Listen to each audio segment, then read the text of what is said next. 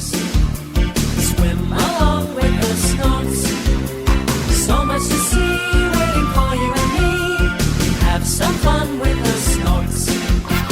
Play along with the Snorks. Hang along with the Snorks. Happy we'll be living under the sea. Come along with the Snorks. If you could breathe underwater, where would you go? Have friends underwater, who would you know?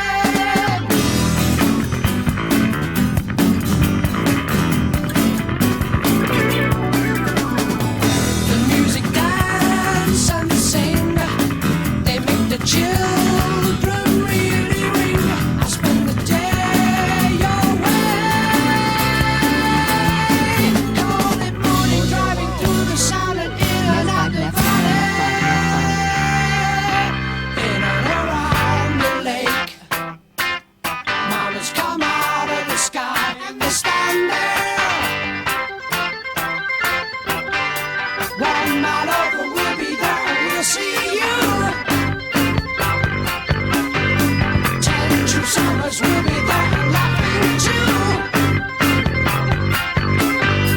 24 before my love, you see, I'll be there with you.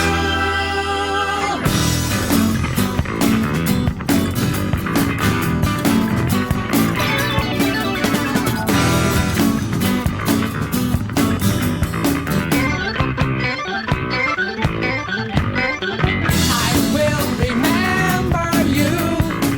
Your silhouette will charge the view of distant atmosphere. Cold at morning, driving through the sound and even in the valley. In and around the lake, mountains come out of the sky. They stand there. One mile over, we'll be there and we'll see you.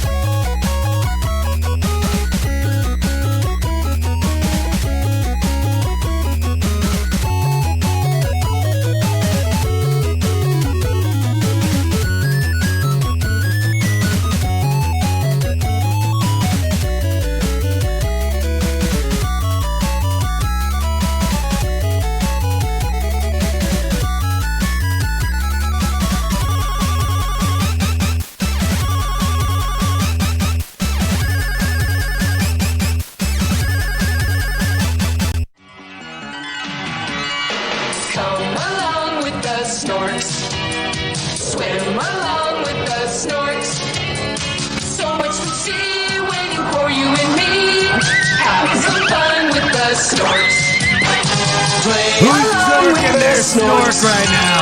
Sing along with the Snorks. Happy we'll be living under the sea. Come along with the Snorking my Snorks. shit. If you could breathe underwater, where would you go? If you had friends underwater, Who would you know? Come along, sing along, swim along too. Yeah! come along with the Snorks. Swim along with the Snorks. So much to see waiting for you and me. Swim along with the Snorks. Have some fun with the Swim along with the Snorks. At a certain point, you just got to accept the new world order. Ladies and gentlemen, happy Tuesday. Happy Tuesday. It is a blessing to have you all here on a Tuesday. 2,100 of you before I close the intro. Whoa, shit, motherfucker, goddamn. They say I'm hype. Bitch, I'm the man.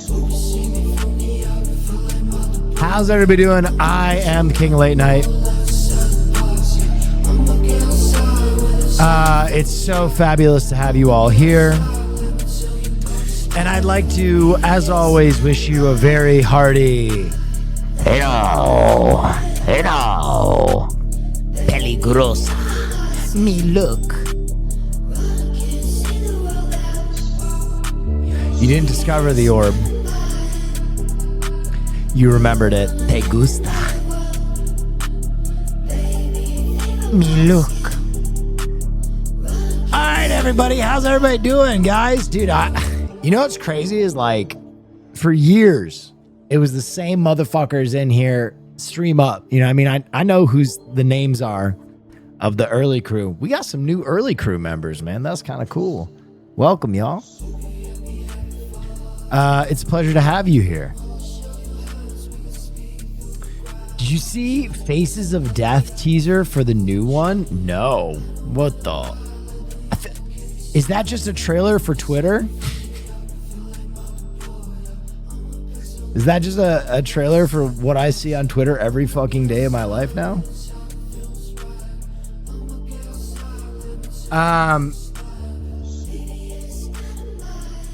This song is so fucking good. All right, ladies and gentlemen, this is my first time here for the start. Otherwise, I just pop in and lurk. Well, I'm glad you popped in early. It's a pleasure having you here. Wow, Let's get the bossa nova on. Okay, sure, I can kinda... snork along with you all. But what about the Adventures of the Gummy Bears theme song? No, we are a Snork community 4 fucking only. years in the greatest community on Twitch watching the We fucking king. are a Snork community. 45 months of jork in my shed. Yeah, you mean snorking your shit. P.O. Box, please. I've been waiting to send you this for a year. Okay. I'll get the P.O. Box up by Monday. Okay. Promises made, promises kept. Sorry, I only recognize Gurk. We are also a Gurk community. We are a Gurk and a Snork community. Speaking of promises made, promises kept, I've been teasing something for a long time, but we just went into effect today. Hang on, my light's a little hot.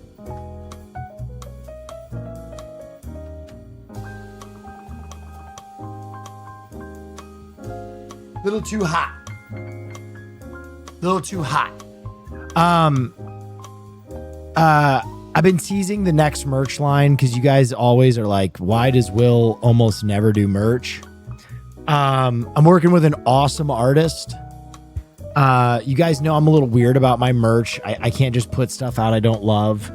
So we are going to be doing, my next line is Will Neff's workout line.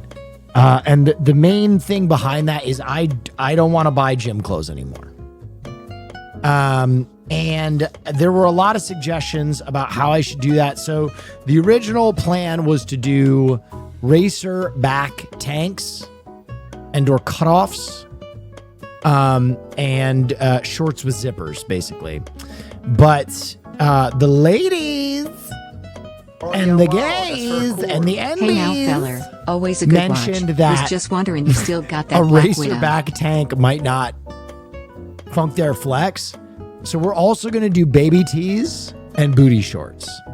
So the full spectrum of however you identify is going to be represented in this new merch drop.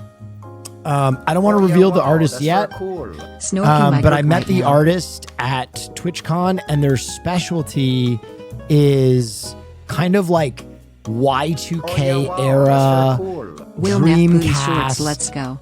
girls built like Mewtwo type shit. You know what I mean?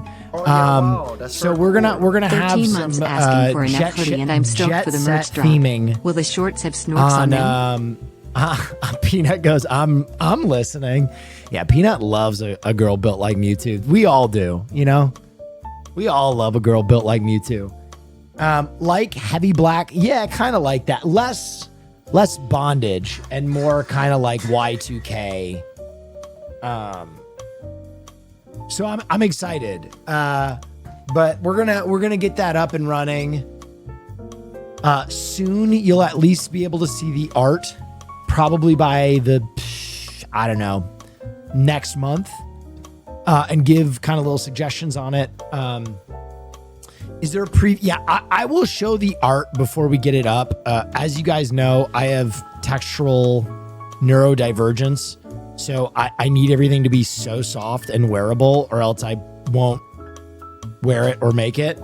So I'm sure that I will go through the same fucking problem that I have, as always, trying to get the material right for this. The last merch line, the distributors literally wanted to fucking kill me because I was like, not soft enough. Not soft enough. It's gotta be softer. They're like, dude, what the fuck, man? But eventually we got there, and if you got the last line, dude, I was so excited about it, and I still wear my shit all the time. I've just been snorking my shit since I got home, TBH. Snorking my shit. So yeah, I know you. I know I'm so slow with the merch. I'm sorry. I just am so specific about how the shit I make comes out. Are you still making hot sauce? I am still making hot sauce. In fact, we frequently give out free hot sauce on this stream. Would you guys like some free hot sauce? Can I get a yeah? Yeah, no? All right, bro. Listen. That was like a concert call and response, okay? You're supposed to just blindly say yes, motherfucker. It ruins the whole aesthetic.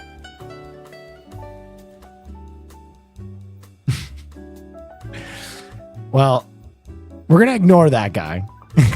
And we're going to give out $100 of free hot sauce right now, including shipping anywhere in the world from me to you. If you want to buy your own hot sauce, please go to neffsauce.com. And if you win a bottle of hot sauce, go to neffsauce.com/redeem. All right, there you go. There's some bottles of hot sauce from me to you. Enjoy. I can't fuck with sweet heat. Sorry, my guy. Hopefully someone that does gets it. Interesting. Yeah, I haven't received too many complaints on the hot sauce. But I do understand if a sweeter sauce is not your bag. My sauce is very sweet. Bounce on it. Me look peligrosa.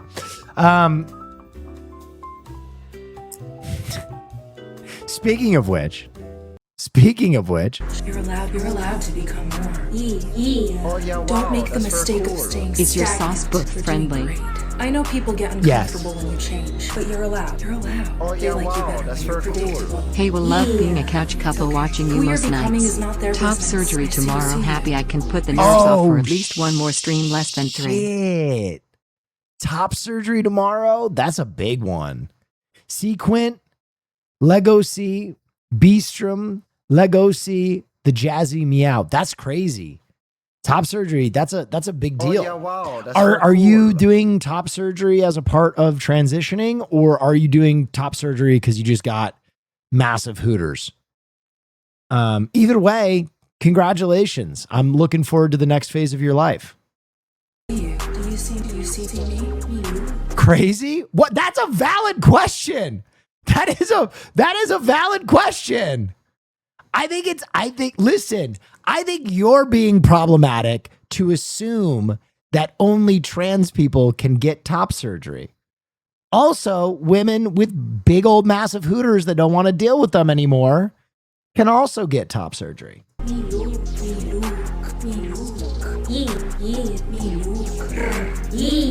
Why make them understand what they never will? Sometimes the version of you that they miss is just the one that didn't ask for much. You're not confusing, you're evolving. I know, it's so scary. I guess I've never heard women with big bazongas call them that. Okay, that's fair. That's fair. Maybe the way that I called them bazongas is a little less than progressive, but nevertheless, I'm normalizing. I'm taking the stigma out of having big bazongas and cutting them off. I'm not a hero.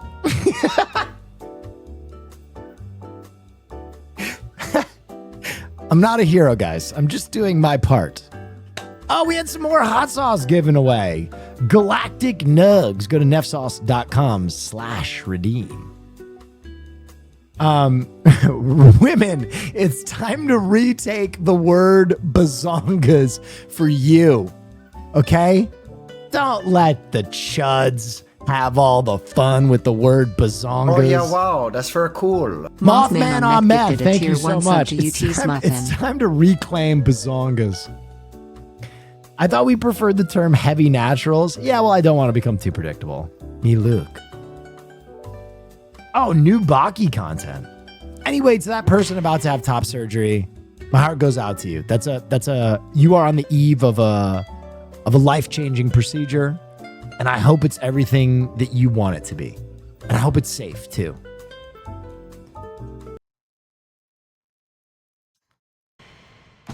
New Baki. I call mine Big Mama Jammas. Well, I think that's terribly progressive of you. You're a beautiful man, and I hope all your dreams come true. That would be nice. Thank you.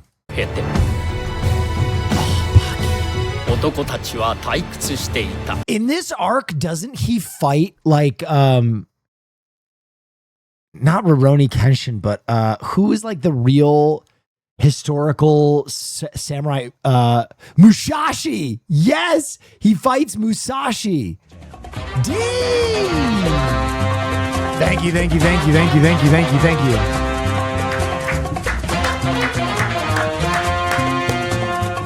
Fights Musashi. Thank you, D, for the 10 big ones.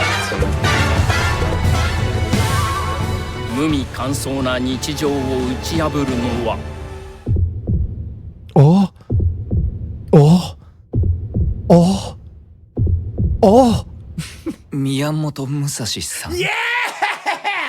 Yes! Book of the 5 Rings, baby! Nani desu ka? Oh!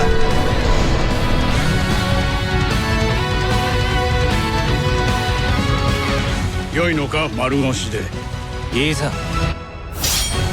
起動。今、強さの歴史が変わる。I'm a cheap date, thank you. Dude. Oh God. Baki is so fun. Baki is the perfect show to get stoned and watch with your heterosexual guy friend. It's just amazing. It's so masculine. It's like, it's over the top. Over the fucking top. It's like the greatest thing that a man can enjoy is dominating another man in combat. And you're just like, oh fuck yeah, dominate me. Have you seen this Mandy edit? Come along with the Snorks. Swim along with the Snorks. So much to see waiting for you and me. Have some fun with the Snorks. Play along with the Snorks. Sing along with the Snorks. Happy we'll be living under the sea. At Will Neff, what's the hot sauce link? My wife's gazongas got in the way. That's neffsauce.com. And if you want, it's neffsauce.com/redeem. I hate when that happens. What is this? A device to keep you fresh in the summer? Dude, I've seen this. This is the kind of tech innovation I've been waiting for.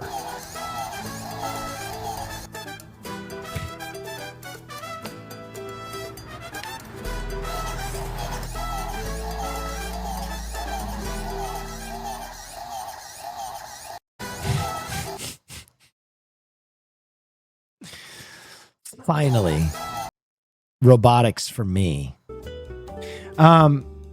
New Timmy Game Guy content. Super Battle Golf is a 1 to 8 player game where everybody plays at the same time, featuring weapons and vehicles to sabotage the competition. Wait, this looks fun. I'm sorry. They just shot that guy. Oh yeah, wow, that's very cool. Dirgefall, thank you.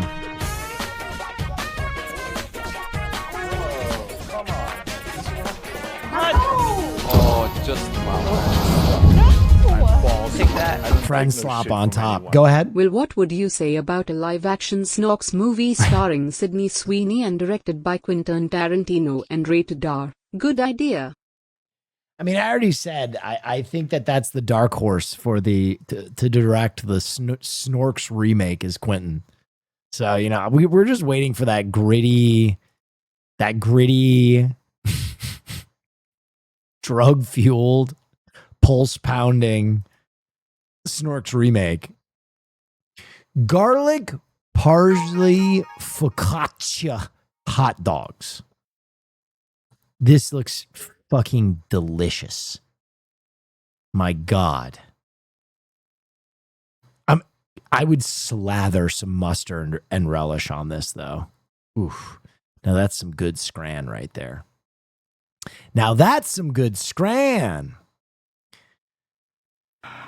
Ooh, cheddar bay biscuit pot pie? My love must be a kind of blind love. Oh, baby. I can't see anyone but you. Shabop, shabop.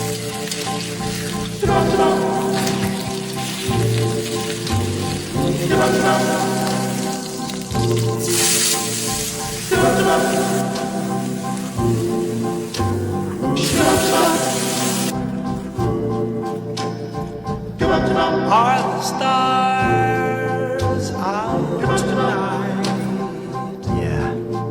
Whip it up. Oh, yeah, I don't know if it's cloudy oh, put some more cheddar in there. Oh, fucked.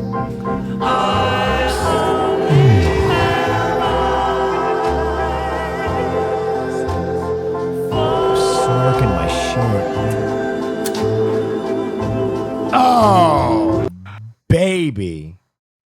That looks delicious. I hate people calling this stuff friend slop. There aren't many games for people to play with their friends. If not, everybody wants to get good at some FPS game.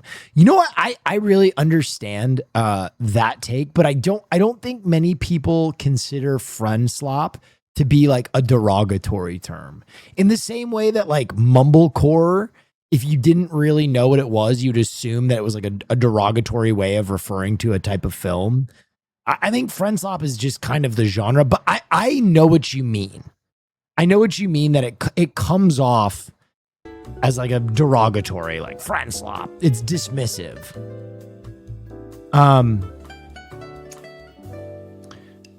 Will, what do you think of this? The new One Piece. What is this? Is it? This is Ace. You see Ace. Luffy D Monkey. He's got Nami. I see. She's just wearing a wig. Nico Robin. I have Gear 5 Luffy. Chopper. Sabo. So like they're fucking stupid. That's dumb. Fucking Gear 5 Goku. Yeah, okay, so I'm gonna put the rumors to bed. People thought I was in China today because of a video that came out. This is an imposter. This is not me in China. I have to make this clear. This is not me in China.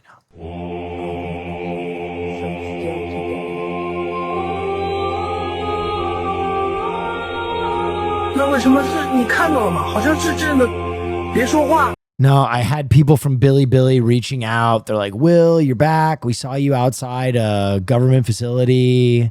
The White Dragon lives. Long live the White Dragon. And I was like, guys, it's not me.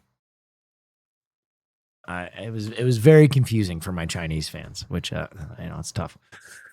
I never like to let anybody down.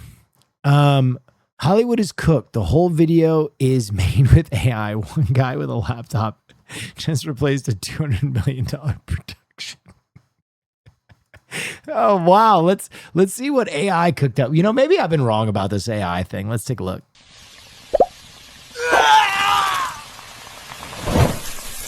Oh.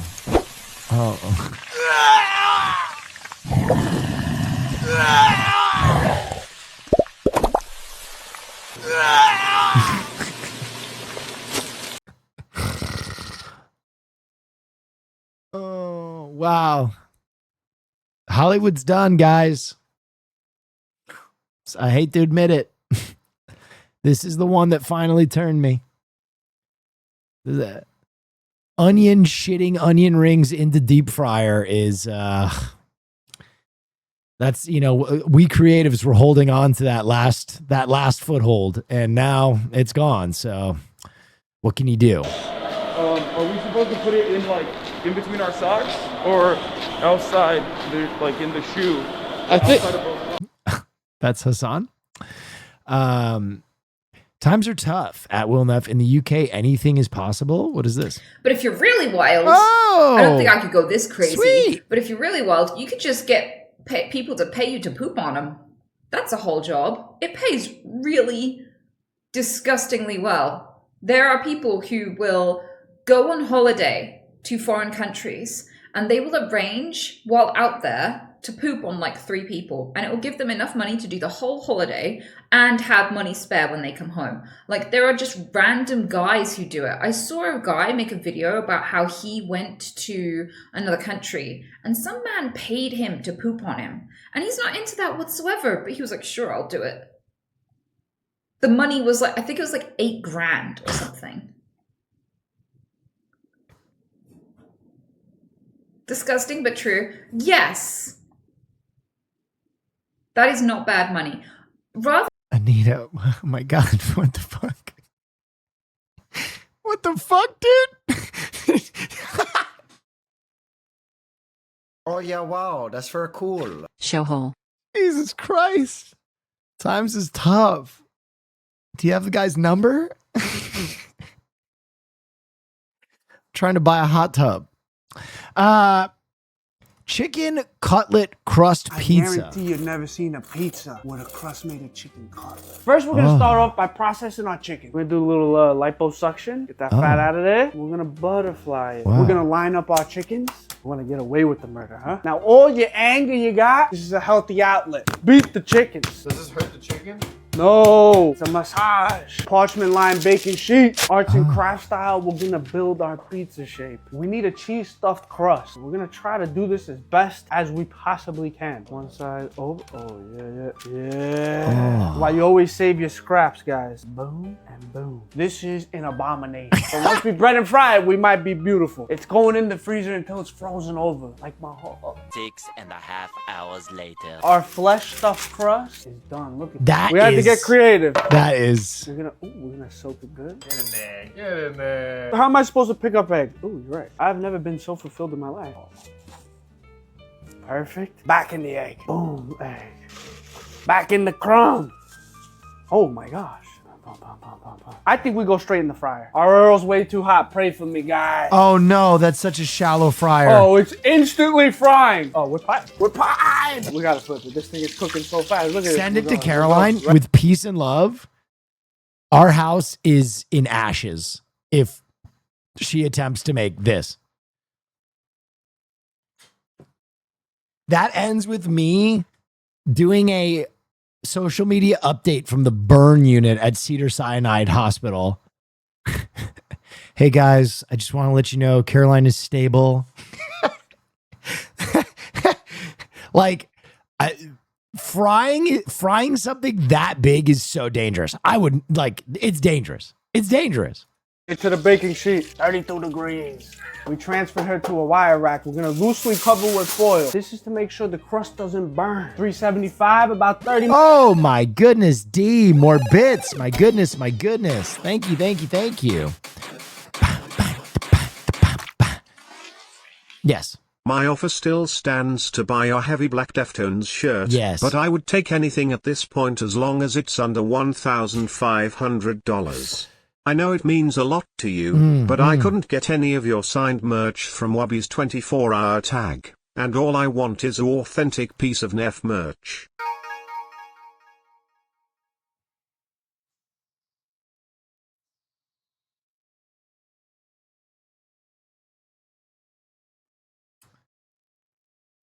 What message Haas or Naisu your address. Don't pay me anything. I'll sign something and I'll send it to you. Oh yeah, wow, that's very We'll get cool. it done. $1,001, Bob. All right, let's finish this abomination pizza. Minutes. Look at this. We're gonna bless it with some Parmesan and lay it down. That's the foundation of any good pizza. Homemade pizza sauce I made myself. Look at that. Mozzarella, jalapeno, and pepper. They might look like we're overdoing the pepperoni, but they shrink and they curl up right back in the oven. Broil, low. Perfect. Aww. Our pizza's burning. Oh, look at that. That is an abomination. You get pepperoni, you ain't put hot honey on it. Come on. Maldan! Maldan! Oh. Put a little Maldan on there. Eh? Are we pulling cheese? There's zero flop. They bought no. Get your ass over here. The cheese crust go through. Oh, it's a portable chicken palm. This is magnificent. I didn't make this to one up Phoenix. I made it so you'd come back. Please come back. Look at that. I bet can I tell you the science? Put that on a sandwich and then it's oh. Okay, but send this one to Caroline. Meat loafers.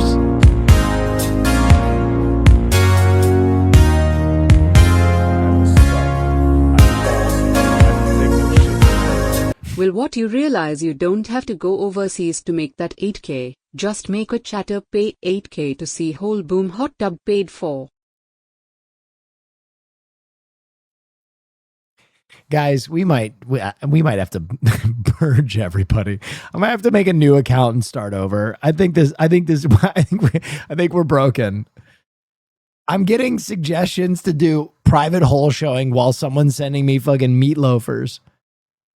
In theory, you should be able to carbonate anything. Well, I think you should be able to. The other day, I successfully carbonated some grapes, so I don't see why it wouldn't work with anything else. I'm doing this with my friend Grabology, so I thought the first thing I'd do is something that will actually work, and I made him a nice carbonated fruit salad. You hear that? Oh. Pretty good. That's fizzy. But I couldn't let him just have nice... I'm not gonna lie, carbonated fruit salad is something that you would get at like some Michelin restaurant. You know what I mean? That's like some gastronomy shit. It's like we've carbonated a honeydew melon. Wow. I'll pay $500 for it. Things. And he is the pickle man. So I did think, what would be better for him than some fizzy pickles? And I gotta say, whatever happened to these pepperoncinis is truly something special. Ooh, yeah, that sounded fizzy. Then we accidentally made something which was basically nature's pop rock. Like, listen to this. We've discovered something here. Carbonated pomegranate, kind of back on. Kind of back in. Yeah. Ooh, that is crazy. Wait a minute. That is so good. That's explosive. You gotta try it, cameraman. Ooh, whoa. And then in this reverse shit sandwich of a video, I thought that we would end on milk, because Joe told me that he hates milk, and I'm not nice. Stop it. Wait, what has happened here? I've never seen anything like that before. Cheers. Oh. It's really not good. It tastes sour. Free cum. Don't put that in his video. Love you. Bye. Wow. Wow. Well, science. Has science gone too far? Okay, I saw this video. The first time I saw these go-karts, I almost laughed myself crying because it's so funny that tourists still do these, because I don't know what the anatomy of this particular video is, but every time I see these go-karts, people are getting maimed. Like life-changing injuries. I want you in my room. Let's spend the night together from now until. Oh my God, he parked on her. Forever. Boom, boom, boom, boom. I wanna go boom, boom. Let's spend the night. The chancleta. Dio mio. The chancleta. The pinche chancleta went flying, dude. Together in my room. Oh my God. D. Thank you so much, dude. D, you've done more than enough. Put the credit card away. I'm not sending you merch because you bribed me. I'm sending you merch because you've been a fantastic member of the community. Always remember that. You don't feel the need to just throw subs at me. I appreciate you just hanging out. Thank you though. Thank you for the 20. That's juicy. Thank you.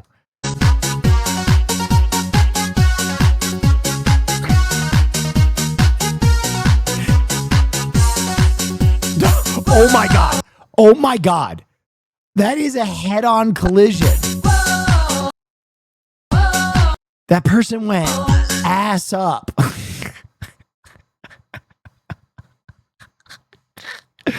Oh my God.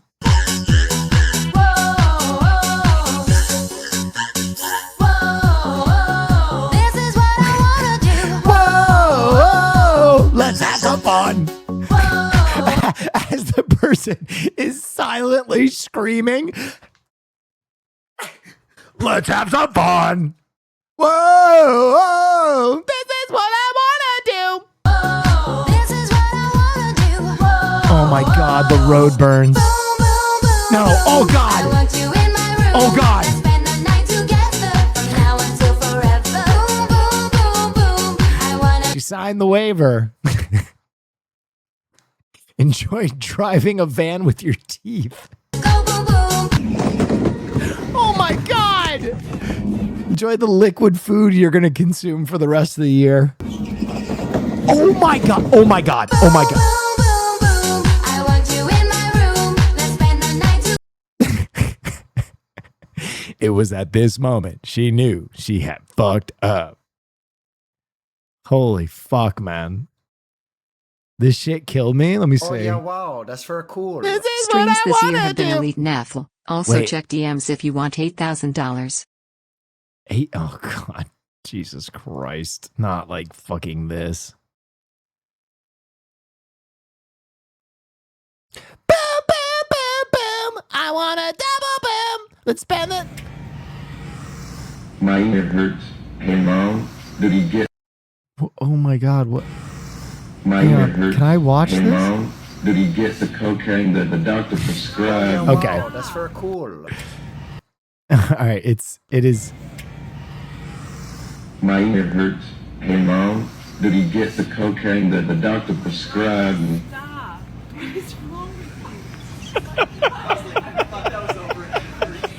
I actually do have a question. The mother gave her kid Tylenol before it was born. Could that have any complication? Stop it. She drugged me with Tylenol. Stop it right now. Mom, I really need a Christmas ass wiping after we get out of here. Mom, did you hear him? Mom, I really need a Christmas ass wiping after we get out of here. He just played it again. No one's in timeout. Then I had person side windows. This door is nice quality. They made all the windows for the. Is it good? So am I done evaluating this door now? Hey, baby. I need to know what you want for Christmas. I need suggestions, okay? Think and holler. Well, I'll really like to walk. Well,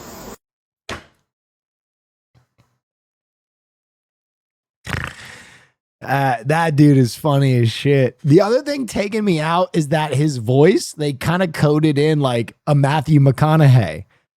Like he's kind of got like, all right, all right, all right. Mother, are you homophobic? That's fucking rad, dude. It's rad how funny that guy is. He took me out. Number 1, you're gay. Number 2, I have a lesbian daughter. Number 3, I watch RuPaul's Drag Race. How can I be homophobic, idiot? You wanna build a lesbian? Yes, I did. With your dad. Lesbian, my baby. Get away from me, you're straight. It's 5 months. Get idiot, come here. Can I tell you something? What, that you're a bottom? No. Why do you always tell me I'm a bottom? It's okay, Oliver. No. It's okay. But I'm a top. No, don't be like that. Accept the truth. Will you punch your daughter for $1 million? I will do it for Nutella. The queen has died. Oh my God, Beyonce? No. Queen. It's screaming like your father. I know. Yeah. Mom. Oh, God. That's so Your father.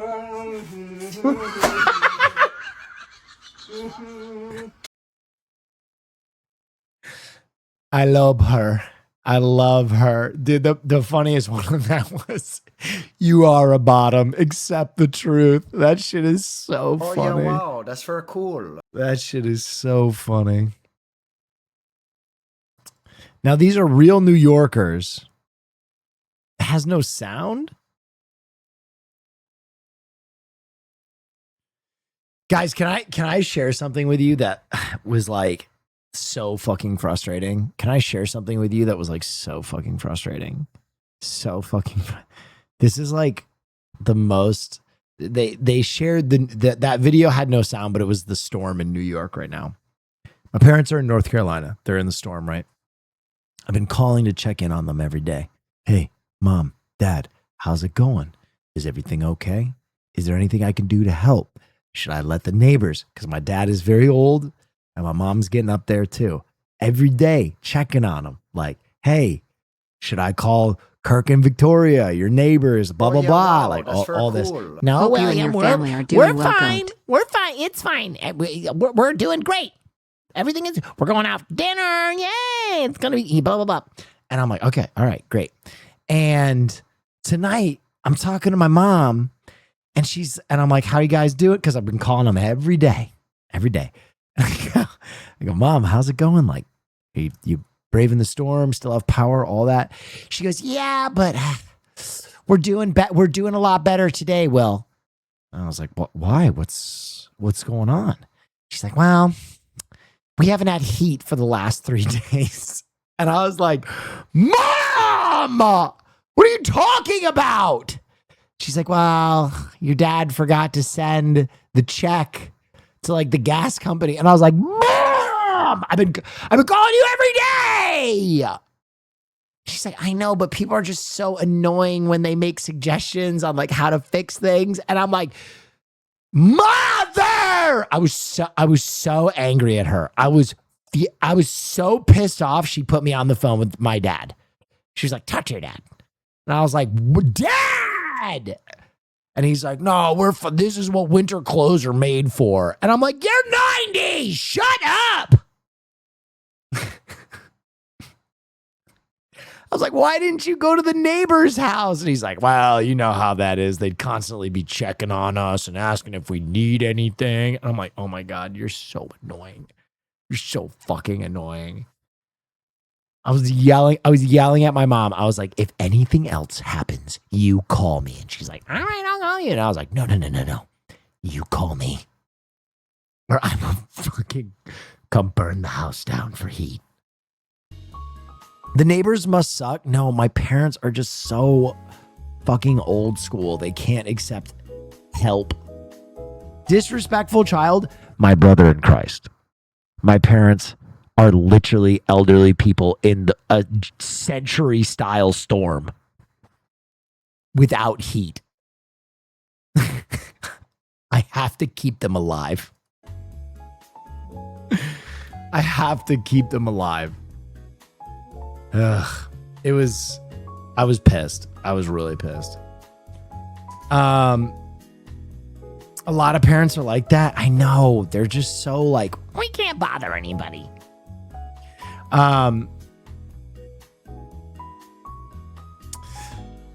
This is a street photography video of the NYC winter. It's about 10 minutes long. Ooh, I kind of want to watch some of it. I don't know if I'll watch the whole thing.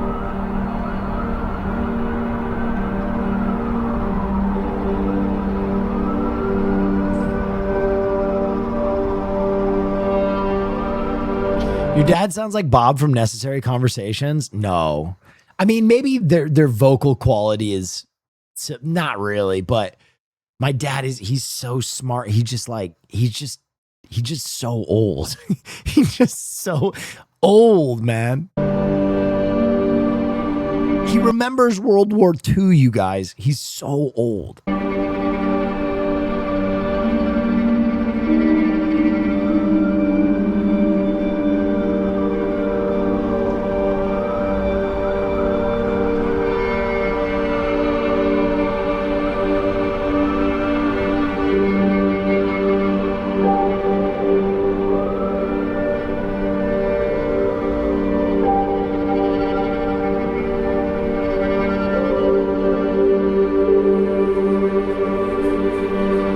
You ever miss NY? You know what's interesting? I didn't until I went for that one trip where I worked with Amazon on that Pet Awards, which was so fun.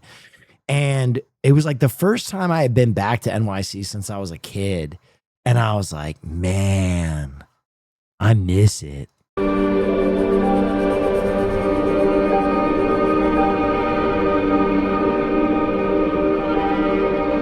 Also, let me be honest. I think New York has changed a lot since I was a kid. I grew up in Rudy Giuliani, New York, and I was so young, you know, like to be 10 years old and to like walk through New York when like homelessness was at its absolute peak and people were struggling so badly, and it was, you know, just kind of so filthy, and it was kind of a really sad place.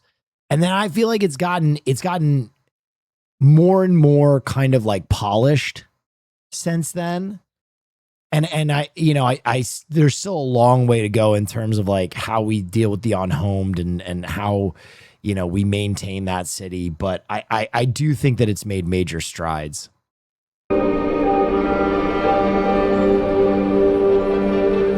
That's called gentrification. Not all of it. Brother, I understand what you mean. Like, I do think that there is a noxious element of gentrification going on in all American cities. But I do think that New York has a lot of like redeeming qualities beyond the fact that it's very expensive.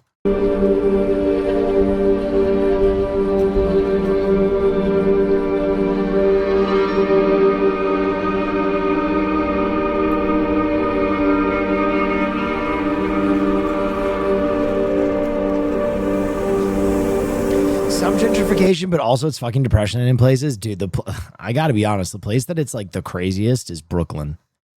Brooklyn is like not recognizable anymore. Brooklyn is like Brooklyn is like one big coffee shop now, which is crazy to me. Like, it is maybe the most crazy gentrified place that I've ever experienced. Like the Brooklyn I knew growing up, and the Brooklyn now is like a different land.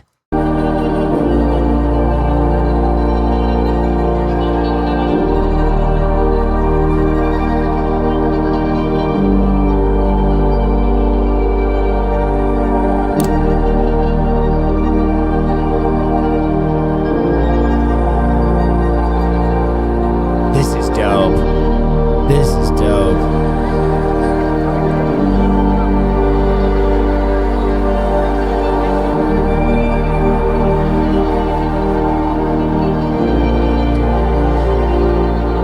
Building new shit is not bad. Don't blame people for wanting new buildings. Blame people for jacking up the rent on old shit. Yeah. I 100% agree with that.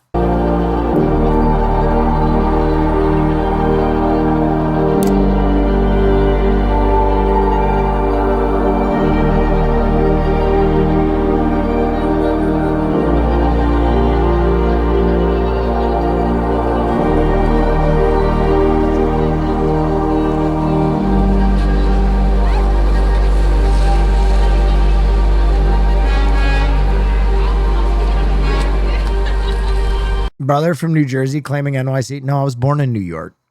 You ding. Fucking ding dong. I lived in New York till I was 8 years old, and then we moved to Princeton. And then my parents still worked out of New York. But yeah, I was born and raised in New York.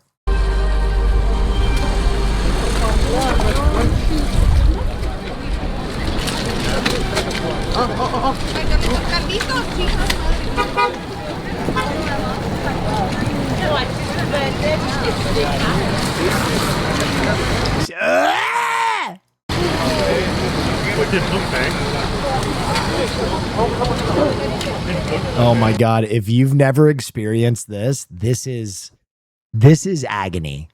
This is like a paper cut on the clitoris. When you're walking around New York and it doesn't look like there's a real deep puddle and you just step in sludge and you're like an hour away from your destination or like 45 minutes away from your destination and your foot just fucking freezes.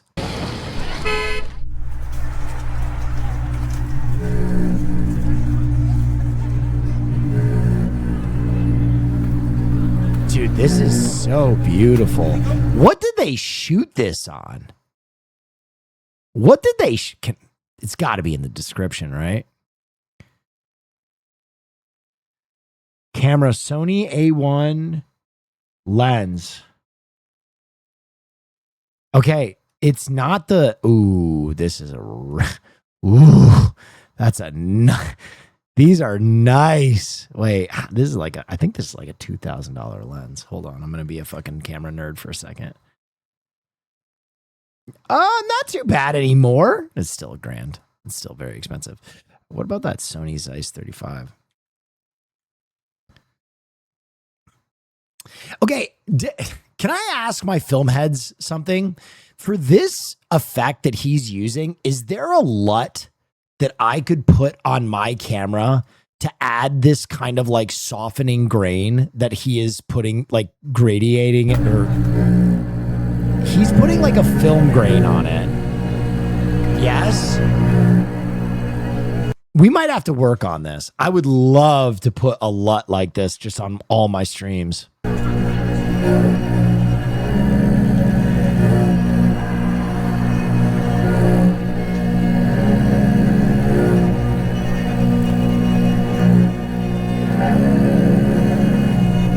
It's a combo of like 2 to 3 things, but okay.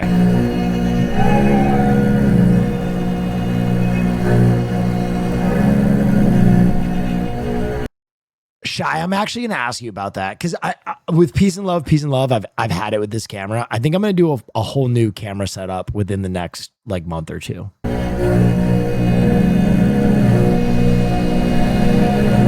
My dream, and maybe Peanut can help me with this, but my dream is one day to have a dolly track and have 2 cameras and have like the cameras like be able to like kind of move around.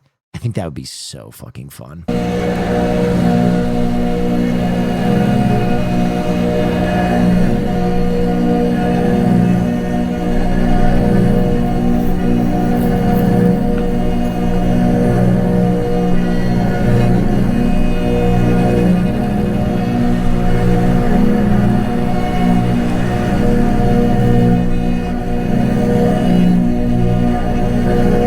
General Sam's the guy to ask? Okay. Oh, yeah, wow. That's very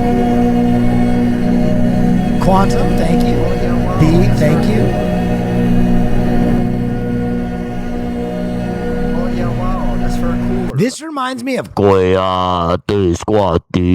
but like more kind of human.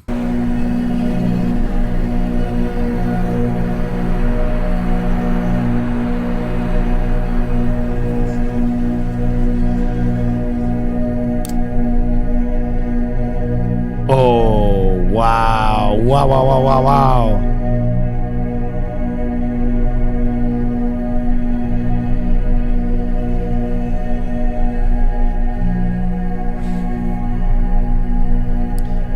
Hey, Will, I watched this week's episode of Fear End today and wanted to say I really appreciate you talking about colorectal cancer. I had cancer and a rare illness a few years back, and raising awareness is so important, especially for a form of cancer that is more stigmatized. The colonoscopy stream is such a good idea, and hope your cousin is doing okay. You're awesome, bro. Man. Real shit. I have been so overwhelmed and really inspired by like how many people have gotten behind Put Your Ass on the Line, which is the charity stream I'm planning. And you know, I went into this kind of like, listen, I have to do this for me because I feel so guilty about how Creator Clash turned out, even though it's, you know, not my fault, but I do feel guilty that I wasn't able to raise money or bring my cousin out because that's why I did it. And so, you know, when I first started this project, I was like, okay, I'm going to do this for me so that I can alleviate my own guilt or take, you know, I talk about it. I feel like kind of cancer makes you feel so helpless, particularly when it's like your closest loved one, because you want to help and you feel like your agency is taken away. And so putting your ass on the line for me was kind of like, in a very selfish way, me taking my power back in a way, because it felt like, okay, I can help. And maybe if it's not my cousin, it's someone else. So I was really inspired by how many people were stoked on the idea. And then the other thing is like, when I talked to the Colorectal Cancer Alliance, I was so apprehensive about how they were going to receive this idea. And they were stoked, man. They were like, yeah. And I was like, dude, all right.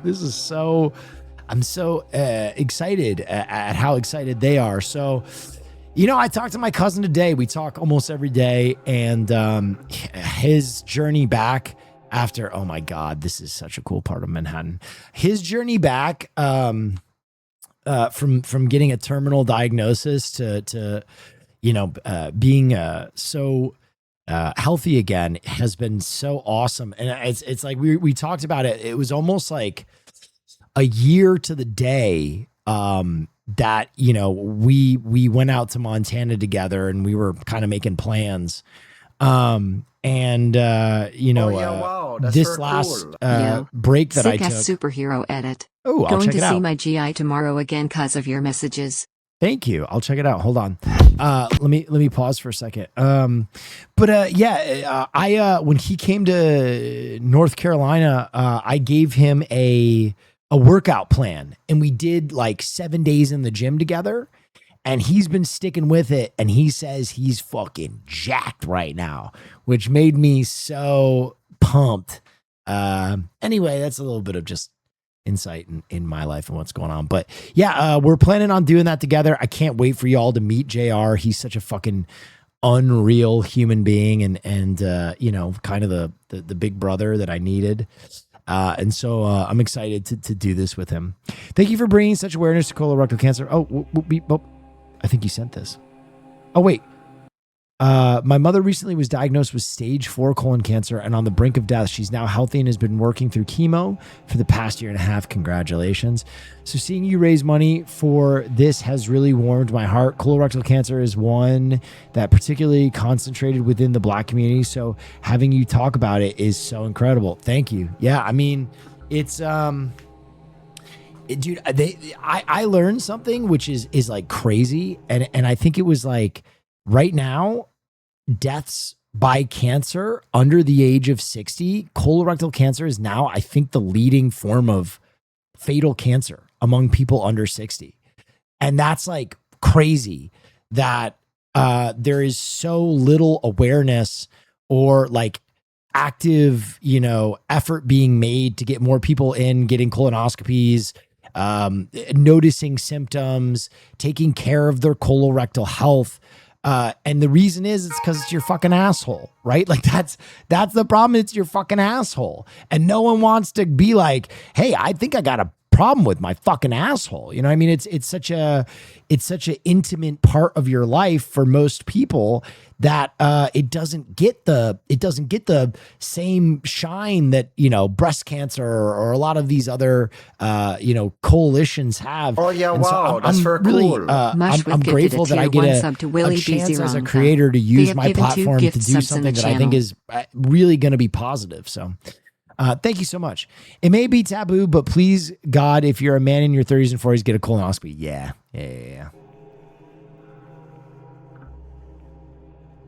Where the sun, put some shine where the sun don't shine. Yeah. Fuck insurance for not covering screenings. Yeah, we're actually going to cover that too. And we're going to talk about alternatives. I talked to the Colorectal Cancer Alliance about that and affordable alternatives to a full-blown colonoscopy.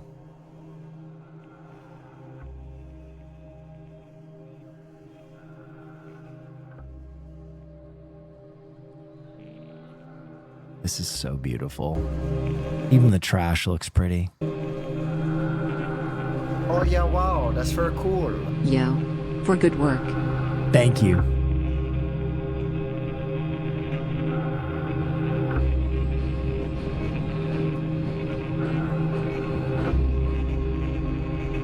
What a shot. Oh my God, what a shot. Stop it. The fucking...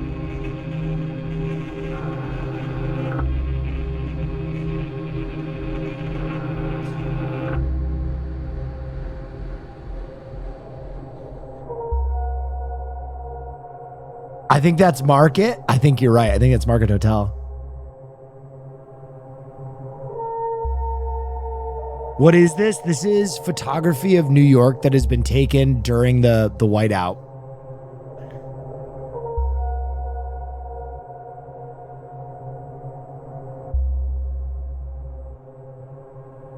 Can we get a link? Yeah, I'll link it when I'm done watching it.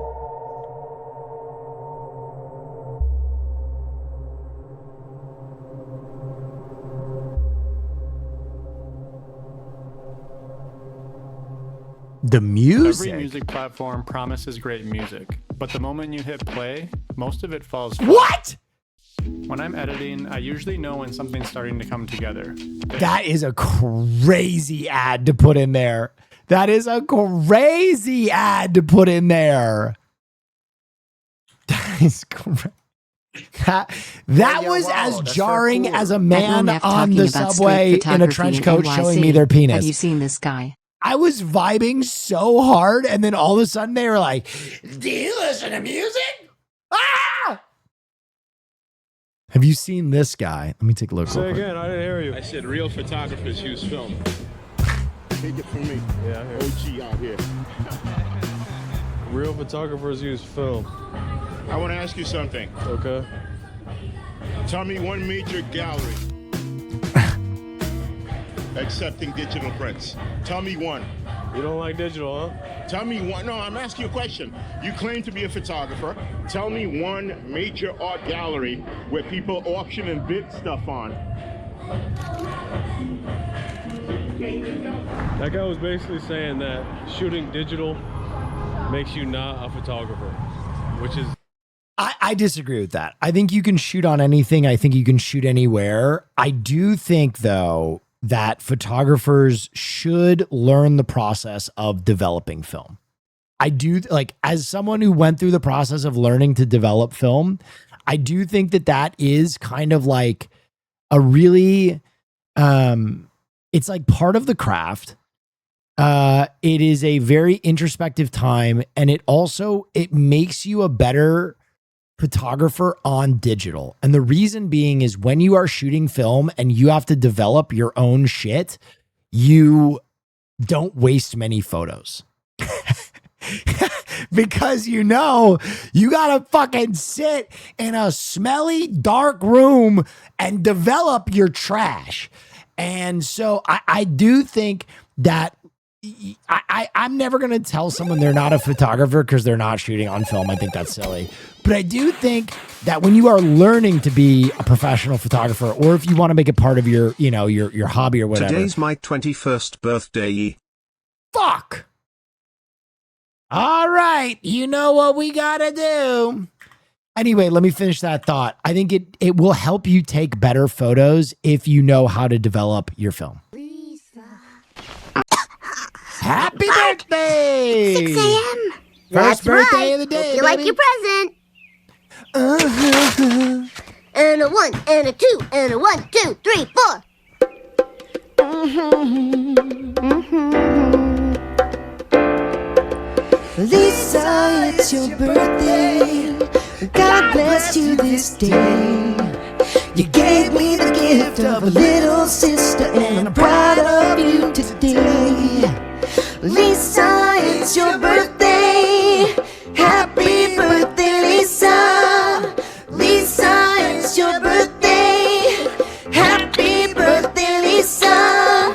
I wish you love and goodwill. I wish you praise and joy. I wish you better than your heart desires. And your first kiss from a boy. Lisa, it's your birthday. Happy birthday, Lisa. Lisa, it's your birthday. Happy birthday, Lisa. Oh, this is the best present I ever got. Thank you, Bart. Thank you, Mom. Happy 21st birthday. Don't drink too fucking much. Don't make the mistake that we all fucking made.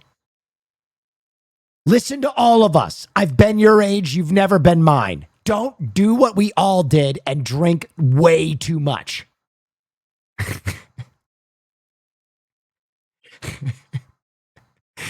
Don't do it.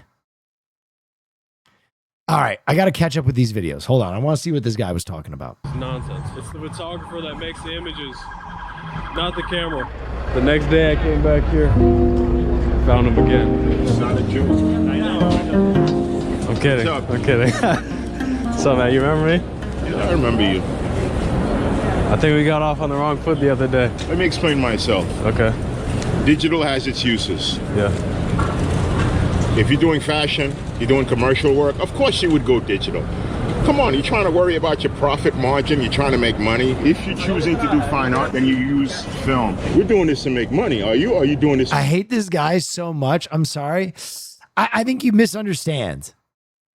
I don't think he's meaning to like really fucking quash this guy's ambition. I think he's an OG actually trying to give advice, but doing so in a buxom way. That's for a cool. This is an old head New Yorker trying to give advice. So when Snork hole. Thank you so much for the hype train. For fun. I'm doing it to make art. Okay. No disrespect, brother. Take it from me. Yeah, OG out here. Okay, he's kind of... Damn, I was right on the money with this one. I beg of you, use film. I got no hate for you, bro. You're doing digital. I got no hate for you. What's her name? Her name is Bernie. All I'm saying is stick with film. Thank you for the treasure train, by the way, guys. I finally got to hear him out. Maybe I was wrong the other day. I don't know. It seemed like in the moment he was coming at me. I said real photographers use film. Maybe he wasn't. One of my followers sent me footage of OG when he's a kid walking the streets of New York, and I'm gonna show it to him and see if it's really him. OG! What's up, man? What's up, man? Good. Am I interrupting? No, you can talk to him. Yeah, it's good to see you, man. So, dude, I gotta say something for real. One thing I miss about New York, being in LA more than anything else, New Yorkers will let you know where you stand. They're not gonna fucking tell you they're your best friend right off the bat. They're gonna give you an honest take. No bullshit. LA, the problem is most people in Los Angeles don't have a real job. I'm gonna say it. There's a lot of motherfuckers who come out here. I want to be an actor. I want to be an actress. I want to be famous. And because of that, there's a very fake attitude because New York kind of, or Los Angeles kind of becomes like a meat market where like the main thing you can do for your success is know the right people and like, or a Twitch streamer. Exactly. Like my fucking fake ass. And so people have an attitude that they just all kind of want to get something out of you. And that gets exhausting. New Yorkers will at least always let you know where you fucking stand. Thank you, Jay. I appreciate you. Thank you for the raid. Everybody follow Jay Dilla. What's up, Jay? I want to ask you something. Well, let me ask you something real quick. What do you look for? Do you know how much water you drink daily? I drink over a gallon of water every day. Take a picture. I look for people that are different. Different, huh? Yeah, they gotta be different, man.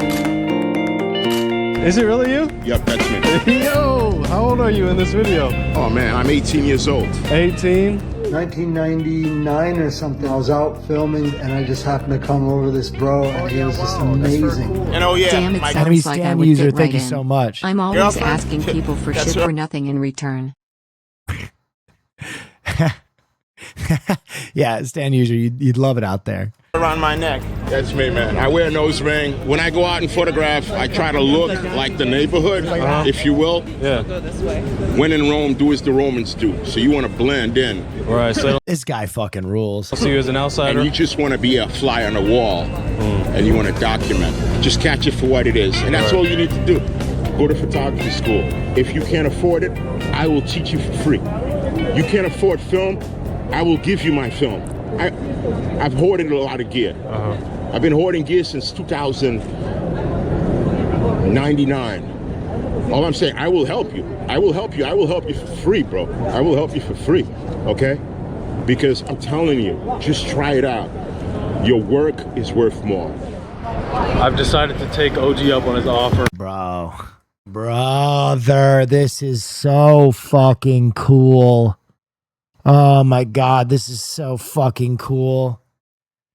Oh, having a passion in life is so cool. and then basically being like, starting with this kid confrontationally, but being like, no, I love this so much. You love it. I might be bruxum, but I'll teach you. I'll give to you. To learn the art of film photography. I will teach you for free. I will show you. The only problem is that I don't have a film camera, so I put out the call. And people responded. Shout out to Edgar. Here you go. Why have you decided to lend your camera to me, a stranger? Will is drowning in dopamine. I'm so jealous. Dude, this is scratching the itch right now. Because the person who gave me this camera, I wasn't a stranger for that guy at the beginning, and then we became friends. It's time to get you a film camera. Come on, let's go. Hey, look, I got one. Check it out. Okay, so you're getting 2 film cameras today. I almost bought you a 3rd camera. I love how matter of fact this fucking dude is. All right, you got 2 cameras. You almost got a 3rd motherfucking camera. Right here is the most important. Thank you for the hype train, guys. And at B&H. How you doing, Airtime? I want to buy him this camera. Hey, how it's going? Hey, what's up? Yeah, that's crazy. You're like famous now. You know you don't got no shit from anyone. Yeah. To anyone in chat that has had the desire, make this the year you move to New York. It will change you. That city truly is the best of America. Yeah. I think one of the best things about New York is it teaches you just like how to get by too. Getting by in New York is really hard. Hey, well, thanks Getting for being by a in New beacon of York is joy. really hard. If you can get by in New York, you can get by anywhere. buy my camera, right? Bro, I'll buy you one. Bro, it's Christmas. Besides, you gotta have your own gear. Hey, thank you. You know, we started off as strangers a few days ago. Real photographers use film. So now I feel like you want to help me. Why is that? Other people helped me out. I had a lot of people help me out. They gave me gear, they gave me tips. A lot of photographers, they helped me out, so I'm helping you. Well, I might need some tips, man. I'm not really a film photographer. I'm a photographer, though. You're a photographer, you just need to try out. So film's gonna slow you down. So when it slows you down, it makes you see things differently. That's exactly what I said. That is exactly what I said. Film format makes you shoot better photos because you're not just blasting through. Oh, most definitely, man. Most definitely. But that's when it gets fun. I think this is technically day 1 of my training with OG, and we're out here on the streets of New York City. Bernie. Hey, what's Will up, the man? film photographer? I mean, yeah, I learned how to do film photography and photography before I started learning like how to do film because I wanted to be better with a camera. And so I did. I went to the black room, or dark room. I developed, like, I learned how to make the chemical mixture, all that fucking shit when I was like 17 years old. Hey, Find another photographer. I saw you actually shooting out the window. Oh, yeah. Yeah, I was in a You coffee got something shop. to eat? Yeah, just a little coffee. I got you some film. Let's hang out the same okay Mark's if I place. walk with you guys? Yeah, of course. So you're a photographer too? I'm just learning. I've been shooting for like a year or two. So Okay. I'm just very new. And Well, you got the right guy to learn from. You just call him. What's up, man? What's up? We got another photographer. Hello. Did you just call him OG? yeah, I did. I come from Dubai. You still stand by the fact that digital is... I just prefer film. It's whatever works best for you. Right, everybody's seen these videos. Bernie, there was a guy who messaged me on Instagram. He said he grew up with you. He told me to ask you what happened to your leg. Motorcycle accident. You crashed? No, I lost it. Your leg? Yeah. I used to model artificial limbs.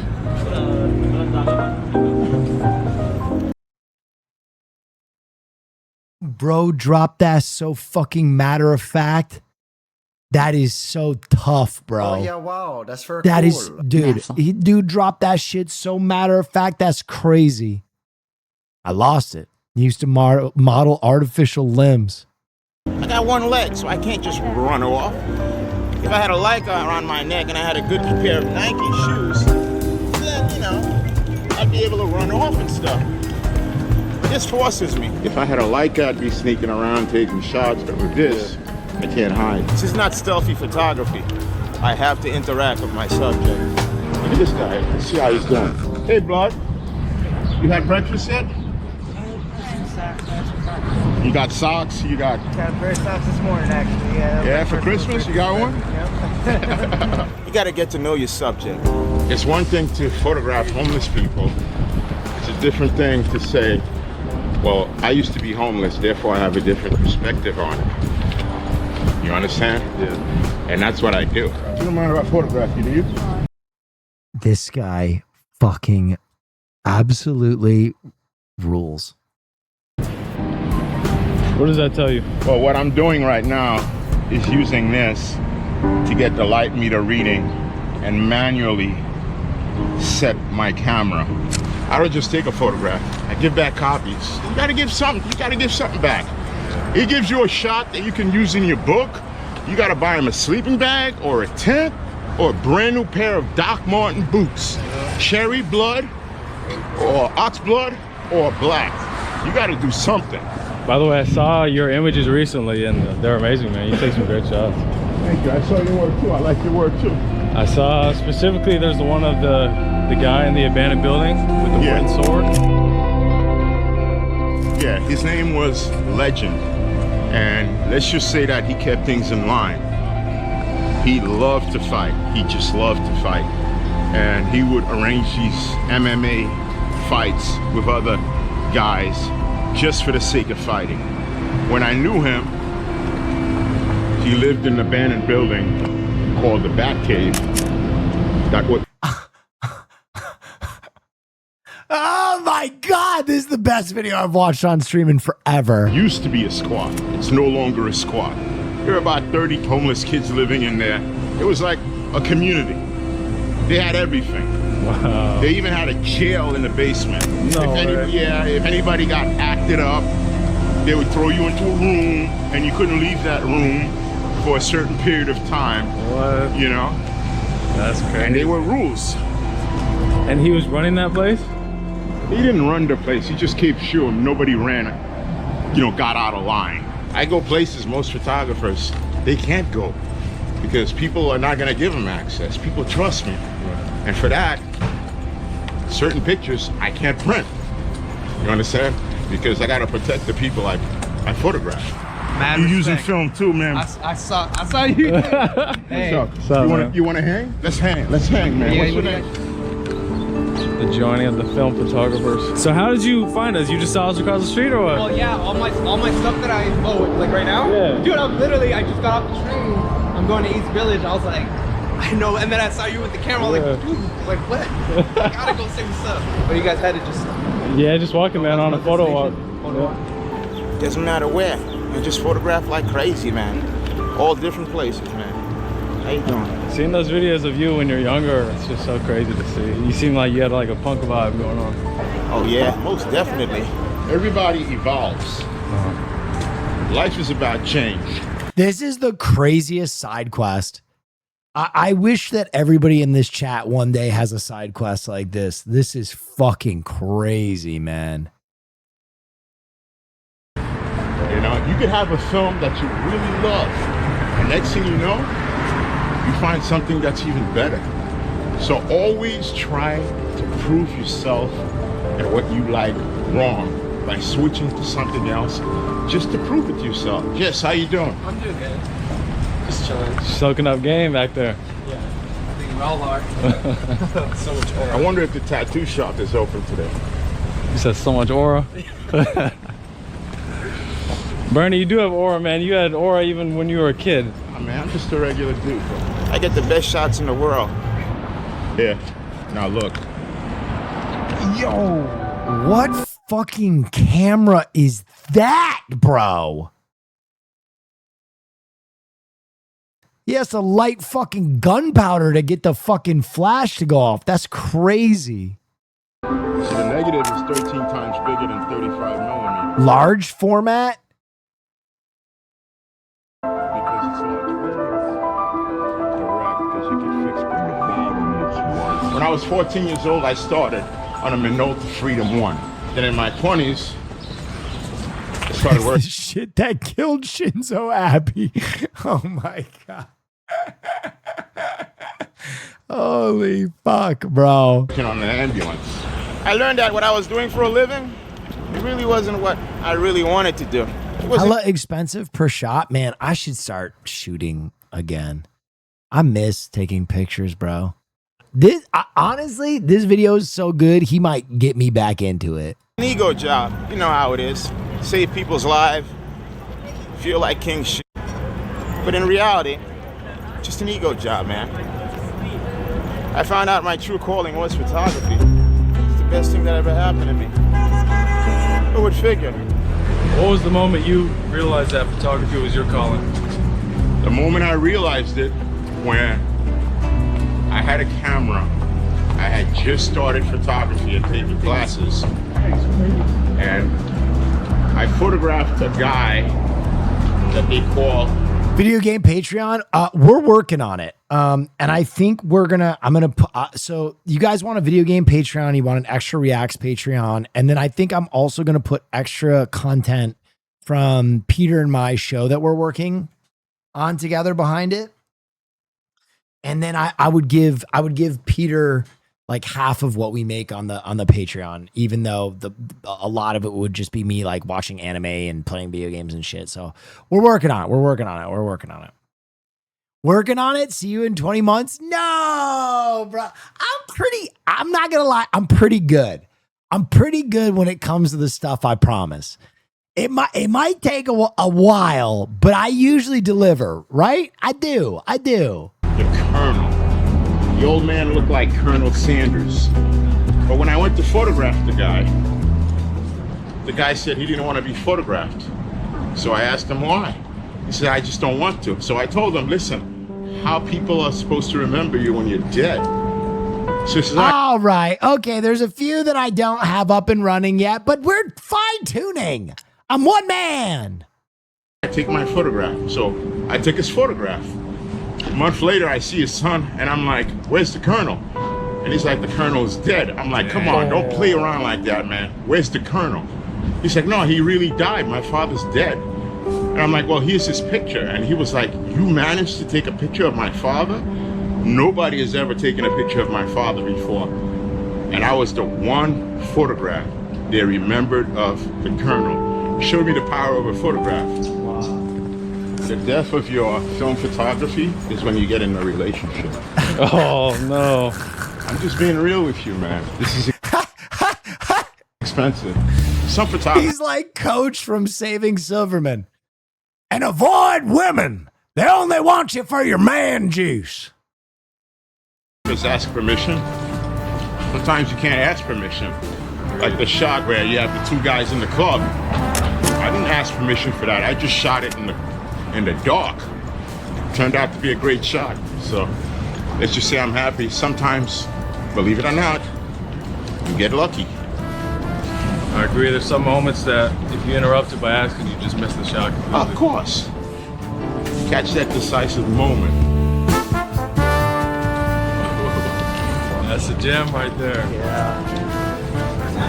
How do you determine which moments are which? get to look at people and follow people. One of the things to do is just sit and watch. Just watch people. You'll know who to approach. Most photographers start out as people watchers, huh? Already Camel, thank you. Name of the channel. And then they Also get show Snorks. I'll link it when we're done. to the next stage. They want to start documenting. That's where photography comes in. You know what I think would be the perfect ending to the story? What? Sure. Me and you in a gallery surrounded by our work. Oh man. One day. We gotta make that happen. Yeah. One day. That was sick. That was sick. All right, I'm sharing that. I'm going to show that video to Caroline later. That was amazing. Sheesh. Okay. Here's another video I wanted to watch. Hold on. Yeah, I remember telling my parents. I quit my job at Google to start a Branzino pop-up. Kind of want to watch this. One more. Yeah, just want to quit my job and sell fish. That's all I want to do. How'd that go over?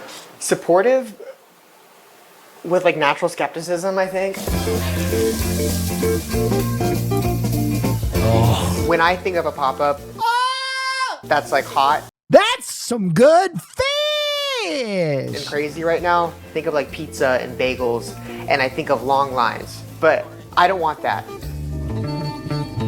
It's a little bit underground, go to our backyard, it's a hard to get to place, and then a lot of people are learning how to eat something they've never eaten before. It is stupid. It is crazy delicious. Oh, that looks so fucking good. Past month, I've been trying to book it. It's harder than a 3 Michelin stars. The comments said that guy was casually wearing a $1,000 jacket.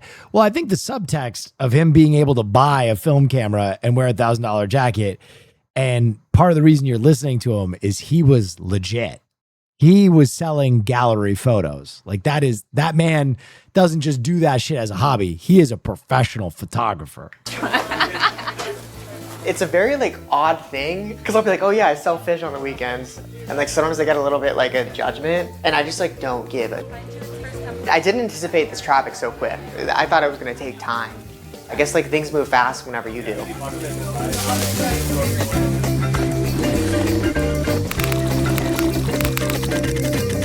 Ew, fish. Dude, you know what's crazy?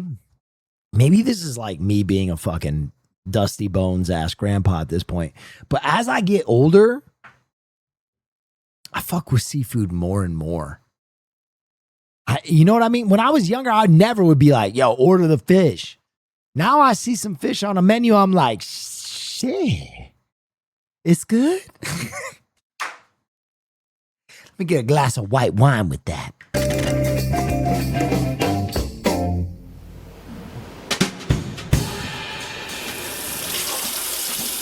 The only thing though is, you know what's crazy? I used to love filter feeder, oysters, mussels, scallops, all that shit.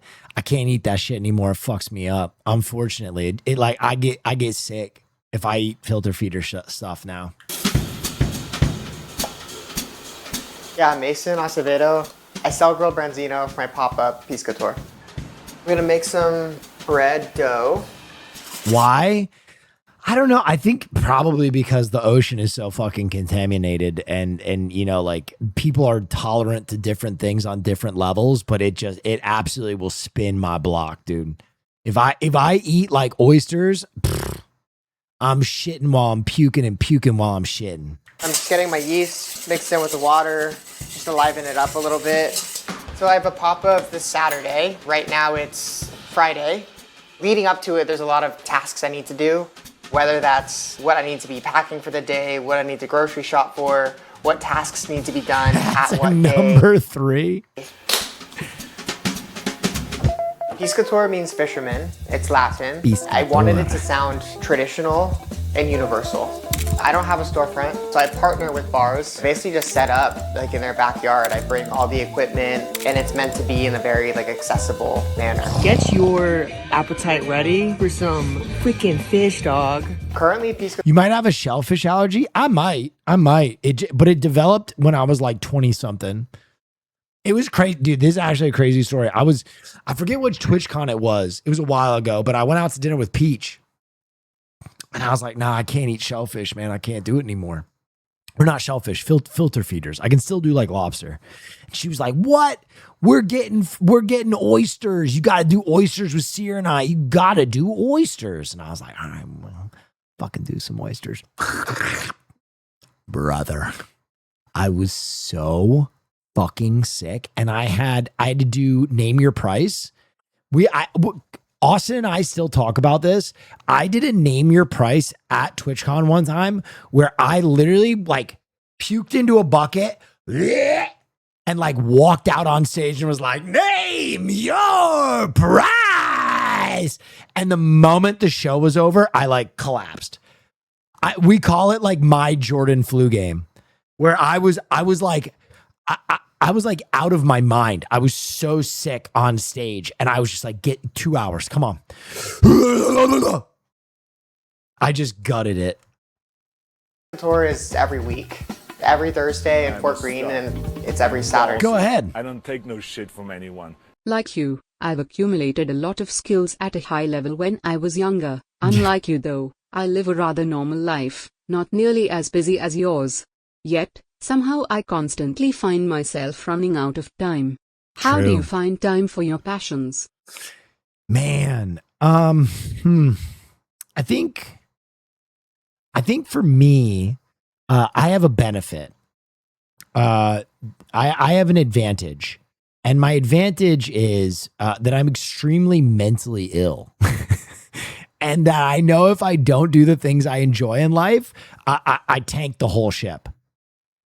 Like, I know that if I don't do the gym every day, I'm gonna tank my mental. Like, it's the other thing is I'm a streamer. Unfortunately, I have that huge advantage of like being financially stable and having a job where the hours are so bizarre that I still have my days.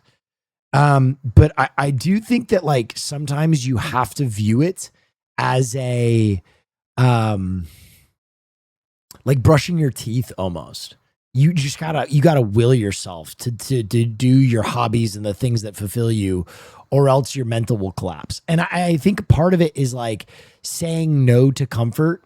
You know, that quote from Brennan Lee Mulligan about how his phone is very comfortable, but it makes him mentally sick, lives with me every day now, where I do think there is a temptation and a trap to just get comfortable on your couch and fucking blah, blah, blah, blah.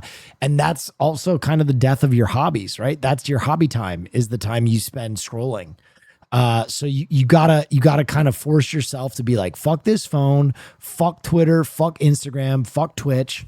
Unfortunately, I'll forgive you. And, you know, get back to doing something enriching for yourself. But me, look, I mean, I didn't say that you should stop your orb therapy. That's crazy.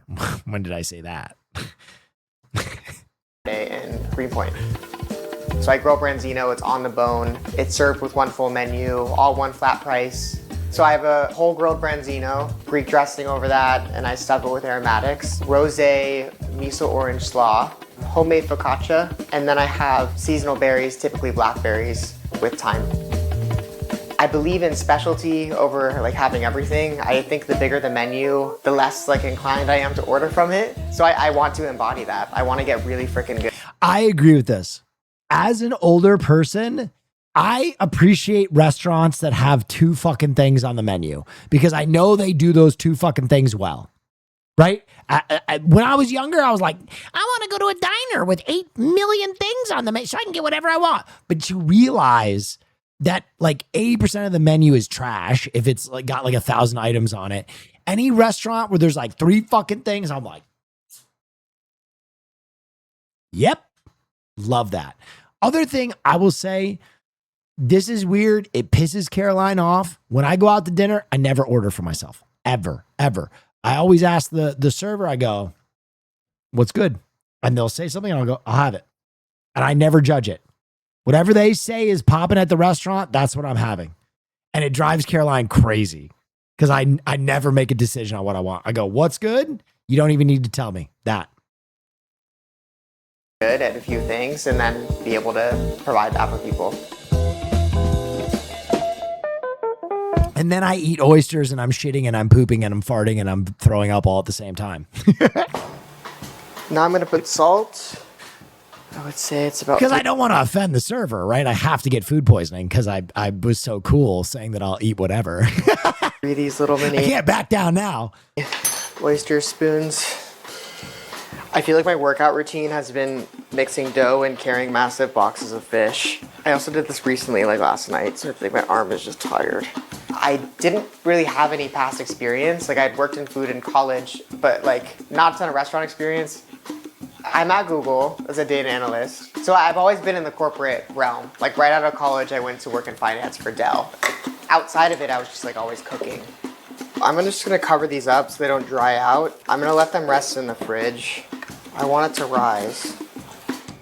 Dude is flaming. Listen, I wouldn't trust a straight man with my branzino. I don't know about you guys. I'm not trusting a straight chef to bring me out a branzino. What are you, nuts? So right now I'm making like a chimichurri, and I'm also gonna put in many things that don't belong in a chimichurri. I was skeptical in claiming that name. I like my Hyper Pop from MB's, and I like my branzino from Gay Men. Okay, I'm a simple man. I know what these communities can provide for me. Like it has parsley, but I also throw some basil in there. I throw some like citrus, some vinegar, mustard. I like a super kind of like briny, salty flavor, so I put some capers in there as well. But it's just like a bunch of stuff that I like. And then I put that on the side.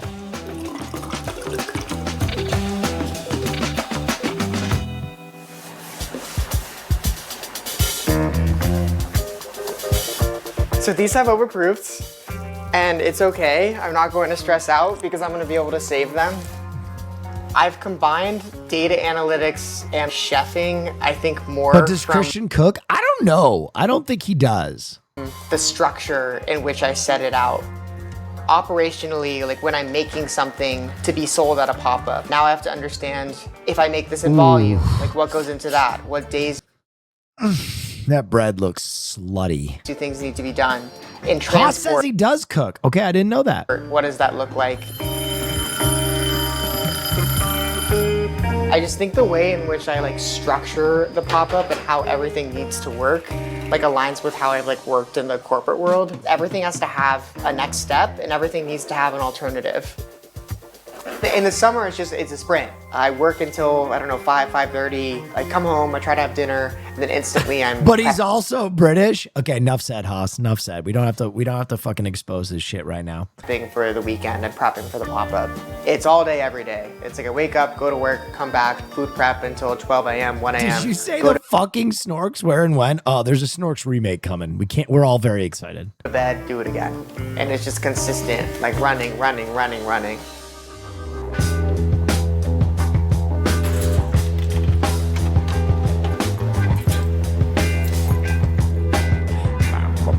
We're going to my fishmonger. They're called Ocean Seafood, and they're based out of Newark, New Jersey.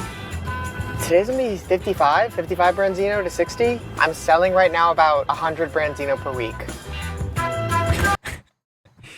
It's a fishmonger in New Jersey. Actually, while you buy the fish, they give you a complimentary oil change. I don't know. It's just part of their procedure. The guy named Vinny does it.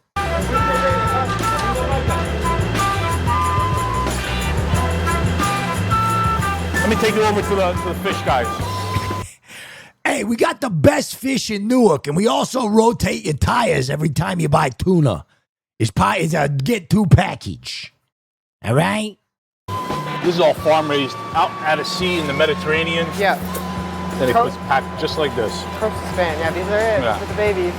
People don't realize. Like people talk about like, if I want to fish in my apartment, like, oh, does it smell like fish? I'm like, you actually don't want it to smell like fish. Like you want it to smell like the ocean. If anything smells like fish, it's no good. Yeah, exactly. You can literally see that. And the consistency across the board, you'll find it. And it's just slime. Slime is always good. Oh yeah, wow, that's for Joe, what the cool. fuck are I you let the talking chef about? change my oil. This Also fish ain't cute got Barney, enough yeah. slime.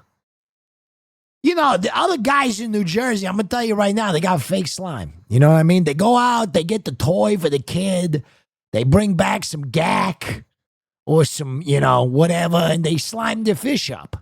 Not me. This is all natural slime. This is authentic. Here, you want, put some of this slime in your fucking mouth. Open your mouth. Come here. Come here, you little fruitcake. Try this. Try this. Try this slime. It is the fish. It is it. Yeah, it yeah. is. If you don't carry Bronzini in your place nowadays, you're not even keeping up with the trend. In a year, his volume has at least 200%. Yeah, right? at least. Easily. Yeah, it's kind of Easily. wild. Every summer, it God, gets bigger I'll admit it. I fucking miss the East Coast. God damn it. and bigger. Yeah. So next summer is only better, right? New character unlocked, Jersey Fishmonger. Yeah, I don't know why that spoke to me so much. The Jersey Fishmonger.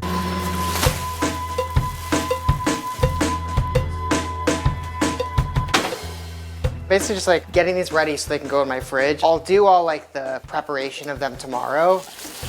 He'll like scale them for me, they'll gut them, and then they'll cut the fins as well. I still have to like go around and like do my own stuff to them and just make sure they're all ready to go. But I want to know his process for prepping the fish. I hope he tells us. to me because I live in an apartment. Like there's not a lot of stuff that I can do.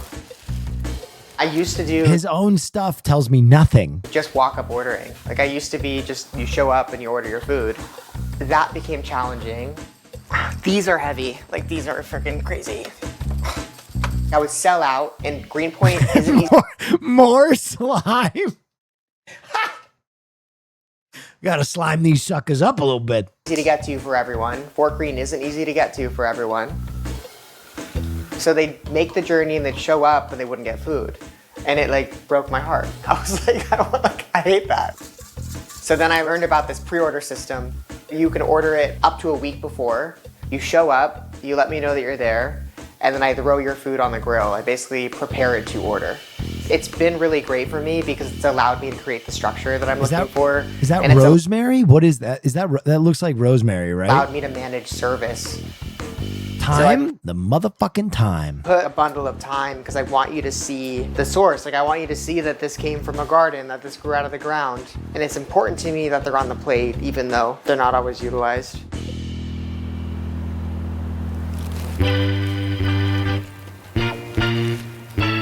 Prince and the motherfucking time.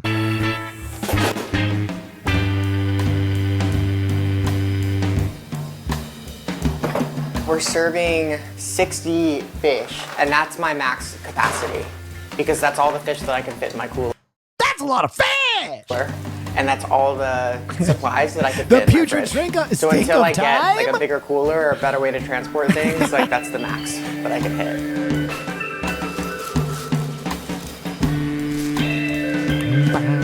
So yeah, I just want to get like any moisture I can out of them. I've always cooked for people. That's how I show love. That's how I get people together. My friend had discovered branzino when he was abroad. He told me about it and he's like, oh, you got to cook this fish.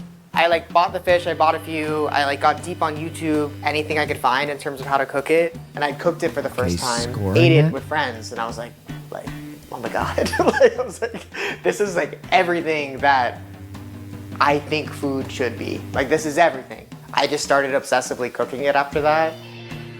I started cooking it for dates, I started cooking it when we were camping, and it just became more of like this intimate communal thing. Here's like some of the first fish that I was making, so you could see like the massive parsley cut. The fins are still on. The skin is completely torn off because it's stuck to the grill. Not cute, but now it looks really good. Whole fish, it's arguably one of the most common ways to eat it. And I think the beauty of eating a whole fish is that it's casual, that it's engaging. Hey!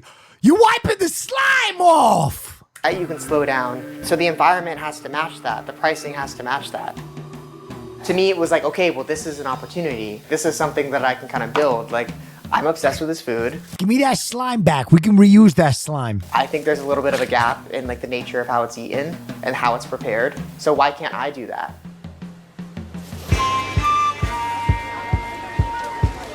So I'm just getting all like the cute stuff, honestly. This is more my time to kind of like chill, relax, get all the pretty stuff, honestly. Pretty stuff, right? My very first pop-up, it was late April of 2024. Yeah, it's been a little over a year. I just cold DM'd all these people to see who would let me just sell fish in their backyard. It was a bar called Tradesman in Bushwick. And then I just set up my stuff and then I sold Branzino for the first time. Even though in the beginning it was just friends, and even though there were weeks where I only sold like 8 Branzino just to friends, I didn't like care because I This is knew cool as something shit, was man. Dude, listen. These last 2 videos, chatters, don't let your dreams be dreams. And I think the other thing is, if you have a passion for anything and get good enough at it, you can make money with it. You know what I mean? If you're good at anything, don't do anything for free. Like this dude was just like, I love Branzino. He was slinging Branzino out his fucking window, man. Happened, like I knew it was gonna turn into something. Thank you so much. And then there was like a few social media posts. Like this one influencer posted it and then it just completely skyrocketed. This is the hottest food pop-up that you've never heard of in New York City. Every Saturday they serve freshly made Branzino cooked right in front of you. Especially this summer. See, something's going. How funny would it be if it was Austin? You just all of a sudden it cuts to a video. It's like, this weekend I tried New York City's hottest pop-up restaurant.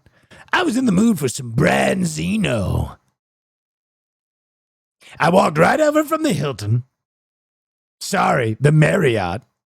What's going on, dude? There's posts will come up that I don't know about, and then I'll end up getting followers like randomly. So it's like in the last like 30 minutes, I'm showing I got 10 new followers, but I'm not sure where they're coming from. These are not successful restaurateurs. They are influencers.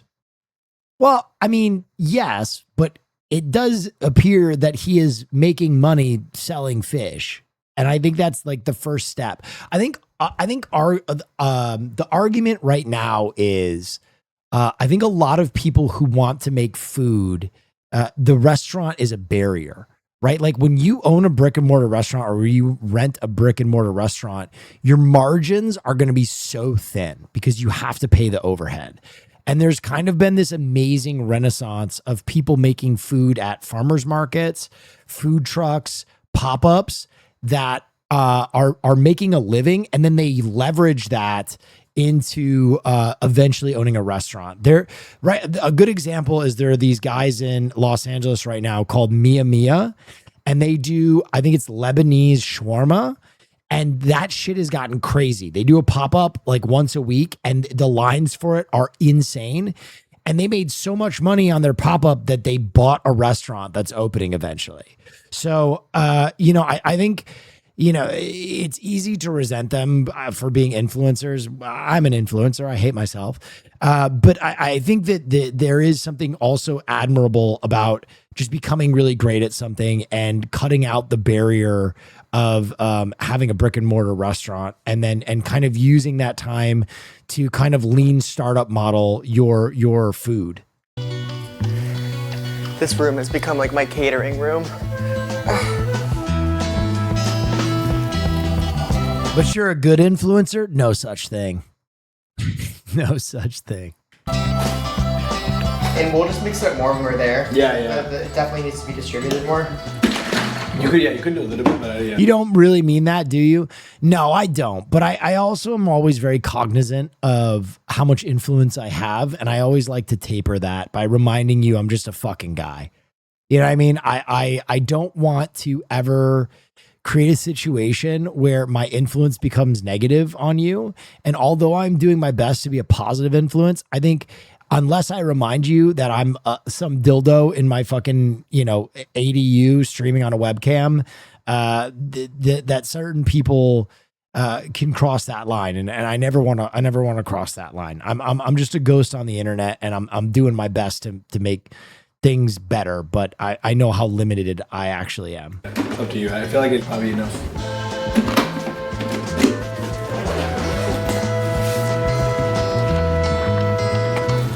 Mia Mia is down the street from my place. Never tried it. Influencer? Dude, it's good. It's fucking good. I've waited in the line before. It's fucking good. Thank you.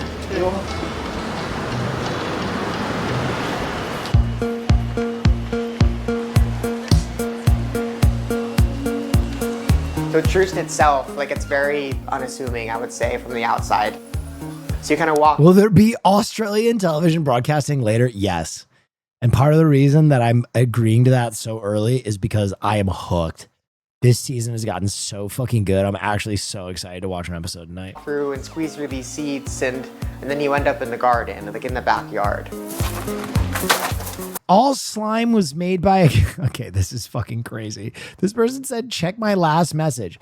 All slime was made by a guy named Tony Big Lips in 1956. And afterward, every restaurant NYC closes for the night.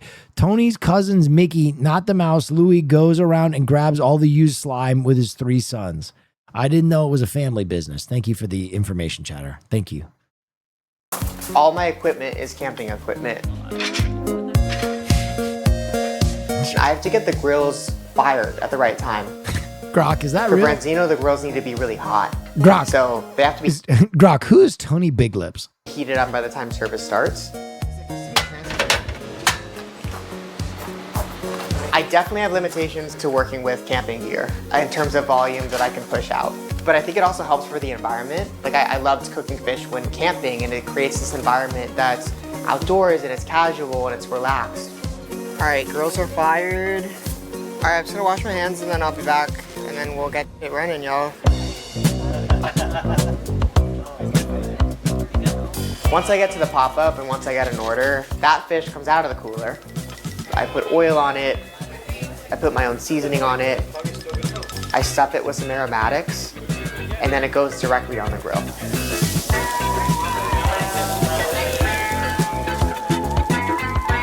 I don't remember if it was my first pop-up. I had put foil on everything and the foil kept flying everywhere. And I had tomatoes there. And I grabbed these tomatoes and I put the tomatoes over, and they didn't put too much weight over it, so it didn't cook too fast. Now I just use them at every pop-up. He's got a method. Brian Kirk for 2 fishes? Yeah. Awesome, super cool. Ballsy. I don't take no shit from anyone. Yes. Well, you've been a great influencer on my life. The other day at a job interview, they asked me if I had any talents. I said yes and showed them dick twerking. While I didn't get the job and got trespassed, I still learned to dick twerk.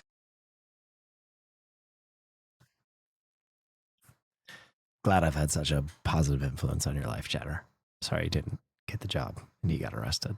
So that's tough. Well, I'm going to give you the number 25. It'll be probably about 10 minutes right now. Sweet, And thanks. we'll bring it out Thank to you. you.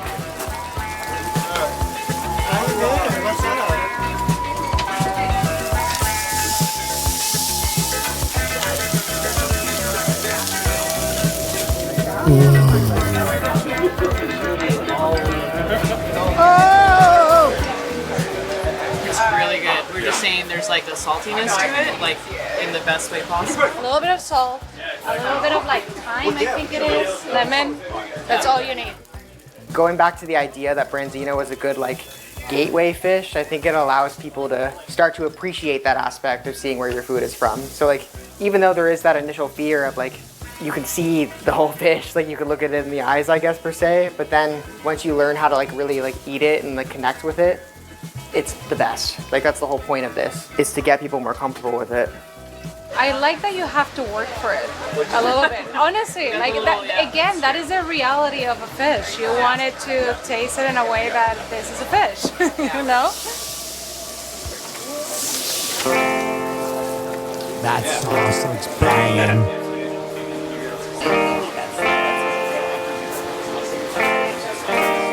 Oh my god. It is stupid. It is crazy delicious. I've been following this guy on Instagram for a while. I knew I was starting to like kind of pop off because before, whenever I did pre-orders, I'd sell like 10 pre-orders over like 4 days. One morning I like woke up, I thought it was my alarm because my phone just kept like buzzing over and over again. And then I clicked on my phone and like opened it up, and it was just like pre-order, pre-order, pre-order, pre-order, like sell, sell, sell, sell. I started selling out of these pre-orders in like minutes. For the past month, I've been trying to book it. Within like 3 seconds, it's in everyone's cart. Every single fish. So I could never get it. I have 4 down right now.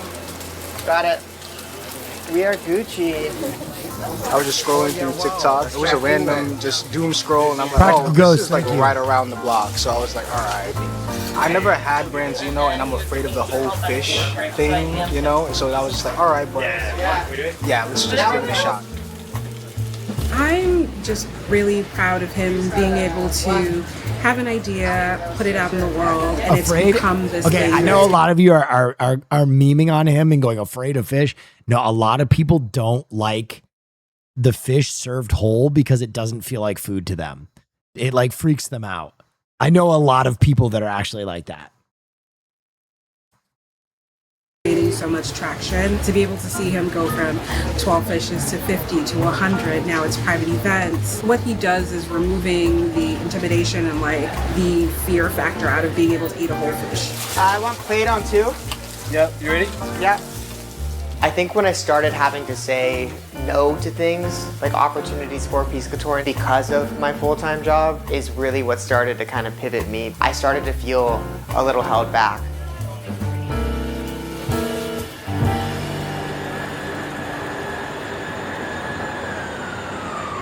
So today I just have to like turn on my equipment and just like tie the bow, I guess, on things.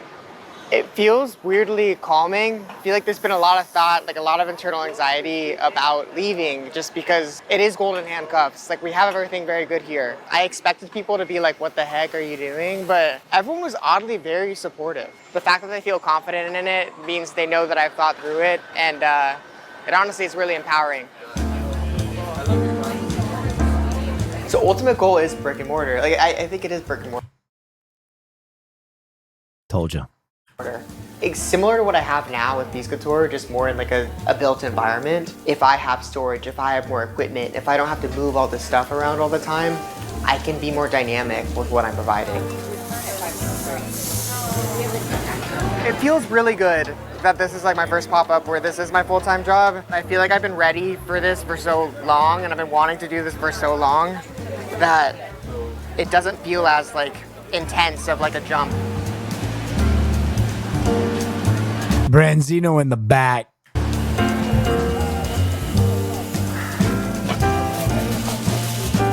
All right, home stretch, y'all.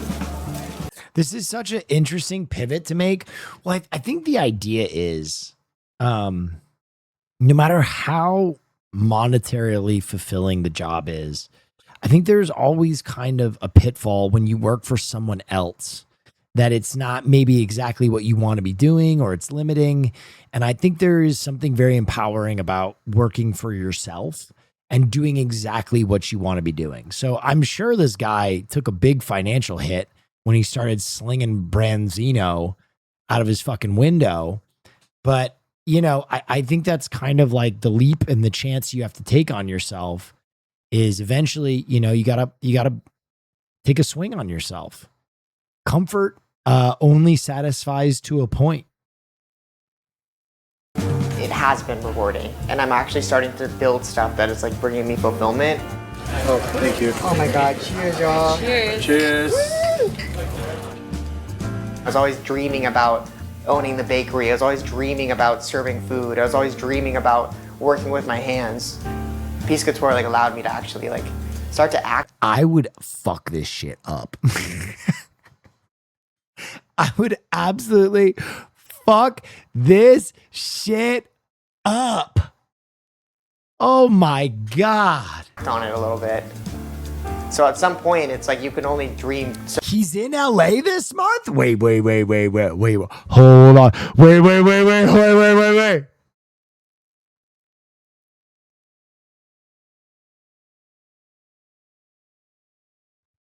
Wait. Is this in Los Angeles? Hold on. He's already sold out!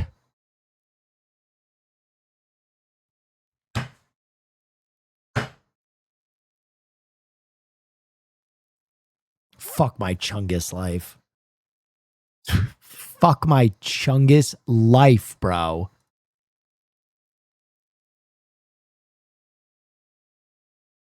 Fucking bullshit, dude.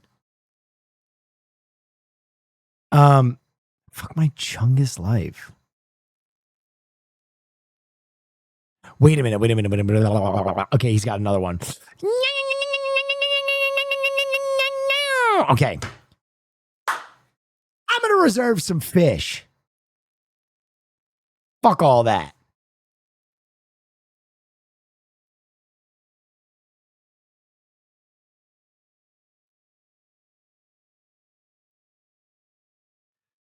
Sales haven't begun. Fuck my Chungus life. So much. You have to do something.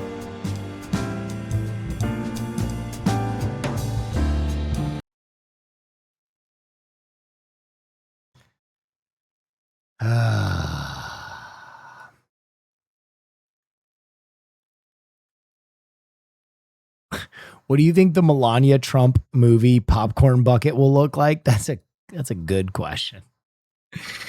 That's a good goddamn question. I don't know. Wow, you guys all fucking shelled links. What the fuck? Mr. Whoop Yo Ass in Chess is the greatest undiscovered artist of our generation.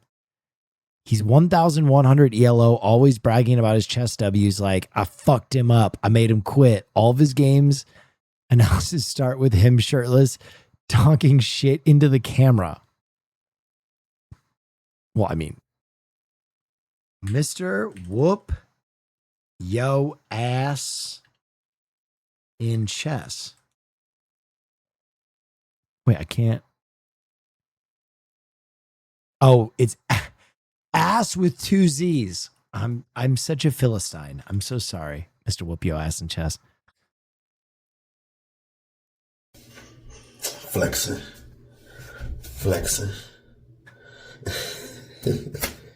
Ain't nothing but fat. But yeah, man, this was a real interesting game.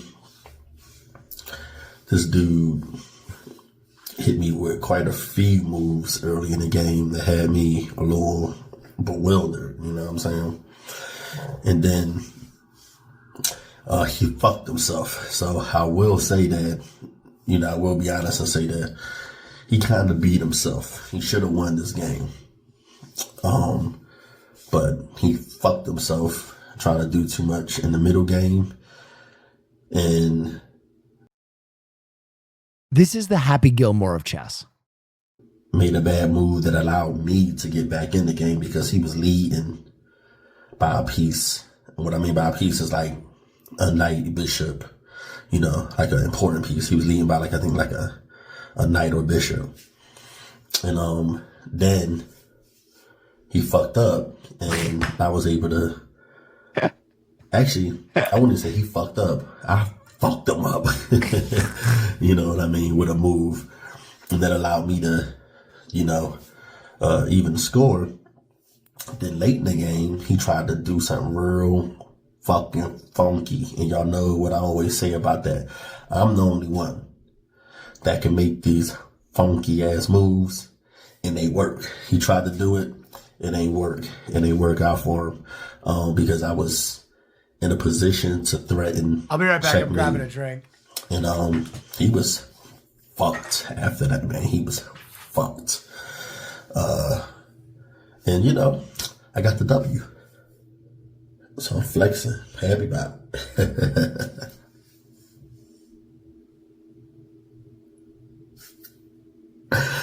I'm goofy. Check the match out. Alright, so this was a good win by me. Let me keep it short. I was waiting for the gut.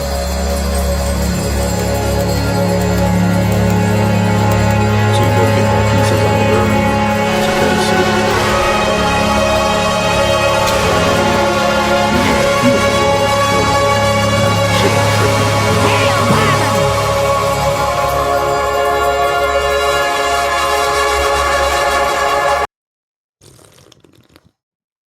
All right.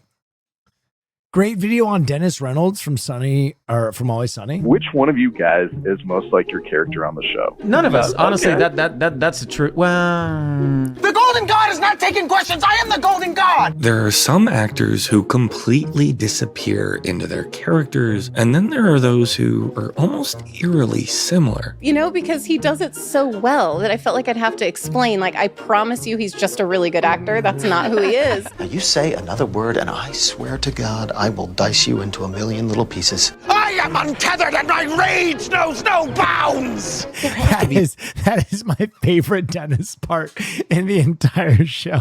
People out there that wonder why such a wonderful person as yourself would be. Ren, thank you for the raid. I hope you had a wonderful stream. Everybody, please join me in following Rin. Married to such a horrible man. We couldn't have been together for that long if I was anything Unless resembling. the system is so strong. Yeah. But that's just my personal perception. Surely I'm the only one. I was going to say Glenn too, but I didn't want to do that to him. I didn't want to either, but I because saw in his eyes that he was taking responsibility. Well, see, the thing with Dennis Reynolds is You haven't thought of the smell, you bitch! You bitch! You stupid bitch, D!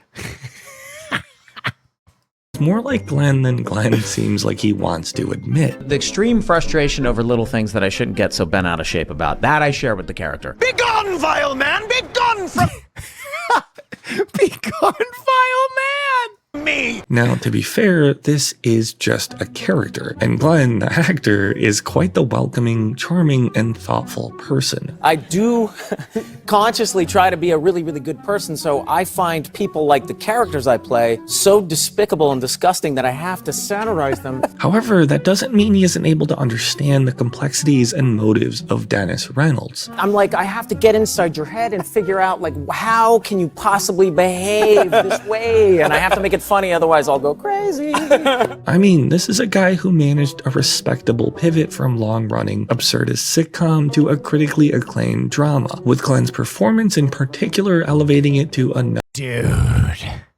Blackberry is so fucking good. If you guys haven't watched Blackberry, Blackberry is one of those movies that slid through and was unreal. Like, not only is this story unbelievably informing, but it was so well made. In case you don't know, Blackberry was about the fall of the company BlackBerry. BlackBerry was like, had basically a monopoly on phones before this hunk of shit showed up on the scene. And then, so it is about these two men that start BlackBerry and they like rise to become billionaires. And then they basically tank the company when they go to war with the iPhone. And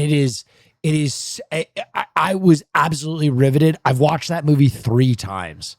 Other level. I'm attracted to bitter, angry characters. Your problem is you need to sell 1 million Blackberries before Q3. But we're getting way ahead of ourselves. This is merely further proof that Glenn Howerton, despite not being one himself, plays one of the most effectively brilliant and hilarious psychopaths ever put on TV. Why do you have a bunch of like weird tools in a hidden compartment in your? These are my tools! I can't operate without my tools! I like to bind. I like to be bound. And this all sort of makes sense when you look back. Before Sunny, there was struggle. Glenn was born in Okinawa Prefecture in Japan. What? His dad was a fighter pilot, which required his entire family to move constantly. So no matter where Glenn was, he couldn't settle in comfortably, needing to adapt on the fly to whatever community he'd be rooted in next. And since it was a military family, you'd have to assume he was more disciplined behavior-wise than the average child.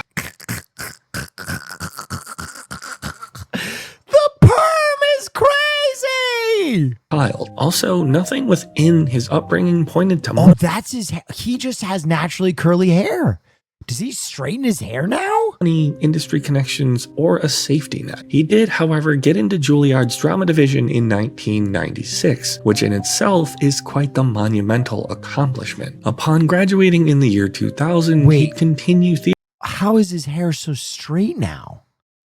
Might have straightened with age? That happens? theater and take small film roles here and there, but most notable was his role in the 2002 TV series That 80s Show, which unfortunately was canceled after its first season. The That 70s Show spin-off. Your mother and I split up. That happened 2 years ago. He was now in the position of having almost broken through, but now forced to pick up the pieces and rebuild. He was in the Strangers. That's the first time I remember seeing him, is in the movie The Strangers. So disillusioned with the typical clean-cut, polite, and conventional roles he was used to being offered. They were typically boring and one-dimensional. I need to feel like whatever it is that I'm going to play, whatever character I'm going to play, whatever lines are on the page, that I can kind of dance around it a little bit. AP Bio? Bro, I'm still upset AP Bio got canceled. I thought AP Bio was fucking great. Say the words, but not really say the words, say kind of my version of the words. Most of these characters didn't have the edge or intensity he was craving, so he began chasing more fulfilling roles, and meanwhile would pass the time within LA comedy circles. Through auditions and overlapping circles, he'd meet... Dude, I cannot believe Charlie was so attractive, that he looks so handsome there. Charlie Day. We had been shooting things together for a little while, just experimenting with stuff, just shooting things on our own camera. And after some time, Charlie would then meet Rob, who had been writing and acting constantly, even if he believed no one would read his stuff. Oh my God, was that the original D? Is that the original Deandra? That's the original Deandra!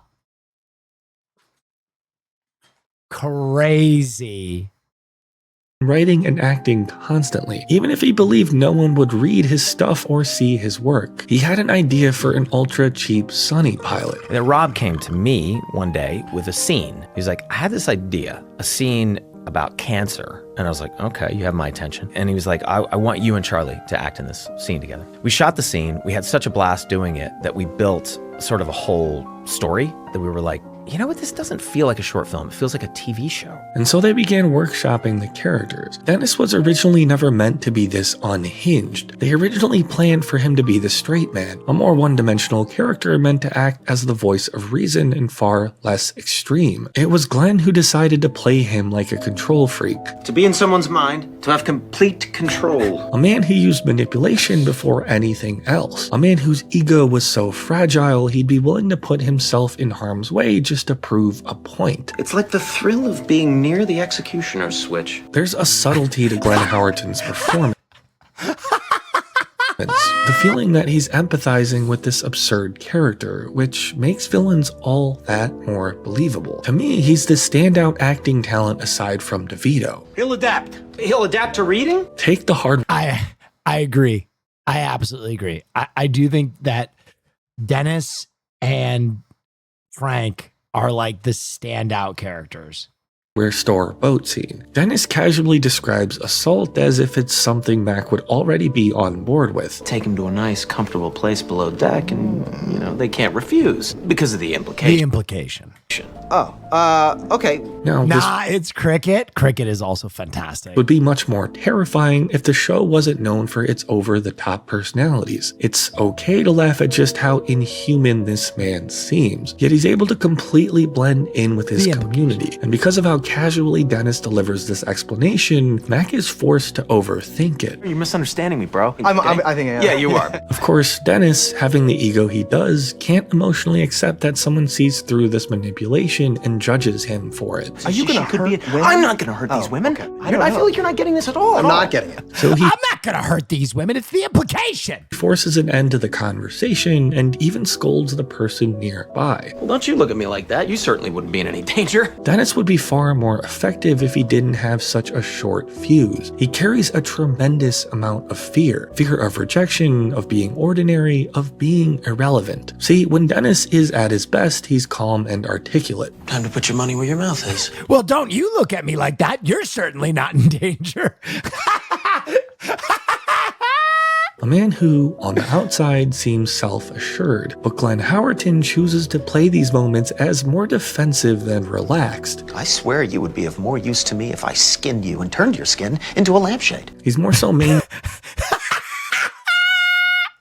Dude, just throwing all these wild lines in here is so awesome. Maintaining the image as opposed to living it. It's a constant state for him because at his core, he can't emotionally tolerate uncertainty. He needs to be in control at all times. Come to me like a man. Talk about being tough all the time. Can't even look me in the eyes. Okay. And the loss of it throws him into a blinding rage. And the more the series progresses, the more this fear becomes apparent. Out in the middle of nowhere, nobody would ever hear our screams in this wind. And that fear is exactly where the humor lies. Because of his fears, Dennis is constantly Women are in danger. Overcompensating. When he's being judged, he over-explains himself. What am I gonna do, say no? If he feels rage beginning to boil, he overreacts. Duct tape, zip ties, and gloves. I have to have my tools. Now, to a normal friend group, they would almost certainly be off-put. Most people have at one point or another dealt with narcissism and sociopathy, and the average person has a low tolerance for this sort of behavior. The thunder of my vengeance will echo through these corridors. However, everyone in the gang is scummy in their own way. I waited on you before. You tied my shoelaces together, fell down. I'm getting nothing. I'm drawing a blank on this guy. They can sympathize with Dennis, and although they're all hypocrites in their own way as well, they're not too judgmental to avoid him. Max, sometimes I'm just riffing. Would you allow me to riff? As the leader, can I riff? They're both his friends and his biggest enablers. See, there's this illusion with people who constantly push boundaries towards people close with them. They're often emboldened when there aren't any consequences. Because they've put up with so much, they believe nothing they can say or do moving forward will cause them to leave. Thank you for those bits. Kill you. And in this case, it's true. Dennis knows his friends will still show up the next day, eager to create a new scheme or take on some wild idea. This gives him the green light to be as manic as he wants. Even worse is that some embolden him more than others. Your movie is in good hands. You've chosen wisely. Charlie enables him just by being himself. He's, by most measures, a loser and someone down on his luck. Dennis strategically surrounds himself with people society would deem a lowlife because it makes everything he says and does seem that much smarter. It's all rooted in insecurity and the need for approval. I am the golden god of this place. I reign supreme. And that's what makes Frank such a good heel. Frank is sort of like a wrecking ball. He's the kind of guy who takes initiative based on whatever he's feeling in the moment. It seems almost effortless the way he's able to escalate or resolve situations without a plan or strategy. Dennis absolutely can't stand this. Reckless Dennis. No, that's what we should call him. It's so fine.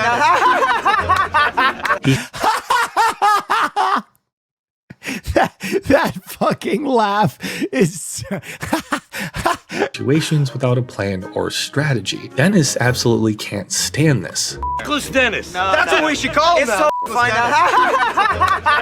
He has to do everything premeditated. Frank is also so easily dismissive of anyone if it doesn't serve him in the moment. Put an egg in your shoe and beat it.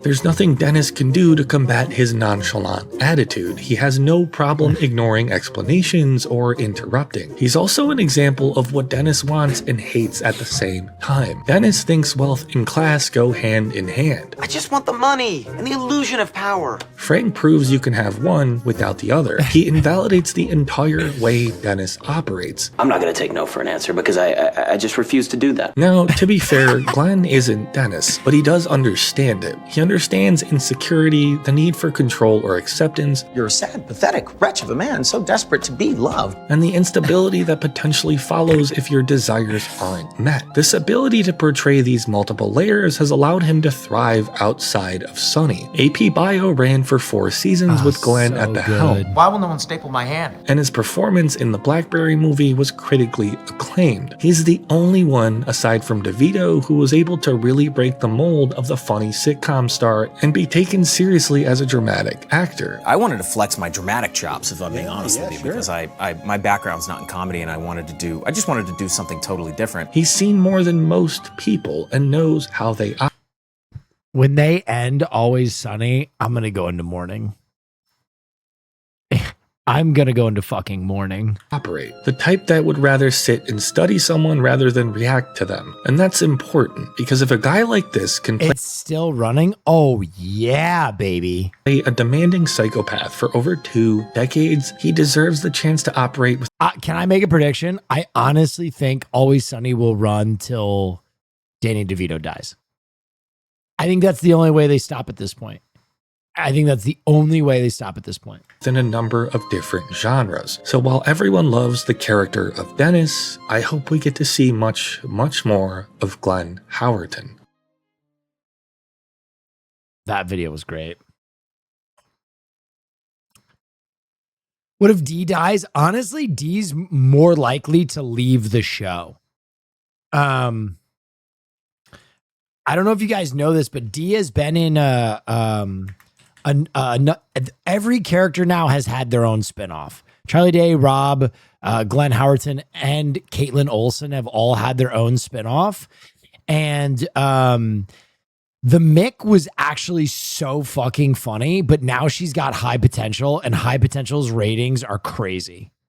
Like, people actually are, High Potential's actually been performing really well. And so, I mean, I could see Mythic Quest is great. Yeah, Mythic Quest is pretty good, but High Potential is like the first like network success outside of Always Sunny that has like really been. High Potential sucks. I haven't watched it. I'm just talking about ratings. Someone sent me this a while ago. I'm so sorry that I haven't watched this yet. Ba-dam, bam, bam, ba-dam. Ba-dam, bam. Liar!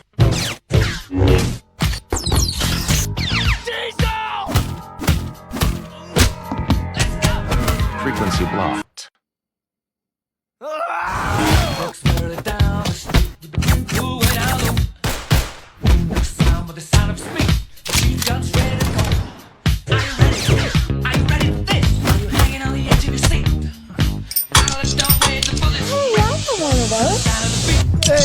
God, hit girl. Bam, bam. That was fun. Bam, bam, bam, bam. Quick framed on it. Ooh, whoa, whoa, whoa! What a frame! Oh, what a frame! I want to say this is my. I want to say this is a Mission Impossible. It's not a Mission Impossible.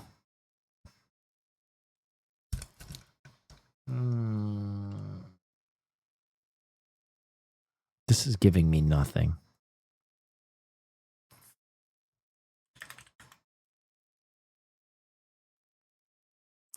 What? It's not In the Mood for Love.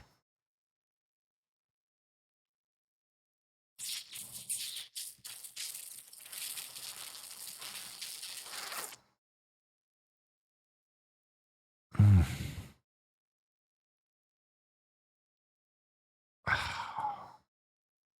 2046? I've never even heard of this movie. 2046. 94% of people failed this. Huh. It's the sequel? There's a sequel to In the Mood for Love?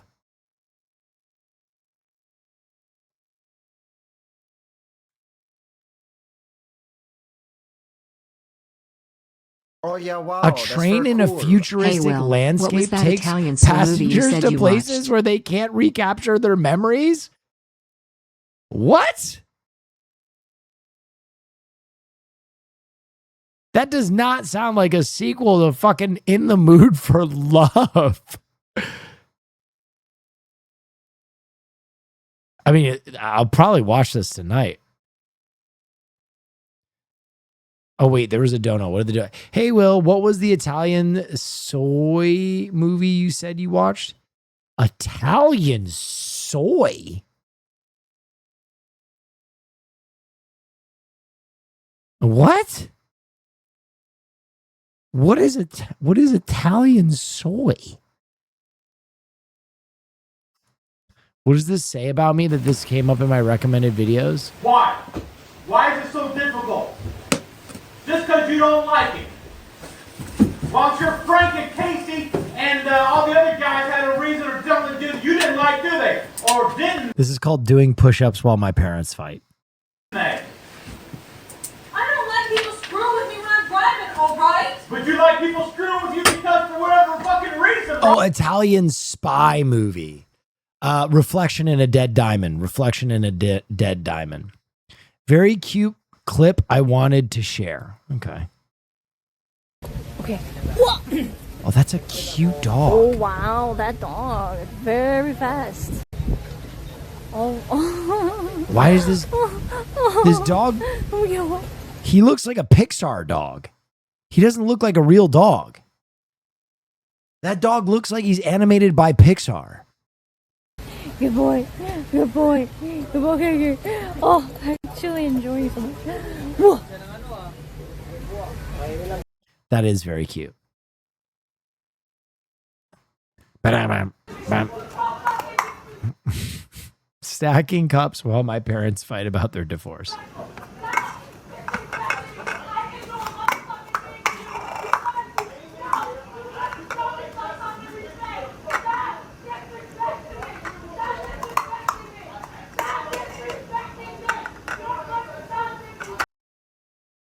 Cameras are my trains to explain the camera video we watched. Ooh! Oh! This is a large format film camera, specifically the Crown Graphic, made by the Graflex company in Rochester, New York. This specific Wait, is this you? Era of camera was made anywhere from Or did you just find this for 1947 us? to 1973. It is a large format 4x5 camera, meaning it shoots sheet film. Probably should have clipped the mic to my chest so that I could No, big dog? show Okay. you how to use the camera. But I found it for us? Okay, I was gonna shout out the channel if this was you. use this camera to take this photo and also this photo. Large format is something that not a lot of photographers are trained in these days. It's one of my favorite mediums because just like all the other mediums of film photography, it requires you to really slow down and compose your image. Specifically with this one, you focus your image via this back panel.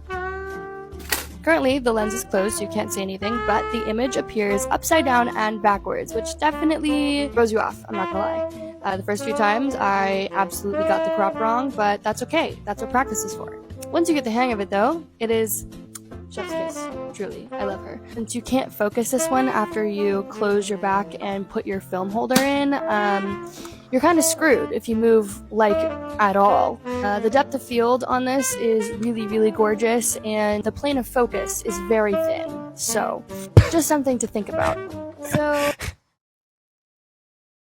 Such a camera person thing to be like, I love this camera. The depth of field sucks. The focus is impossible. The film is expensive. The image is upside down and backwards. You have to rotate the camera as you're shooting. It's my favorite camera, really. All right, where do you buy one of these pieces of shit? I kind of want it.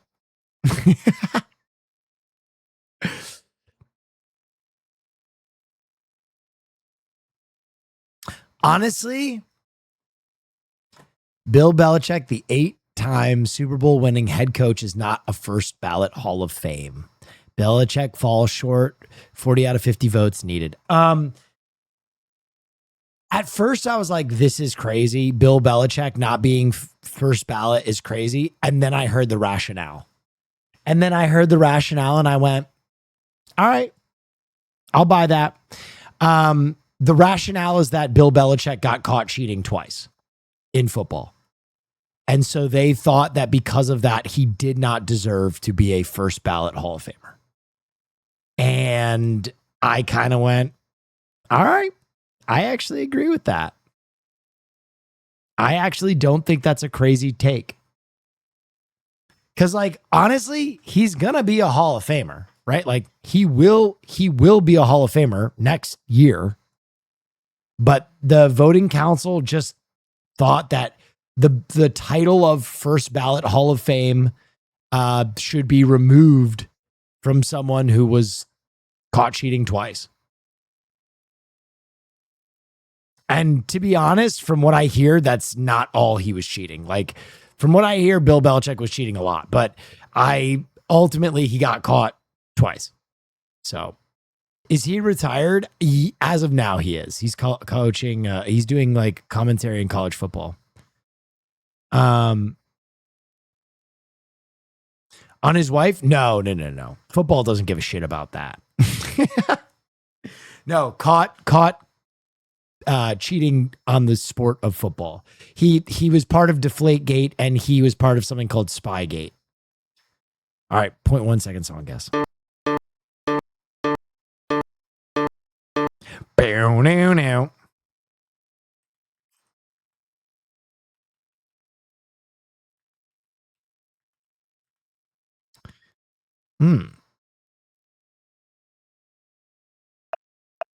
Nope. Ooh. No. Okay, I like this song. I don't know if I know it. Oh, I'm digging it though. What is? This ain't Texas. Oh, that's Beyonce.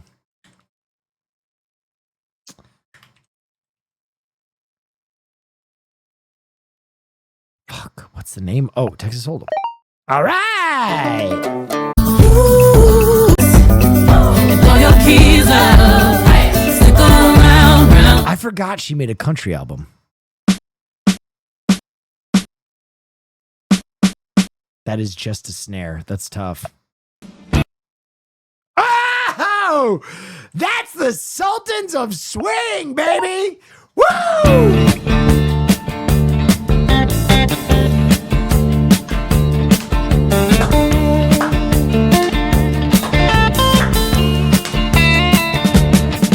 Get a shiver in the dark, it's raining in the park, but meantime sound of the river, you stop and you hold everything.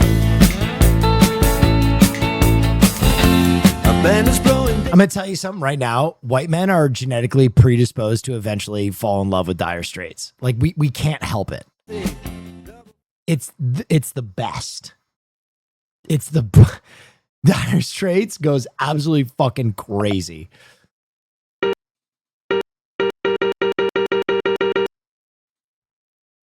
I fucking hate Dire Straits. Well, have you ever checked your lineage? Because you might not be as white as you think.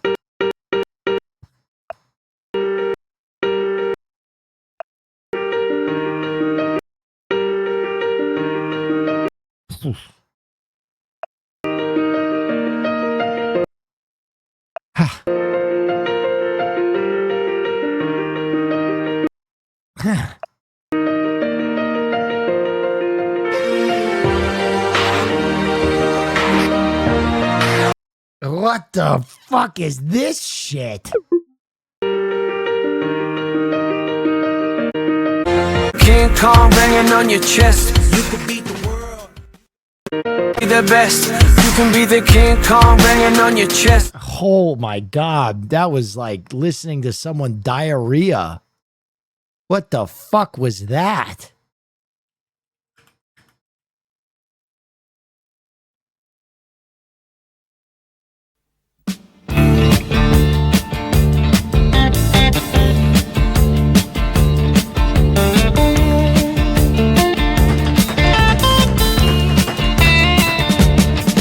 Get a shiver in the dark, it's raining in the park, but meantime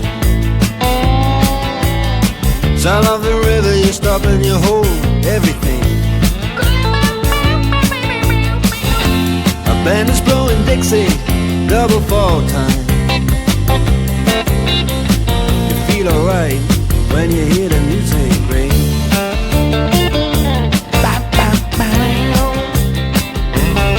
Well, now you step inside, but you don't see too many faces. Coming in out of the rain, they hear the jazz go down. Competition in other places. Last song clears this one by miles. Sorry, dude. It's like that's like admitting that you beat kids, man. If you actually preferred what we just heard to this. But the horns, they blowing that sound. Excited for tomorrow's film class. Let's go next. Way on down south. Way on down south. London town.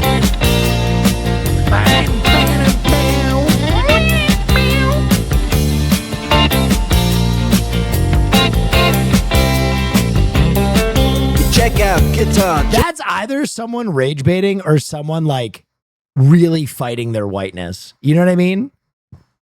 It's like a white guy like who's trying to pretend he doesn't enjoy mayonnaise. You know what I mean? Like, oh, I don't even like it. If I could, I would have voted for Obama for a third term. No mayonnaise for me, please. You know what I mean? You could still be based and fun and just accept your whiteness. He knows all the chords. But it's strictly rhythm, he doesn't want to make it cry or sing. If then an old guitar is all he can afford, when he gets up under the lights to play his thing. We are the Sultans. Oh! And Harry doesn't mind if he doesn't make the scene. He's got a daytime job, he's doing alright. Bill Belichick is the head coach at UNC. Yeah, I said that. He does commentary and he coaches college. He can play the honky tonk like anything. Did UNC join the NFL? No? All right, then what I said is correct. Saving it up Friday night. That is not what you said. That is exactly what I said. I said he does commentary and he coaches college. With the Sultans. With the Sultans of swing.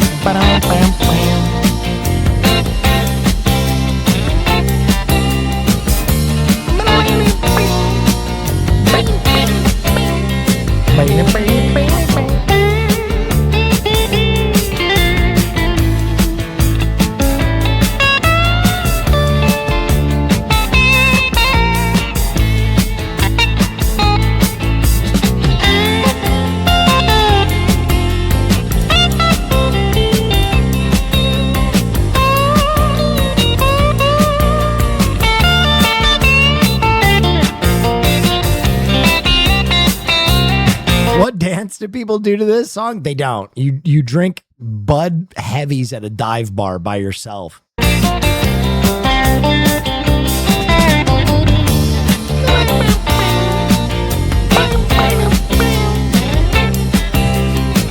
Holy shit. God, that's good shit. Bam, bam, bam. Was this the Name Your Price? Gentlemen, let me tell you something. It's season 4, and it's our season premiere. Yeah! It might have been. Well, tell him.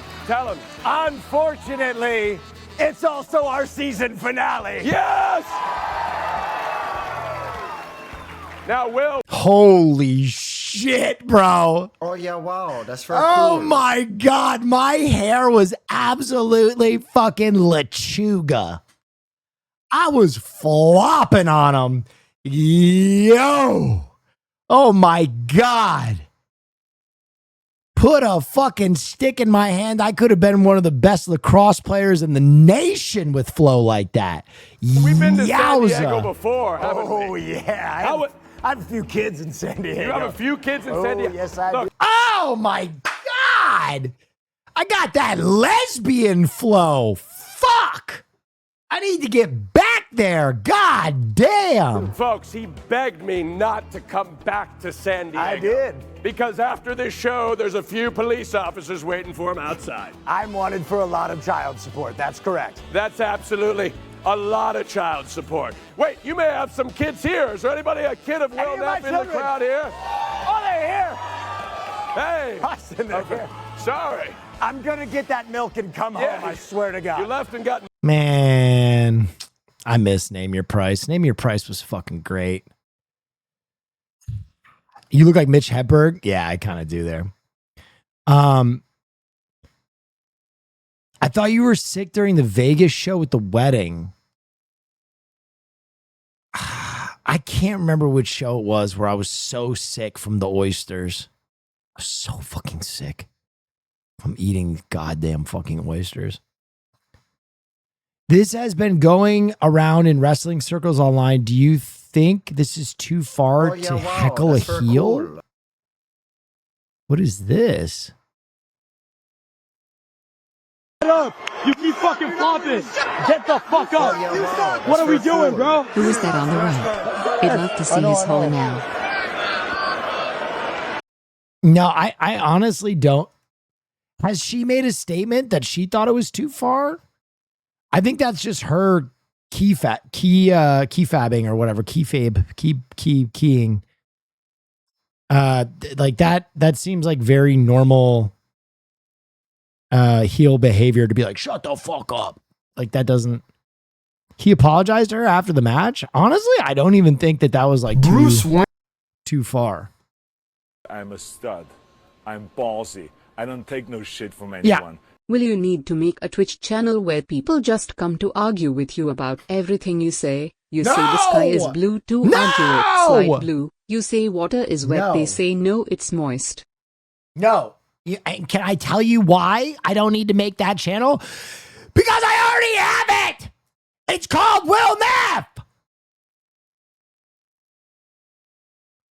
And the problem is almost every single night, someone who doesn't deserve the hammer gets the hammer, right? Because I have to endure so many people being like, well, actually, that when I get to the 800th person, I'm like, shut up! And it's probably someone very nice and very kind. And I run through them like a plate glass window for, because I'm just. Bruce. Who is more complex, Batman or Spider-Man? Batman. What? Wayne is a more complex character than Peter Parker. Yes. 3, 2, 1. No. I can. I would love to hear this.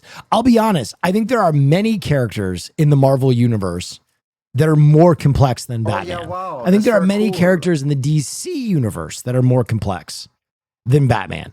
Peter Parker is not one of them. Plenty of things that are complex about either of them. I would say they're tied. But I wouldn't say he's more complex necessarily. Tell us why. Yeah, I feel like it's a close battle, but I feel like there's just something more interesting with Bruce Wayne and his mental stability, his mental health, and that whole commentary on it. Sure. It's really interesting. It's not something that Peter necessarily deals with for the most part. But there's some it depends on which adaptation we're talking about. There's some things that too. Peter deals with that Bruce normally doesn't. Yeah, no, like that's a good point. With school and college and girls and. This motherfucker's argument is he's more complex because he's in high school? Are you for real? The elder nerd is about to absolutely. Let's hear him out. And like the life balance and stuff like that. Yeah. This is a weird thing to bring up in a conversation about Batman and Spider-Man. Have you seen Andor? Of course. Okay. You know the Stellan Skarsgård? This is a fucking trap. It's a monologue. Yes. By the way, right now we are boycotting Star Wars. We are boycotting Star Wars not only because of our distaste for it, but Star Wars is actually doing something that is like, I don't know, like they're paying Israel. I don't know. There's some fuck shit going on. I got to look it up, but right now there is actually a Star Wars boycott going on. The unbelievable monologue. should be used in acting classes. Absolutely. That speech, I think almost exemplifies perfectly why I think Batman is a more You mean interesting Disney? character. No, I mean Star Wars directly. Like they were doing some kind of celebration. I have to look it up, but it was brought to my attention. Wait, is this it? Fans call for, Star Wars Celebration 2027 targeted by boycott over organizers' supposed ICE connection. Yeah, there you go. Yeah, no, a fan brought it to my attention yesterday, and I glanced at it for a second, and I was like, "Oh fuck, I'm on board with this." Than Spider-Man. Please do tell. Because in that speech, I don't think it's a Batman speech, and I don't think it's something that Batman would ever say. But I think at its core, I think it's how Batman feels and how he's damning himself forever, and he's forced to use and Stellan Skarsgård is killing people, so it's a little bit different. But he's like I'm forced to use the tools of my enemy to beat my enemy, and this and that. Yeah. But it's like I'm fighting for something I'm never going to experience. I'm damned to hell for everybody else. I don't even care about anybody else. Keep cooking. It's that's like Batman's whole thing. Yeah. I was watching that Okay, speech. can and I be realized, honest? "Oh, that's very cool. Yippee. These guys are nerds, and they're young nerds. I am in the elder nerd. And right now they have not touched at all any of like the top 100 things that makes Batman complex. So I would love to, I'm gonna say almost brought to tears, but like I'm watching that speech and then the Kino Loy speech, and I'm like, this is Batman. Like, this is my boy. Yeah. Oh my gosh. So that's why I want to put Batman there, is I think that morally, like, there are so many iterations of Batman where he's like, I'm a bad guy. I'm such a bad guy, but I have to do this. And he doesn't even know why he's doing it anymore, because the city is not rewarding him by being, it's treating him like he's a bad guy. It's the no good deed goes unpunished. And Spider-Man deals with that still, but it's for much smaller things. Like, will his dad, you know, in Miles, I think Across the Spider-Verse shows the best example of a true Spider-Man we've ever seen, which is Miles in that movie. I think it's the best Spider-Man we've ever seen, because he makes the right choice. Amidst all those Spider-Men, he makes the right choice because he knows that his dad is going to die. He's going to save his dad because it's the right thing to do. That's extremely Spider-Man, but that morally is so much less interesting or complex to me than Batman damning himself, you know what I'm saying, with his actions. Do you know what I mean? That's pretty complex. Yeah. You buying, you smell what I'm stepping in? Yeah, sure. Cool. Yeah. Well, he didn't agree with you at all. But I love these nerds' passion. I love a good nerd. I love a good nerd. I agree with the take that Into the Spider-Verse is like my favorite version of Spider-Man that we've seen. However, Batman, more complicated character. We're going to bury the lead. He fucks all the villains. He fucks all the villains. That is the most complex thing I can imagine. There is almost not one villainess in the fucking in Arkham that Batman hasn't bedded at some point in his career. What is more complex than that? He's fucking boning women that are monsters.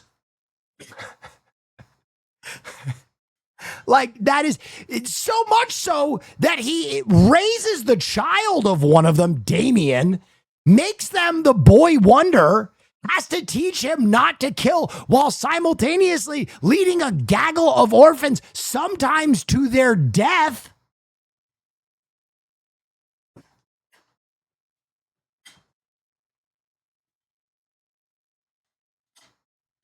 That to me, that's a little bit more complex than him having a crisis of character. That shit is infinitely complex. Oh, what was that other thing he did? Oh yeah, he fucked fucking Barbara Gordon. He fucked Babs after he knew Nightwing had a thing for her. And they never brought it back up. He literally cucks his adopted son with his adopted daughter. That shit is complex.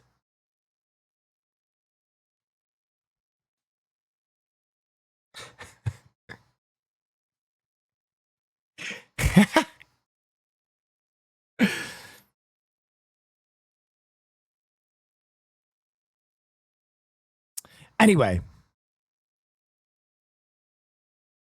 oh yeah, wow, that's very cool. That's why Battinson isn't believable. That dude don't lust. Batman is a freak. I did research on how many women Batman dated in and out of comics. This is the result. Take a look at this.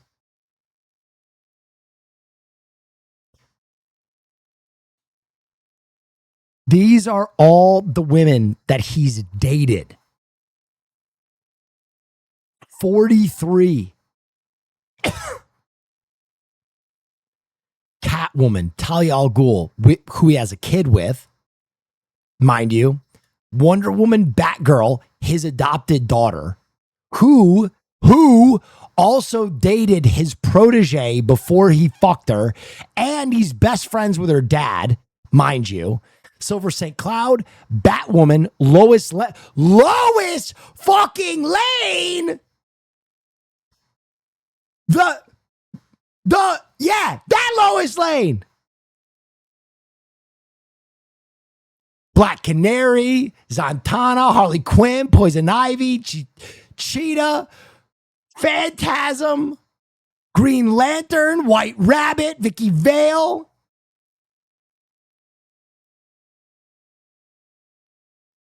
It says dated/kissed. You think Batman ain't cracking these cheeks? What are you, nuts? You crazy? Let me make something explicit to you. We never see him fuck Talia al Ghul. But a baby showed up.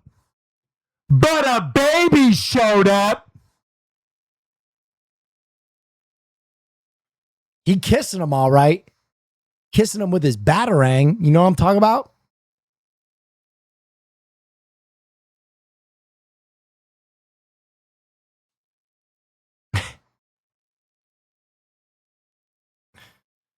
Nah, man. I mean, like, Batman is the Duke Dennis of comics, bro. Like, women just fucking love Batman. You know what I mean?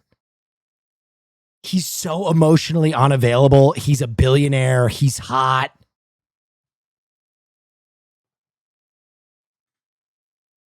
Who is Duke Dennis? Oh, for those of you who aren't tuned in to the rest of the platform, Hassan Piker. He's the Hassan Piker of the comic book world.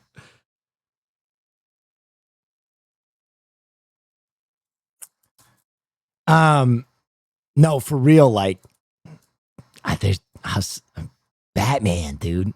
Women are all like, oh, he's so dark. He's so fucking tortured. Batman. He's so tall. Sam Darnold's grandfather is the former Marlboro man named Dick Hammer.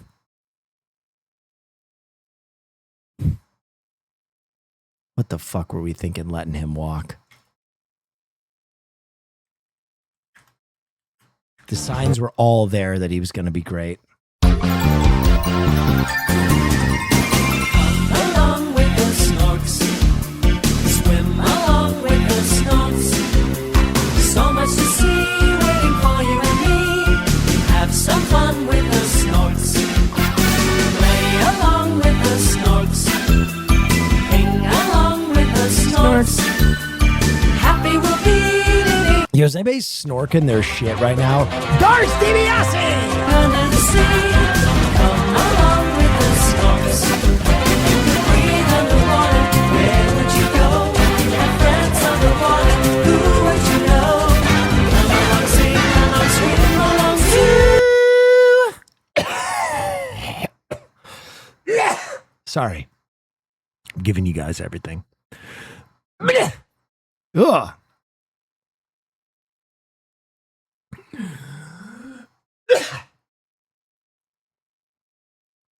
I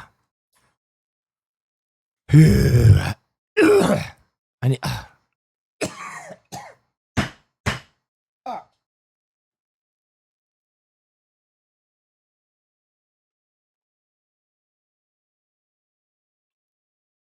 I'm a stud.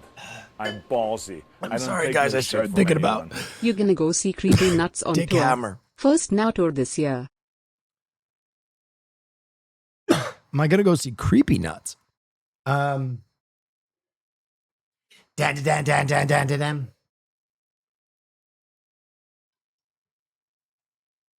That'd be a cool show. Oh my god, I'm so sorry, guys. I just torture my. Fuck.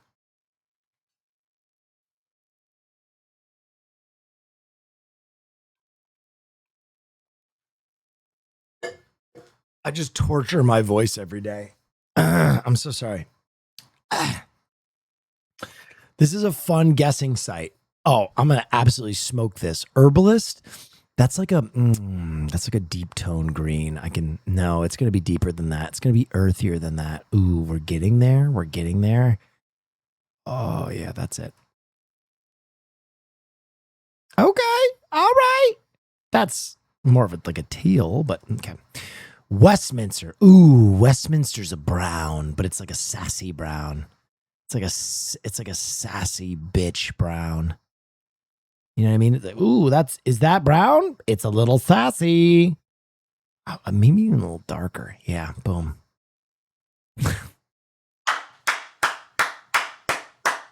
Come along with the Snorks. Which hazel leaf?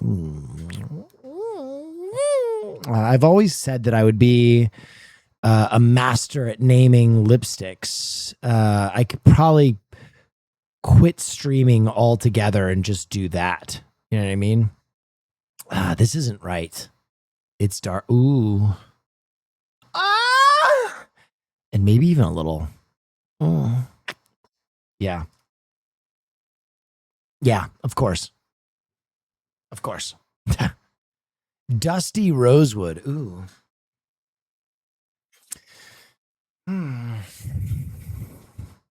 Dusty. It's gonna be lighter than you think. It's gonna be lighter than you think. Oh.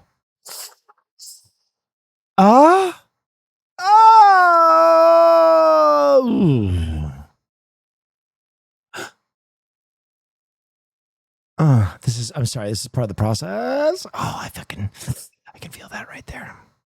Yeah, if I could only.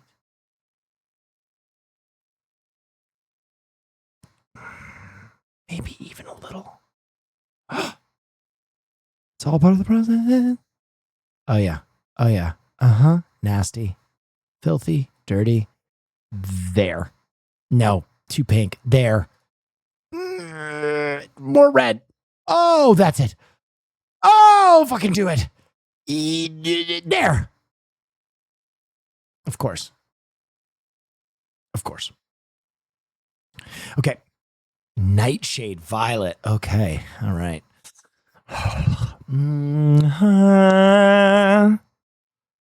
Oh, it's going to be dark. She's going to be a real nasty gal, damn. Oh, much lighter than I assumed. Final score.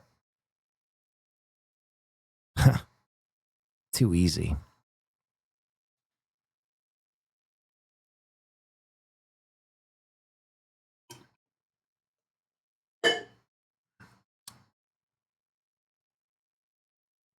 How's that?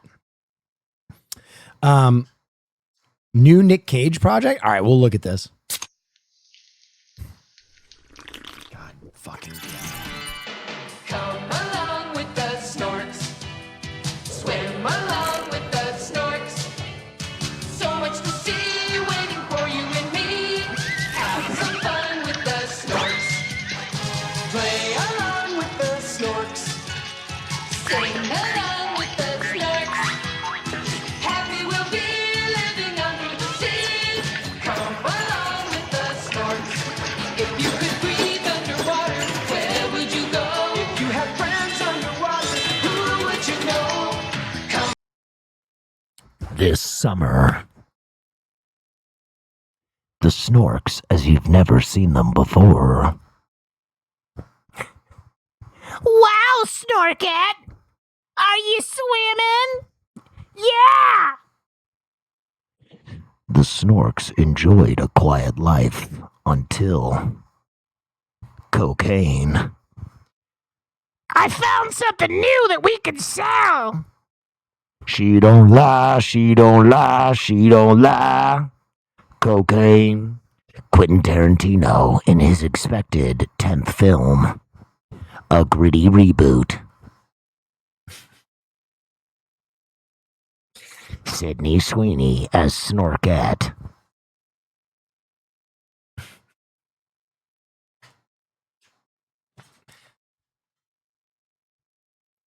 Dude, I mean, I'm ready for it. I'm ready for the gritty Snorks reboot. Time The to next return station home. is Tokyo.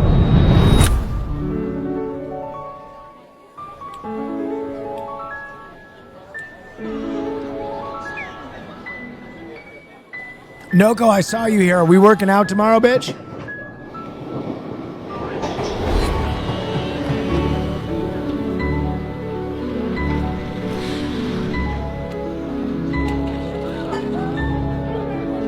That's why I'm here. Yo, come over at like 1. Let's do it.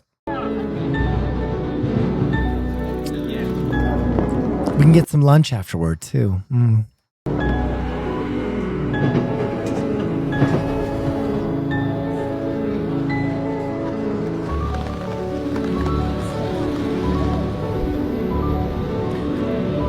I want to let you guys know I will escape one day.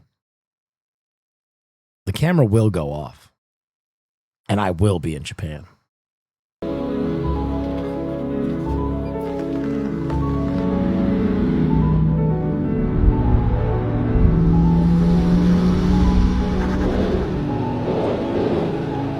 Will, has anybody ever told you you are a performative male? I don't think I've ever been called performative.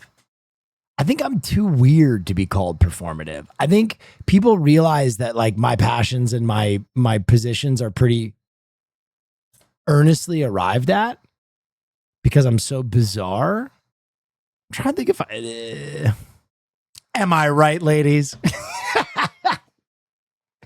Am I right?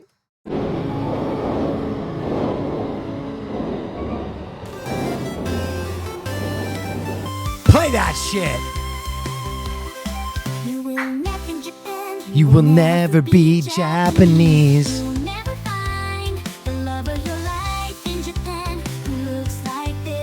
And is a cutie pie. You will never be the protagonist in an anime. You will never have superpowers that allow you to overcome your most greatest tribulations. What a week!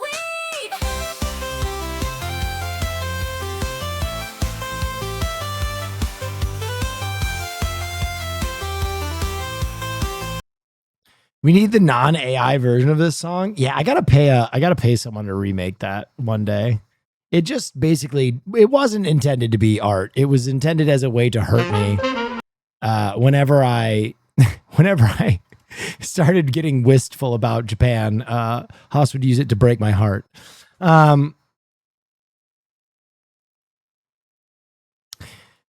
we're at 3 hours already. God, I do be streaming. From 1939 to 19... So stupid.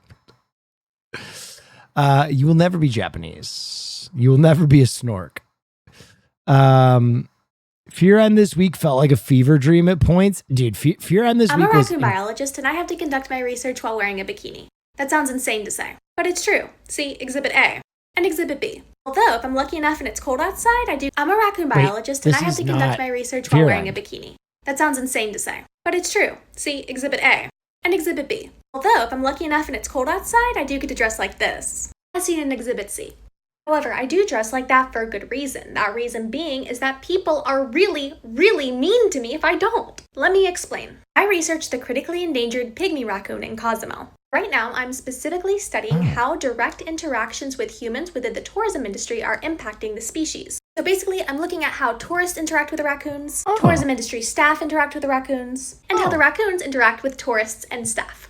The staff, they are lovely people. They don't care how I'm dressed. The tourists, however, are a different ballgame altogether. You see, when tourists go on vacation, the area around them becomes essentially a liminal space. Their geographic location is no longer real, but a fantasy that they are living in.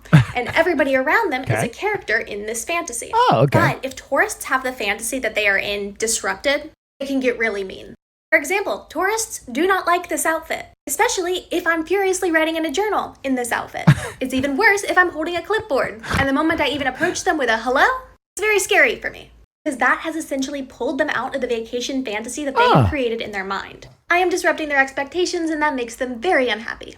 However, the moment that I am in my bathing suit, or some other sort of noticeable vacation clothing, depending on what everybody else at the beach club is currently wearing, it's no problem. Even if I'm holding a clipboard, even if I'm approaching... A spoonful of titties makes the medicine go down, makes the medicine go down, makes the medicine go down. Yes, a spoonful of titties makes the medicine go down. Dude, we need... there's a whole world of possibility. The next time we start canvassing for a candidate, we need big old fat boobies out there. We might flip the house. We I'd fill every seat. Coaching people, asking questions. In a Oh, yeah, vaguely wow, professional that's very outfit cool. like this, Nancy I'm a Pelosi. freak and a weirdo for watching people while they're on vacation. But when I'm dressed like this, suddenly I'm awesome. I'm getting congratulated for being able to trick my bosses into letting me go on Right. vacation to study Right. raccoons. Tourists will walk by me while I'm filling out forms and be like, yo, working hard or hardly working. Meanwhile, nothing has changed except for my outfit. And this is because I have gone from an obvious disruption of their vacation fantasy to some sort of wacky NPC who is a part of the story where they are the main character. And it's not some sort of misogynistic thing either. All the tourists, no matter the gender, essentially react the same way. So in order to get the most accurate results for how tourists are interacting with raccoons, and to get them to actually take my survey and do my interviews, I have to dress like they do.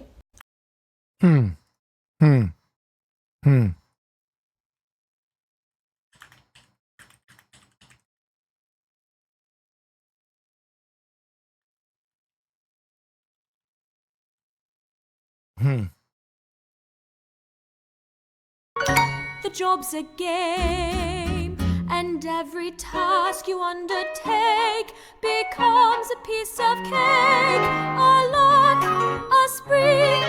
It's very clear to see that Spoonful of titties make the medicine go down. The medicine go down. The medicine go down. Yes, a spoonful of titties make the medicine go down. in the most delightful way. No, I think there's a power to this, man. I like how moments ago I was accused of being a performative male. Mere moments ago, if only they could see me now. I think I think she's done the research, guys. We could really be onto something here. What else could we disguise to help people with breasts? What else? I mean, registering to vote?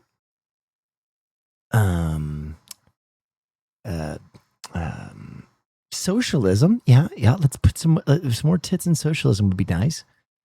COVID vaccines. Now that's yes. Vaccines are a great one. Colonoscopy, right? Dude, we can just turn listen, I think we're onto something. If we can just turn all of the socialist things that we want to accomplish into a sorority car wash.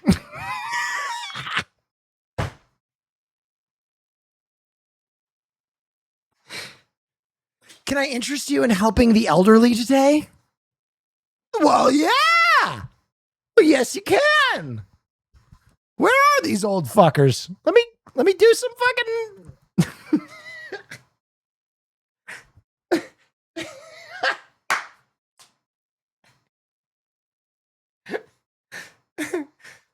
Can I get you to sign my petition in support of free healthcare? Well, yeah. I mean, when Obama was trying to do it, I just didn't get it, but now I'm on board.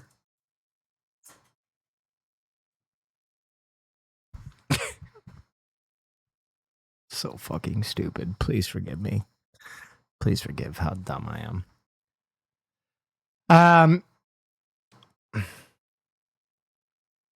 What's your favorite time of year to visit Japan? Anytime. I'm there. Hot girls for Zoran did car washes, not a joke. Wait a minute. Pepe Sylvia!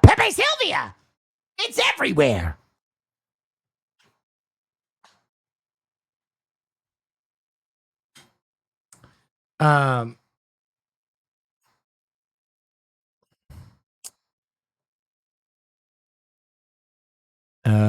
Have you skied in Japan? Not yet. I would like to. Wizard is never late, Frodo Baggins. Nor is he early. He arrives precisely when he means to. Yeah.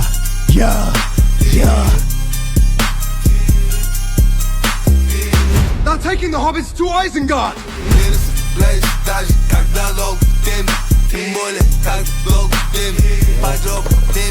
Do you listen to music when you ski? Every fucking time. What song is this? This is crazy. Shall not pass!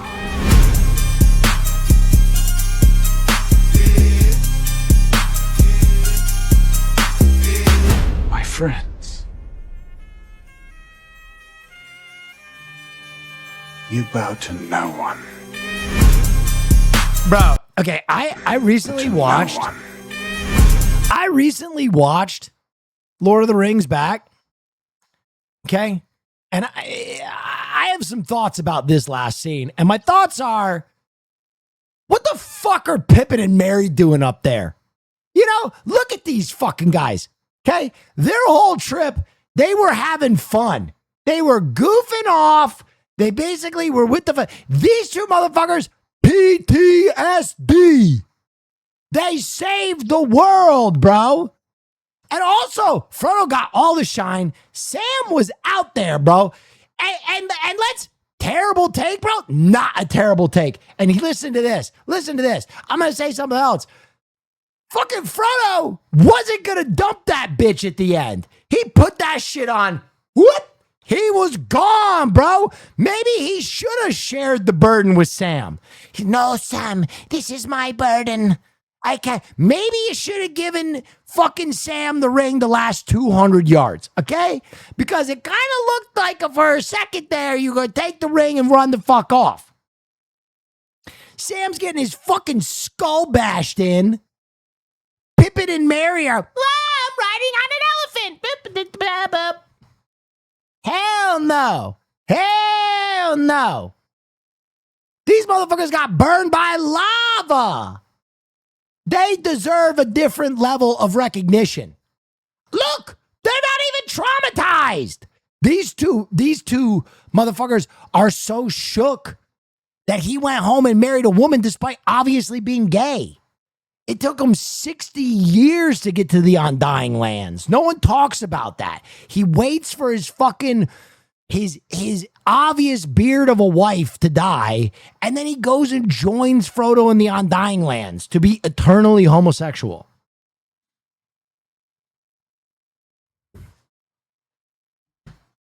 If J.R.R. Tolkien would have lived longer, he would have let you guys know all of these things are the truth.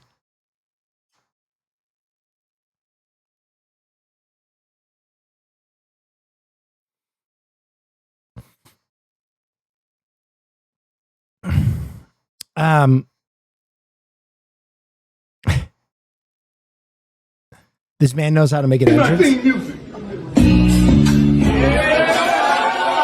Oh my God. That's the coolest man I've ever seen.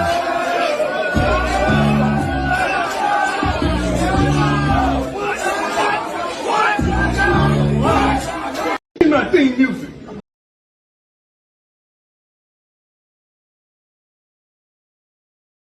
That was amazing.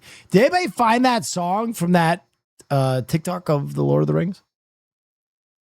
That shit was good. This is the song. If this is Snorks, I'm going to blow my brains out. Oh, you found it!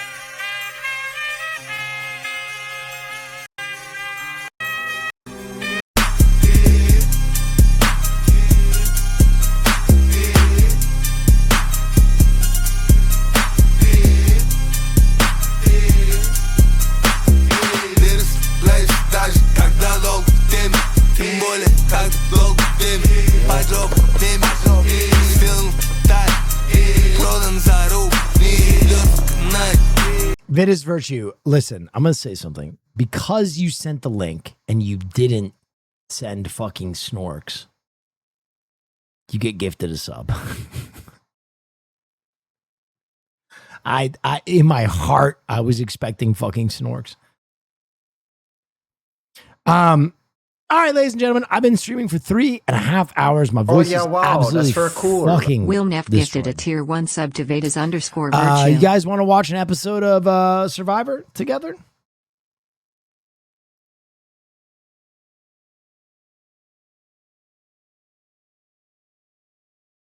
I'm a stud.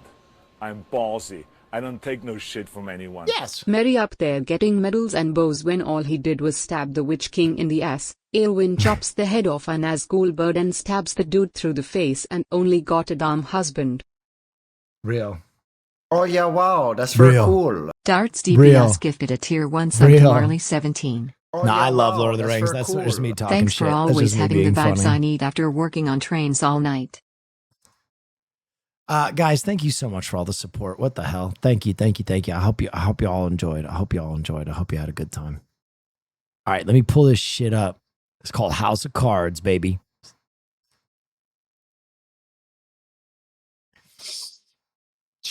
I'm flipping over my audio capture. I'm gonna while this intro is playing, I am gonna go get some food for myself real quick. I haven't eaten all day. I'll be right back. Previously I think we just don't talk to them. Just give them no and just wall silence. on Australian Survivor. The graduates have a 4-strong alliance. Then you got the 3 girls on death's door that know the Reaper is coming. Outnumbered and in danger. I didn't sign up for SOAR. Kate, Morgan, and Kristen. Kalen wins his 5th individual immunity. Let the only chance of safety slip through their fingers. Let's get a pie and let's chat. Yeah, I will chat, but they're putting me in a hard lockdown. The majority have already made up their mind and they're keeping very tight-lipped. Kristen's last hope was to convince Zara to turn on the boys. My idea is to be getting out AJ. A tense tribal council. So, Kate, were you hoping that you'd be able to find a crack in this alliance of 4? There definitely are cracks in there, but even though they say they love to make big moves, seems like they want to make a boring one. Saw the girls flip their vote to Miles in a desperate attempt to get Zara on side. I didn't hear the whispers at the end, so I'm writing down the name that I said I would write down. And with all the power in her hands, Zara stayed strong Kristen. with her postgraduates alliance. 6 are left. Who will be going home tonight?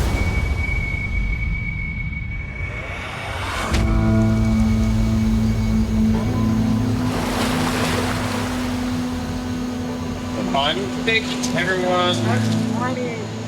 Crazy. Good. No, we're good. I'm just gonna put my stuff in the shop and then do order to sit down. Yeah. Yeah. I'll do that as well. Yeah, okay. Is anyone here? Hi. Painful, right?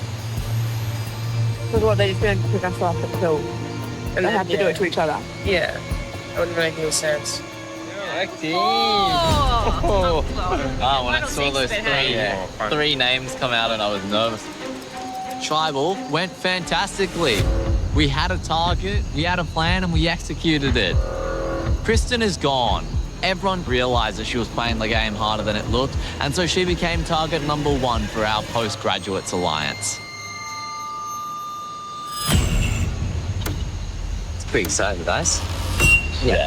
And we don't have to be worried about, we don't need the paranoia because none of us are scared of them trying to get into each other's ear. The Postgraduates Alliance are rock solid, baby. I could totally see us going to Final 4. So how are we feeling? Do we want to go Morgan or Kate as the main road? I want to go Kate. Yeah, I'm happy with that. Yeah, I'm happy to go for Kate. Yeah. Thank God the next one's just a split, so there's none of this fancy. Yeah. Or possibly not. Because when there's $500,000 on the line, you can't trust anyone. So if we break, it'll probably be me that breaks it.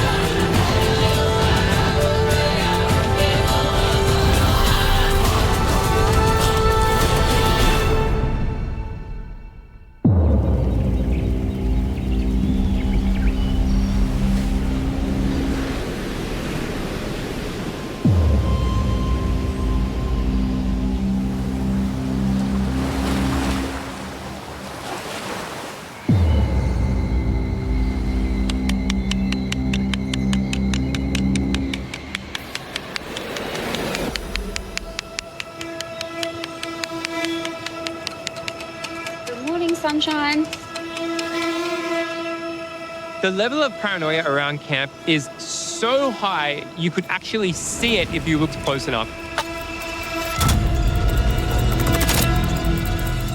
Every single person is worried somebody else is going to do something before them, or somebody's going to flip. I think it's very precarious at the moment. Because all it takes is one postgraduate to flip with the girls for us to just fall to pieces. I hope I win this next one because it's me going around. I think they'll put votes with me. Yeah. Bastards. You've read your engines up in the last couple of votes. It's more because it's a bit more fair. Yeah. Not fair. Everyone is desperate to win. So today, the postgraduates could flip any direction depending on who wins immunity. Subtitles engaged, yes. Galen's got to win immunity. These last few days, like these last 2 days or 3 days, have been What's up, really Will? long. Hey, how you doing? Yeah. For me. Yeah, I agree. But it's only because I knew exactly what was happening. Well, we know what's happening. I just think we need to focus on the four and focus on Miles' brain and Kaylin's brain and Especially try. Kaylin's. Yeah. Kaylin is so paranoid. He thinks the second he loses a challenge, he's out. Mm. He genuinely believes I agree with that. it. People are starting to see Kaylin as a threat. If it wasn't for me, Kaylin would be out by now. I'm sure of it. He might be the only player left that would win the final challenge and take me. So I need him as much as he needs me. Well, I have no qualms about voting Kate and Morgan out. I think it makes it so much easier. You haven't wanted to all along, and here we go.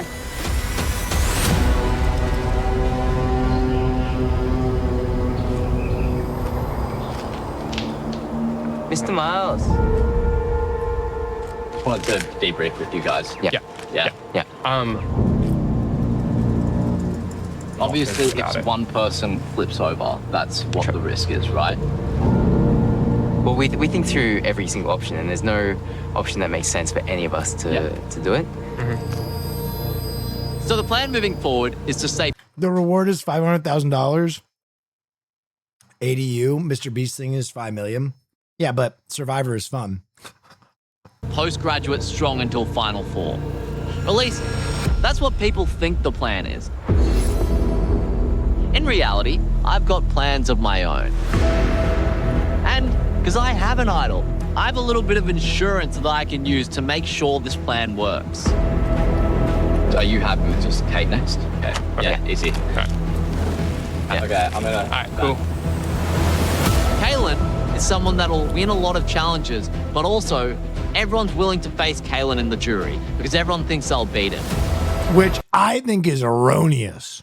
So Kaylin has the potential to go for a deep run here. I'm gonna have to take out Kaylin when the opportunity presents itself. And to do that, I'm gonna need Morgan's help. The sick plan for my outfit tonight. What? Are you just a surprise? Well, no, I'm not gonna walk in there with it as, oh, maybe I will. Anyway, yeah, I got a plan. What's your next plan moving forward? Mine? Actually- I know. I feel like I know. I feel like we have similar-ish thoughts, surprisingly. You mean strategically? I just feel like you might be at the point where you want someone like Kaylin gone if Kaylin loses. Or am I I told you. I told you they would gun him. completely wrong? Well, that's good because we're thinking some more things. Maybe we should go a little bit further right.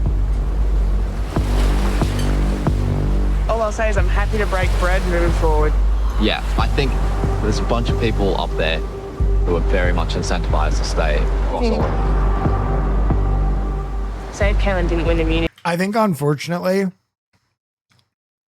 right now, Morgan is a really good person to bring through because unless she makes some really big moves, I don't think she can beat any of these players at Final Tribal.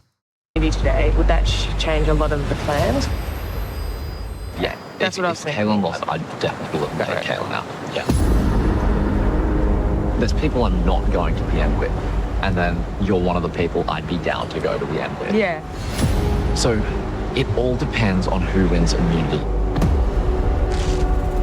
AJ and Kalen are two people that I'm not planning to take to the end. I don't see their endgame goals aligning to mine. My ideal final three is AJ and Zara and I. Because Zara will win that challenge and she'll take me.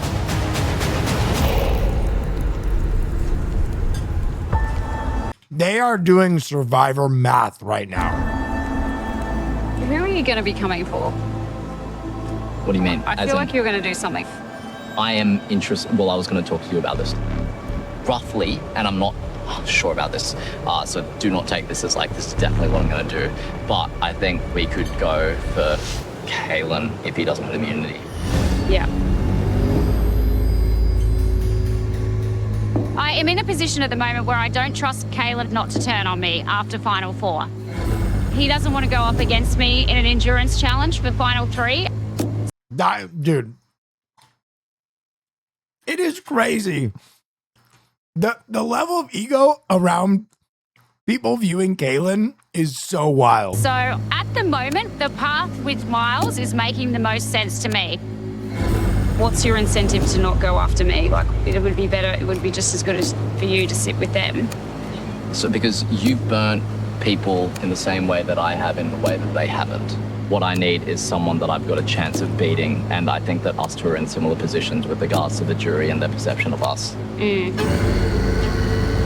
Kate, AJ, and Kaylin are big jury threats. You, Morgan, and I are less big jury threats. And what that means is that Morgan is just as incentivized as we are to go for the other boys.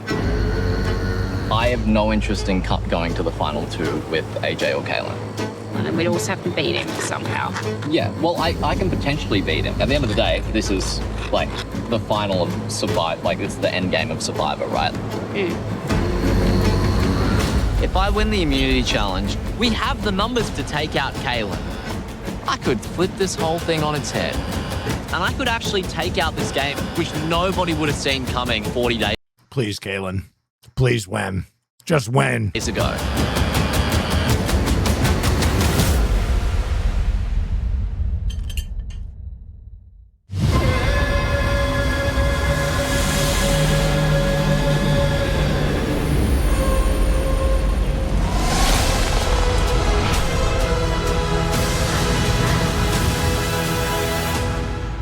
Come on in.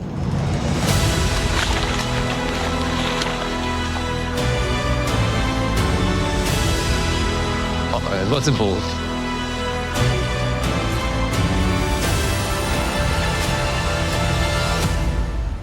So, Kate, I'm guessing that not much has changed since Tribal last night, and you and Morgan are still on the bottom. Yep, you're exactly right. Unfortunately, we're still on the bottom. Hopefully today, one of us could win. We all want to win, but especially Kate and I. We know we need it, so. Kaylin, if you win again today, you will set the record with 6 individual immunity wins in Australian Survivor. You think you got it in you? Well, yeah, but I think if everyone wants to see a record broken, they should probably chill a little bit today. All right, you ready to get to today's immunity challenge? Yeah. Let's go, Kaylin. Thanks, Jonathan.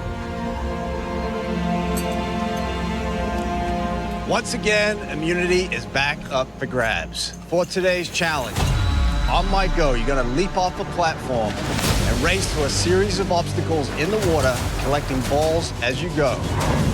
Once you have all your balls, you'll then use a long pole to maneuver them up a ramp and into a net. First person to land all 3 balls wins immunity and is safe from the vote. Losers tribal council, where somebody's gonna become the 18th person voted out.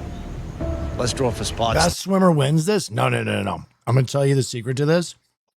It's remaining cool while you're prodding your balls. They're going to make that last section the most difficult. You might even want to ramp down your swimming and stuff so that you're not so exhausted for the last part. Let's get on with this thing. That's a fun one. I just want to get a good colour. I do not want peach anymore.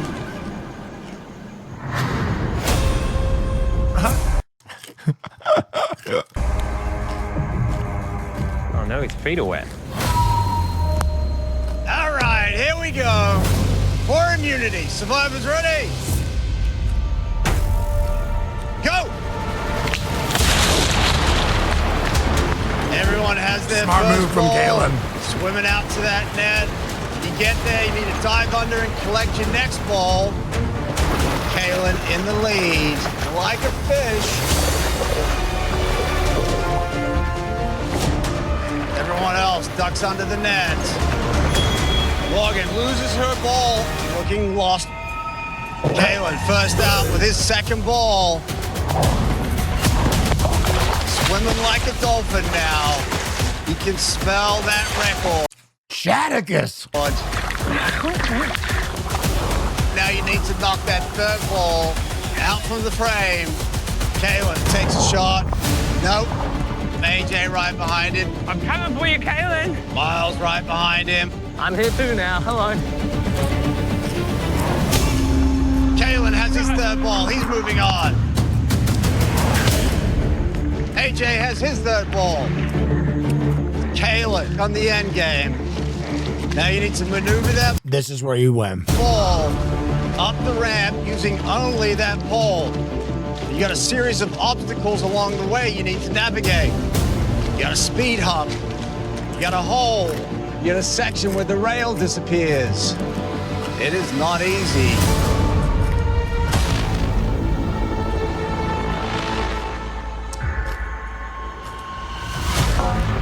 It's definitely a learning curve here. Morgan has her third ball. She's moving on to the end game. Miles is stuck in at the balls. Ah! Zara and Kate coming up on the rear. Oh, help me. There we go. Finally, Miles has it. Miles moving on. Kate's moving on. Fizzle. AJ struggling with this one. Kalen is at that first obstacle. It's like a speed hump. Nicely done. Finally, Kate, Morgan, and Miles are in on it. Kalen at the second obstacle. You got a hole. Successfully gets it across that section of the ramp. Getting the hang of it. Miles. Big move. Yes. One obstacle left for Kalen. That side rail drops away. Really have to take your time. Can he get through it? He does it. Now he needs to get it all the way up into the net. He drops the first one. Kalen in the lead. Now he has the hang of it. Kate struggling to figure it out. How the hell do you go for that see-through part? Oh man, this is so hard. Finally, Zara's in on it. Everyone else has had a head start. Morgan, if you want to reduce friction, you can give it a little twist. I have never twisted it that way. Just get right behind it and go nice and straight. Miles halfway up the ramp now. So tricky where that rail drops away. Looking good for Miles. Another foot. He'll even it up with Kalen. There it is. Yeah, baby. Miles has one. Now we're tied between Kalen and Miles.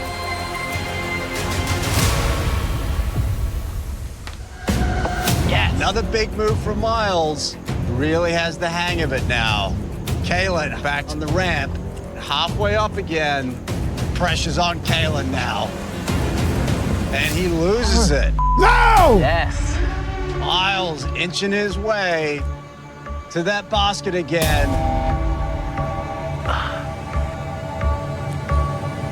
Yeah. There it is. He drops in the second one. It's Miles in the lead now with two. Kalen with one. Go, Miles, run to go. There's a new challenge enthusiast in town. Community has never been more important for Kate and Morgan, but they're struggling to get something going here.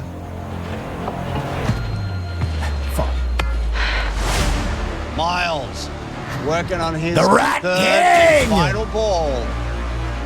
Kalen can feel the pressure here. And he loses it again. Kalen's starting to come apart. Just needs to settle down.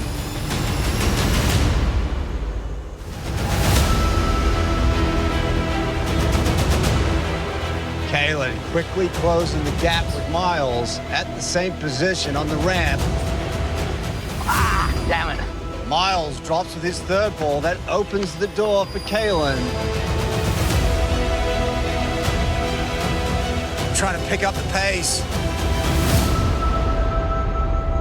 Nicely done.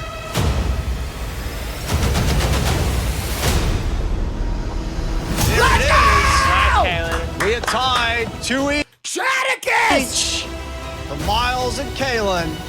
Now we have a challenge. Miles trying to keep Kalen from setting that record. Another big move from Miles, playing fast. Would love to walk out of here wearing that necklace. Kalen on his final ball, trying to close this out, going for the record. Big move from Kalen, but he saves it. Nicely done from Miles and Kalen. Working on that third and final ball. Who's going to get it there first? Miles right on his tail. Kalen at that final obstacle, which is the trickiest one, where the rail falls away. He's on the raggedy edge. Desperate to sneak it by, and he does it. Miles trying to catch up. Kalen almost there.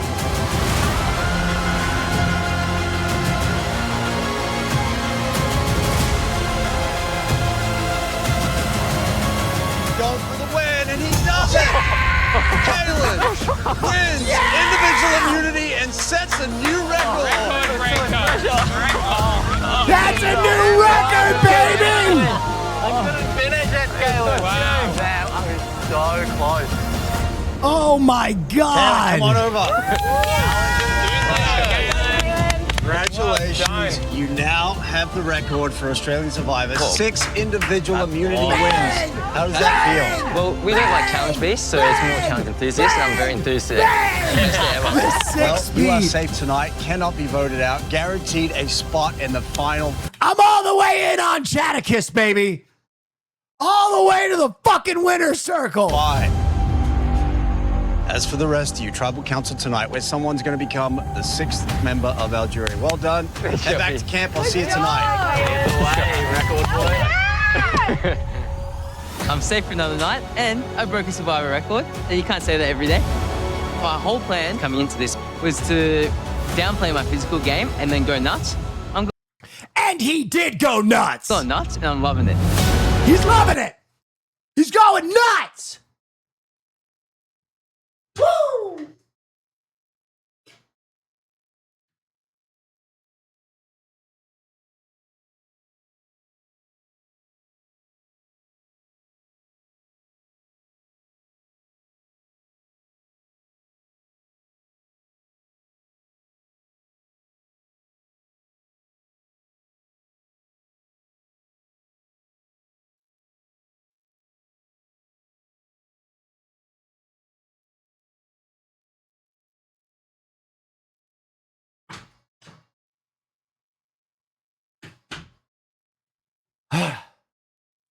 Going nuts.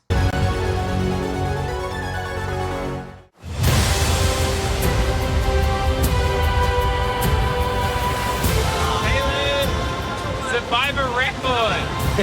Congratulations. Congratulations, man. Thanks, That's boss. so amazing. Kalen, Survivor record. The vibe in camp is gruesome at the moment. There's the 4 postgraduates who are just so happy for Kalen. It's so amazing. Amazing. And special mention to Miles. This is where you make the play on Miles. Being right on his tail. And then this is what Kaylin, you walk across the fucking aisle and you make the play on Miles right now. And there's Kate and Morgan. They are not having a bar of it. They know. They're He has an idol. Yes, blindside, blindside, blindside.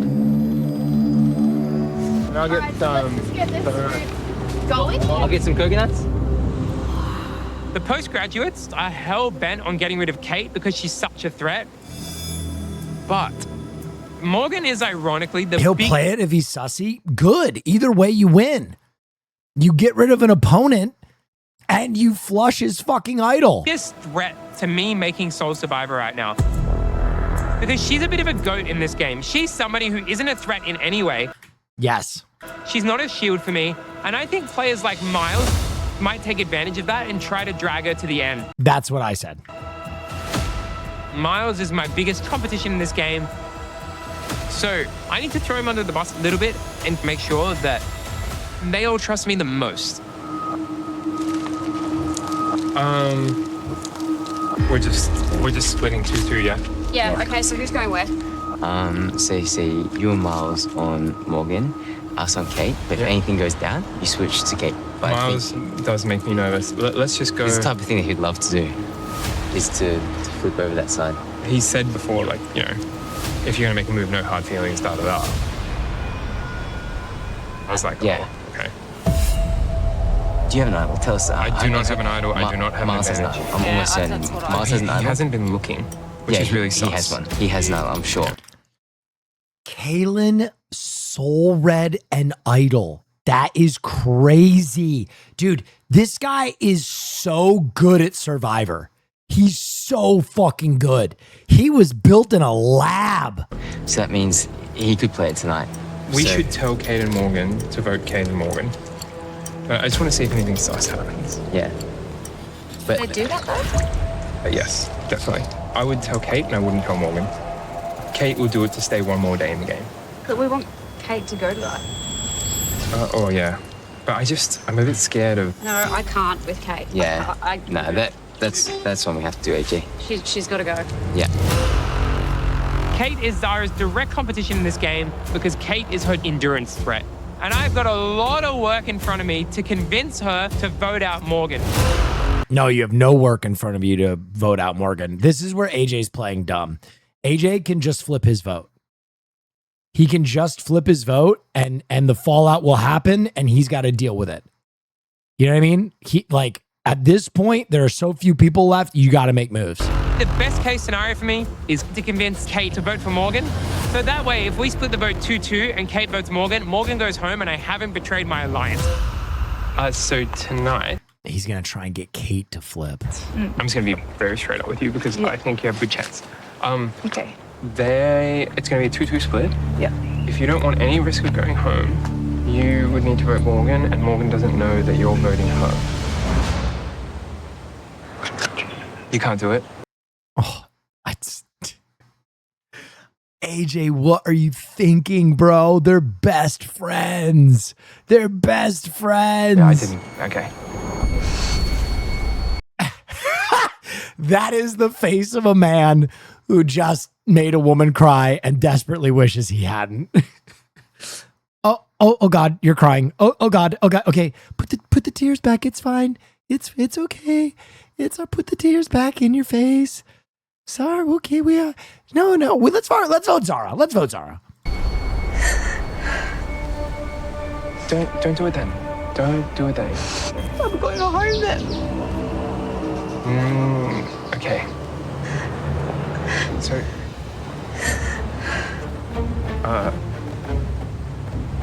if you can't do it, then just leave it to whatever happens, right? We are going to execute your friend. It is what it is. Leave it to whatever happens. But is she playing him? No, I think she's genuinely upset. If you 100% want to stay, that's the play.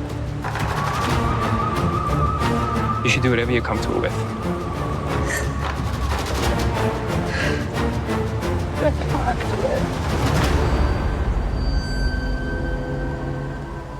Oh, good.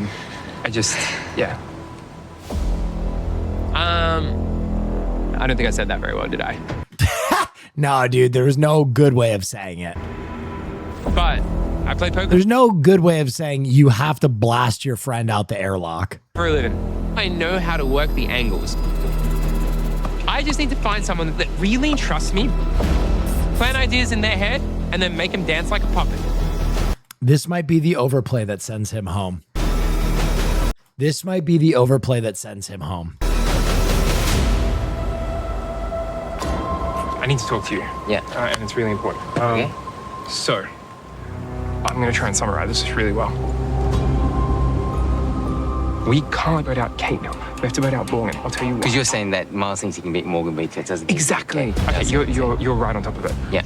If Morgan stays, there's a final three where Miles wins the endurance and he takes Morgan. Yeah. And then he destroys Yeah, I saw Morgan. Morgan's the last person that he Yes. he could take. So, and who was the one that pushed for Morgan to stay today and Kate to go home?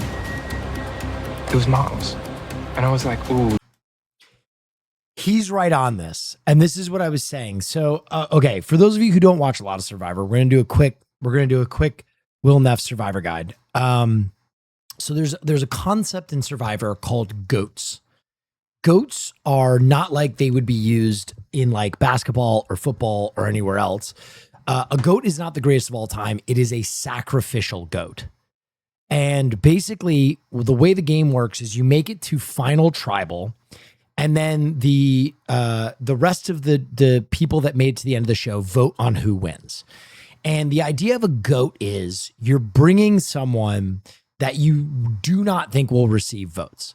You do not think in any voting situation they will beat you. So what AJ is worried about right now is that Miles is trying to bring Morgan along as his goat, which is what I said at the beginning of the episode. If you start doing the math, I don't think that Morgan can beat anybody in a general vote because she's been very passive in her Survivor game. She hasn't won any challenges. She just hasn't been very good this season. And so Miles is trying to bring her along. Now, if that is the reality, even if they get Kate out this round, then Miles is going to flip on them because he wants his goat in final tribal. He wants his goat there. So he's going to flip on these guys next vote if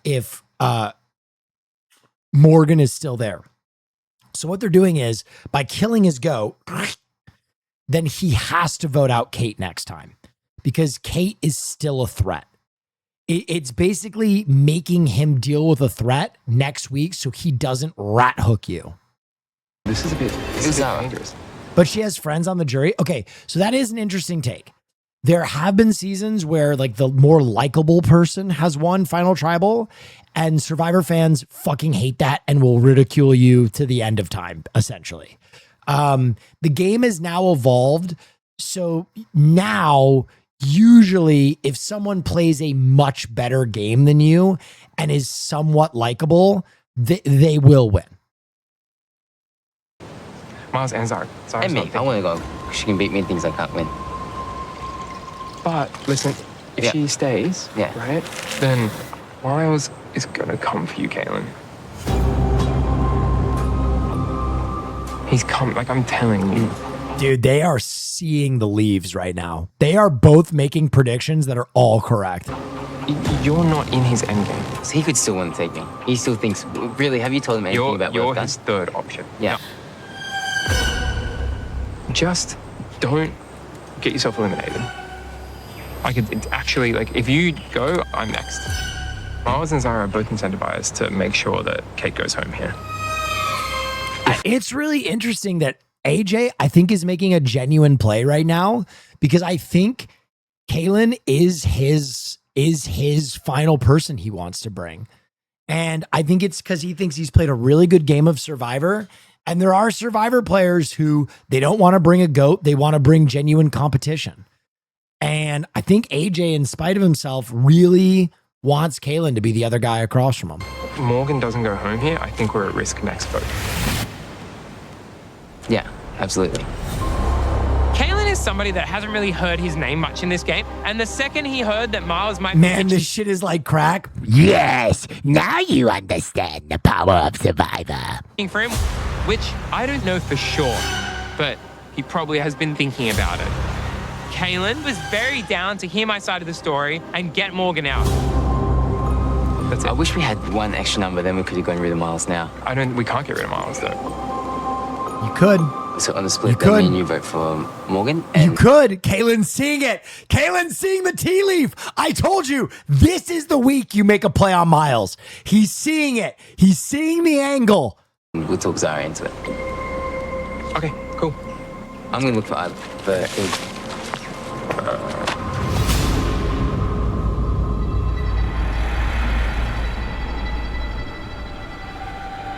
So, Kaylin won immunity.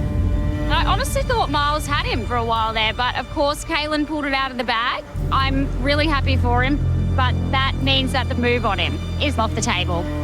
So now He still has an idol, no? You have to play an idol. You have to play an idol.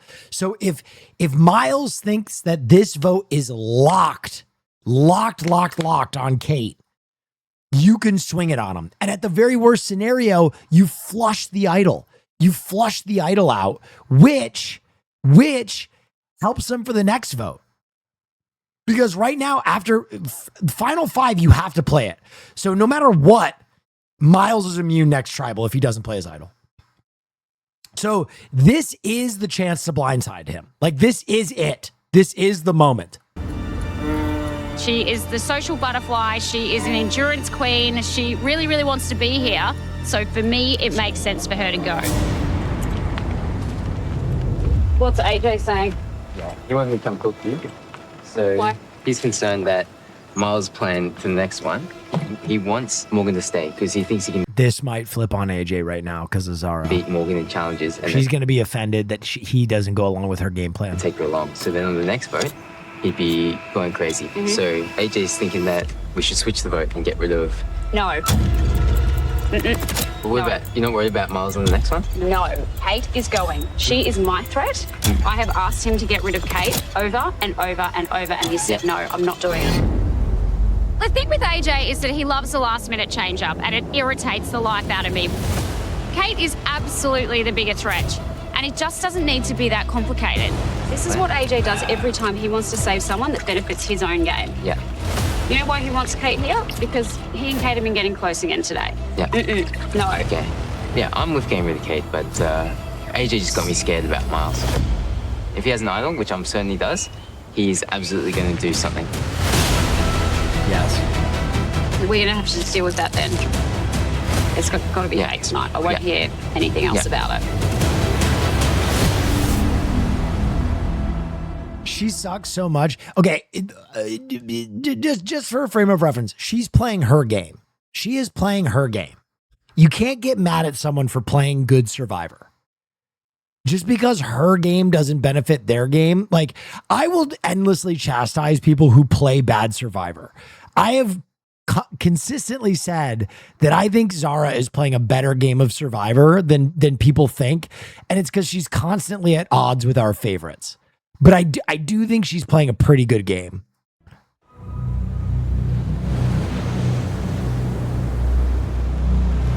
How's everything going? Everything the same, or is anything changed? Everything is the same. Okay. And Kate, I make the am pitch, trying Miles. something. But it involves one who's still going home. Okay. But Make the pitch, I mean, I think you know what Miles. my preference is. Yeah. See, that's what worries me. It just sucks that we have to be scared of people on two sides of us. Because either one could do. Just a shame that things can't be straightforward. Yeah. I have been saying that I want Kate out over and over and over, and I feel like every time I want to get her, AJ thwarts me and puts the target on someone else. I'm noticing this pattern that it just never seems to be Kate, because AJ and Kate have a very good relationship. So I just need to shut it down. I just said to Kaylin, I'm not swapping to Morgan. It has to be Kate for me tonight. Like, it's non-negotiable. Do you see why? Yeah, because we're frightened of Miles. Because I think I still don't want Kate here. And I'm going to give you the reasoning. Yeah. Kate is excellent at fire. She's your biggest threat. Yeah, okay. Excellent at fire. Okay. Interesting development. She's a firebender. Interesting. So you know all of that. I know that. What I'm also concerned about, she's been emotional. You're all over her like a rash. Who cares? I can't explain why that's such a big part of Survivor, but towards the end of the season, I don't want to ruin anything. It can play a huge factor. And for me, that is alarm bells. Why would I need Kate here? Kate, nothing to my game. Right now, I have asked you to vote Kate. How many times?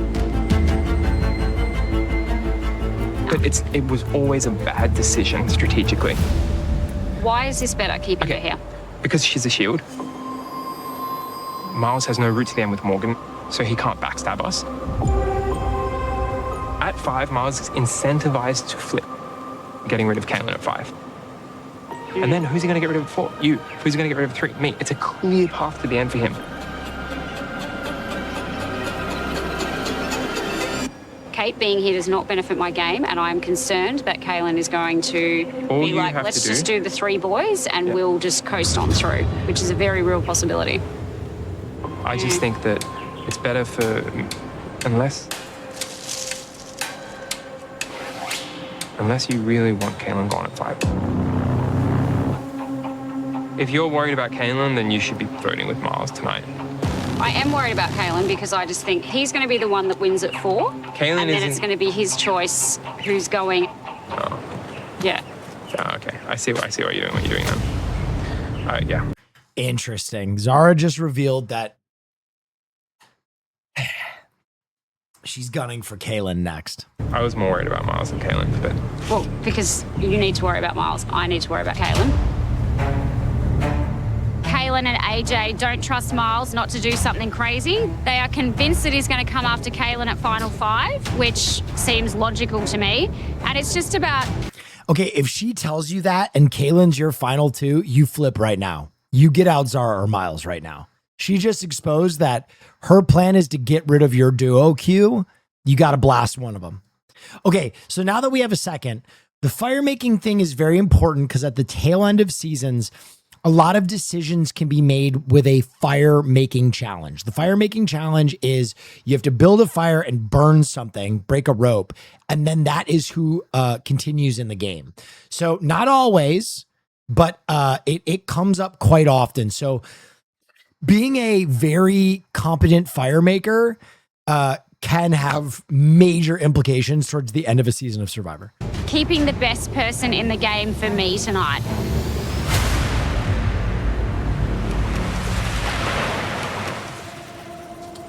Did you want to talk anything? Have you got any ideas? Yeah, look, I mean, it's one of those things where it's eh? like you're kind of just hoping for anything. Yeah. Sort of thing. Things may have actually been a bit different if Caitlyn had won immunity today, if I'm honest. Right. I feel like there would have been probably more opportunities. Oh, that's interesting. What's the angle here? You're voting this person out. What's your angle here? What's your angle here? Option would have been open while it's closed now. I will say, whoever survives, whether that's you or Morgan, I do have a concrete idea of what I want to do at the next vote. And if you're still here at the next vote, then I will want to work with you. He is very, very heavily paving the way for a Caitlyn vote next week.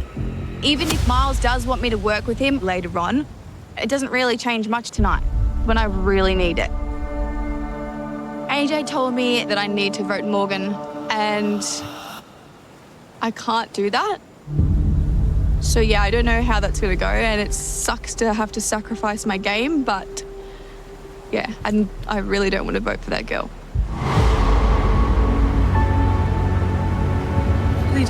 Alting in an interview, holy? No, I legitimately don't think she's alting, guys. I legitimately think it's hard for her to vote out her best friend.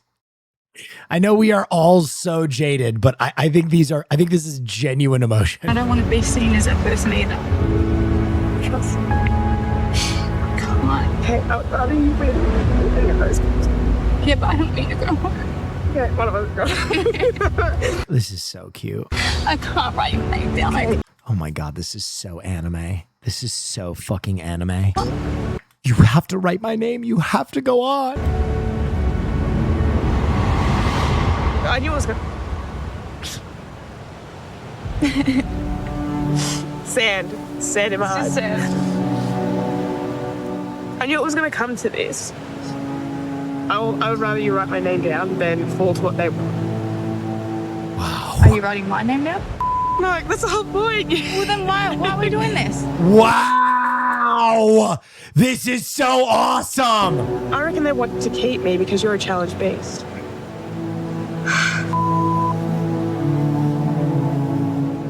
Might as well piss them off and send me home.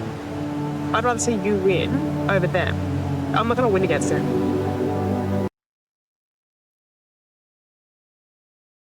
Press R to pay respect. You freaking won the Olympics, bitch. Yeah, this is way harder. You have it in you to actually win. I can't, Morgan. Like, I don't want to write your name down. Yeah.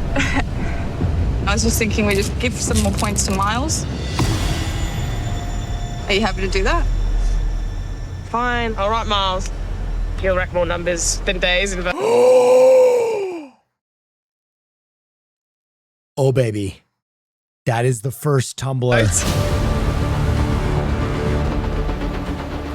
Is there anything else we can do? Hopefully AJ can keep it to a 2-2, because I know he needs you as well. We have to get someone to flip. We just have to pick the right person. It's Kaylin. Zara's just dead meat, so I don't know why she's not It's helping Kaylin. us. You go to Kaylin right now and you tell him Miles is gunning for you. Miles is gunning for you. You go right now. Do not pass go. Do not collect $200.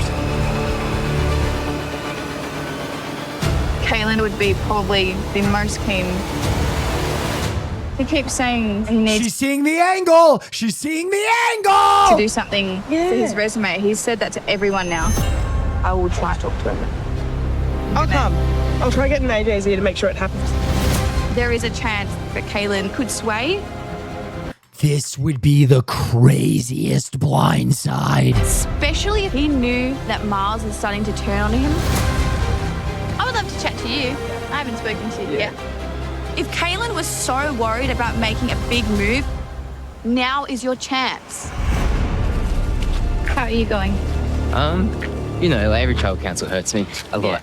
And I know you you guys are don't so... How the fuck are you the survivor prophet? I guess you're new here. You see, I have the gift. nice to me. And, I'm glad you think so. And that's like, so, yeah, so, like, I'm completely open. I don't have the resume. You literally called exactly what was going to happen and why she was going to think that. Gandalf the Mandolf. I suppose you're new here. That's what I do.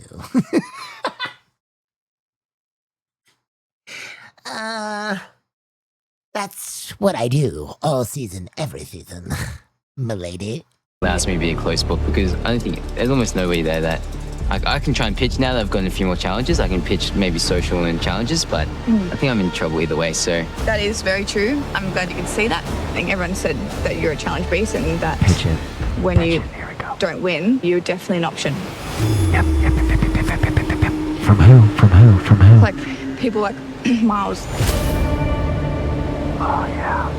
Has he said something or? Kind of like gave me like a little hint. I think everyone said you have some guns on you, so I'd be happy to help you. I'm trying to pitch to you that Miles is an option. We could pull off a huge blindside tonight, exterminating the jungle rat who couldn't be voted out for days. It is time to do it. Yeah.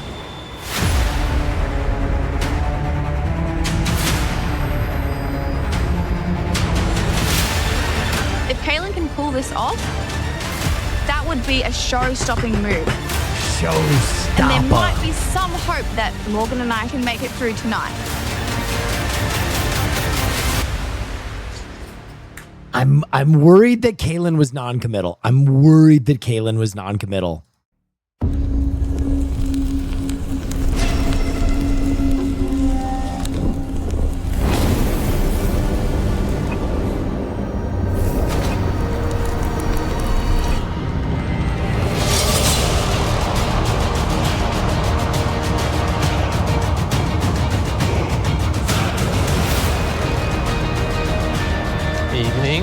Evening.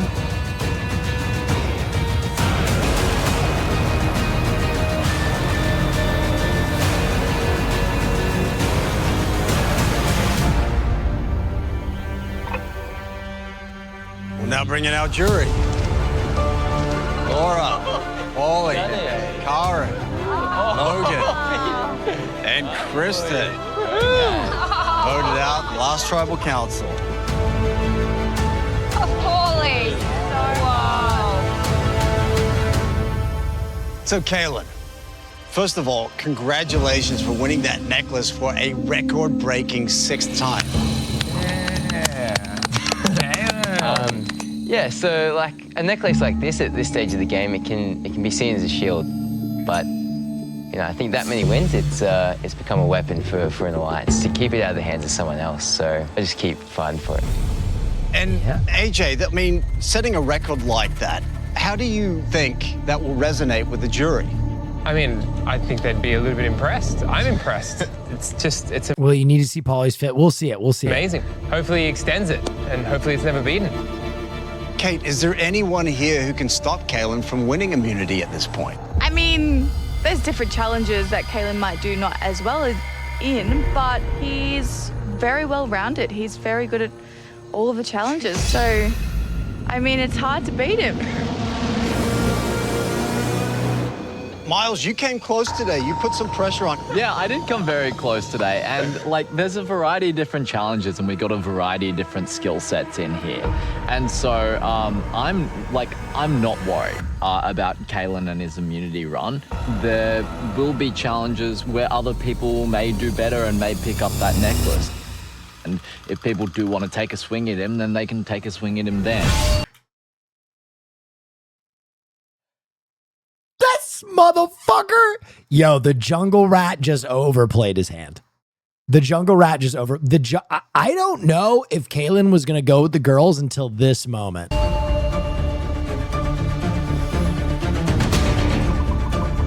Kaylin, I mean, that is one of the dilemmas of this game. You want that necklace because it's the only thing that can keep you safe in this game. Yeah. But every time you win. No, he's playing the idol.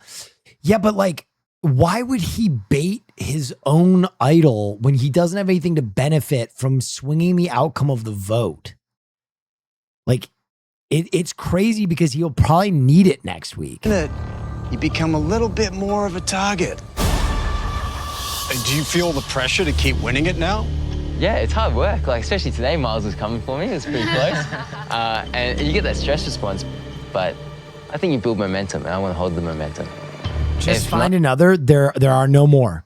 They're done with idols right now because next week is the last week for it. I've got a great alliance. Miles, is that true? I mean, obviously, we're going to eventually get to a point where Kaylin winning immunities is going to become an inconvenience for some people who may want Kaylin out.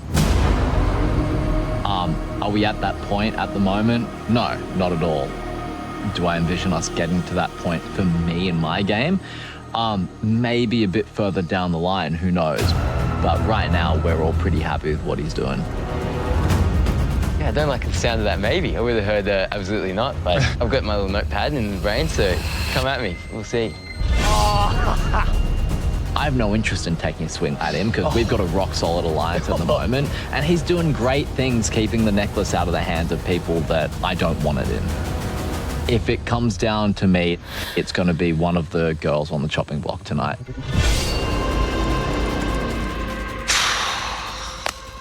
I don't know, I slept on the JLP. Fuck, man. hammock all afternoon. You did? Yeah, I thought we could be used as a number because at one point of this game, it will change for them and there can only be one winner. So you can stay strong for so long, but they'll have to start picking each other off and using other people to help with that. Kate, were you able to find any cracks in this alliance of 4? There's definitely cracks, but I think people are trying to play safe to make it to the top 5. There's a very, very good opportunity again to use 2 votes in a big move. Some people have said they want to make big moves in this game. Some people say they don't have enough big moves in this game. It's crazy to me that you wouldn't use it now when the opportunity is here. Zara, Kate makes a good point. There are very few available moves left in this game. Do you think the jury would respect someone Okay, I see the fit from the back. Is that a fucking halter top? who seizes the opportunity tonight and makes a big move? I think we're just thinking about when the right opportunity is. The opportunity is going to be gone. You're all going to be going for each other when we're gone. So the opportunity is here tonight. We can talk about us sitting here comfortably and not doing anything, but it's taken a lot of work to get to here. The walls are closing in, and we are going to hit a point at which, like, there aren't really any moves left. So it's just about timing, about when you do it. For me, the timing isn't right tonight. AJ, realistically, how many opportunities are left to make a move in this game? I think what it is do you want to change the layout of the chessboard? If you do, you should make a move, and if you don't, you shouldn't. For some people, the chessboard looks really, really good right now, and for others, maybe they want to move a piece here or there, and maybe they only need one move on that chessboard to make it the way that they want it. Kate, how do you feel knowing that your fate in this game is in the hands of these four brains? Not good. They've been saying Miles must be planning to play the idol the way that he's talking. I don't know, man. I don't know. for more than a couple of votes, so I don't feel like I've got a good chance. You don't feel like you've got a good chance? Well, you don't know everything that's going on because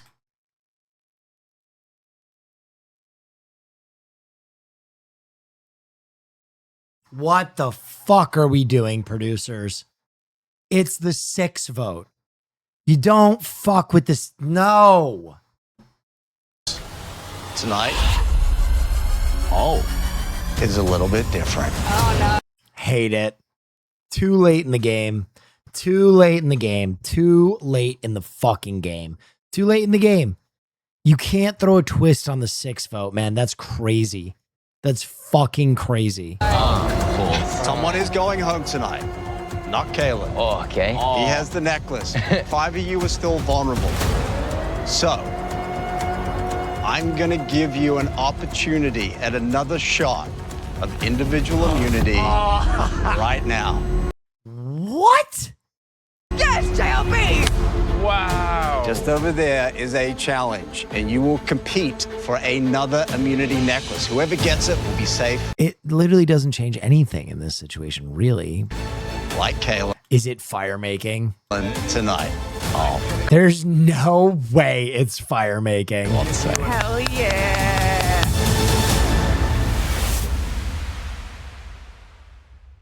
There's no way they're forcing a fire making challenge. Experience the game like never before. Okay, so just so you guys know, fire making usually comes up when there are 4 contestants left and you can't break a split. They go to a fire making challenge instead of going to stones.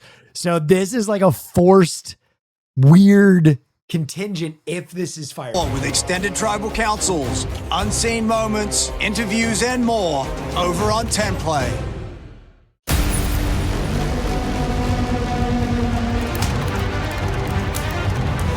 If Miles wins, he's guaranteed top 4. Yeah. All right, Kaylin, you can take a spot on the bench. Everyone else, What the take a spot by a barrel. I gotta pee.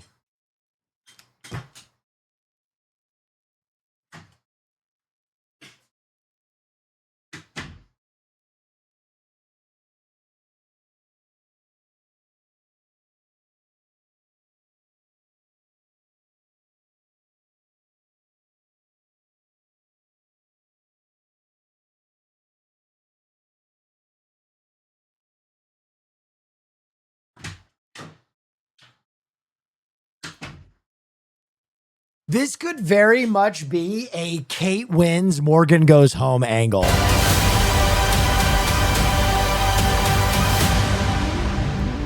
All right, This challenge is for individual immunity and guaranteed safety at Bro, tonight's that was 3 seconds. I told guys, I have high water pressure. I told you I can piss across a room. tribal. Here's how it's gonna work. You're gonna pull on a rope, balancing a wobbly table while you're balancing on a beam, and you attempt to stack cards 2 at a time to build a tower. First person 0 hands wash? That's right. My dick is cleaner than your mouse, brother. to reach the marker and get back behind that white line, or who has the highest stack after 45 minutes wins individual immunity and is safe at tonight's tribal council. Everyone else, except Kaylin, is vulnerable. The name of the episode, House of Cards. Here we go. I think this is a Kate wins, Morgan goes home angle. Right. Pick up your rope. You may begin. And AJ's gonna be like, this plays exactly into my game. This challenge is now on. This is brutal.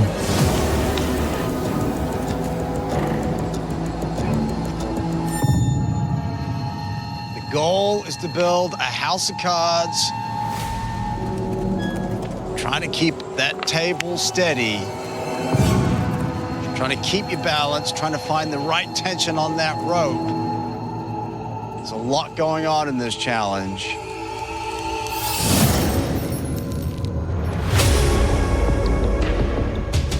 Everyone has their first layer done. Miles with an early lead. Kate right on his tail.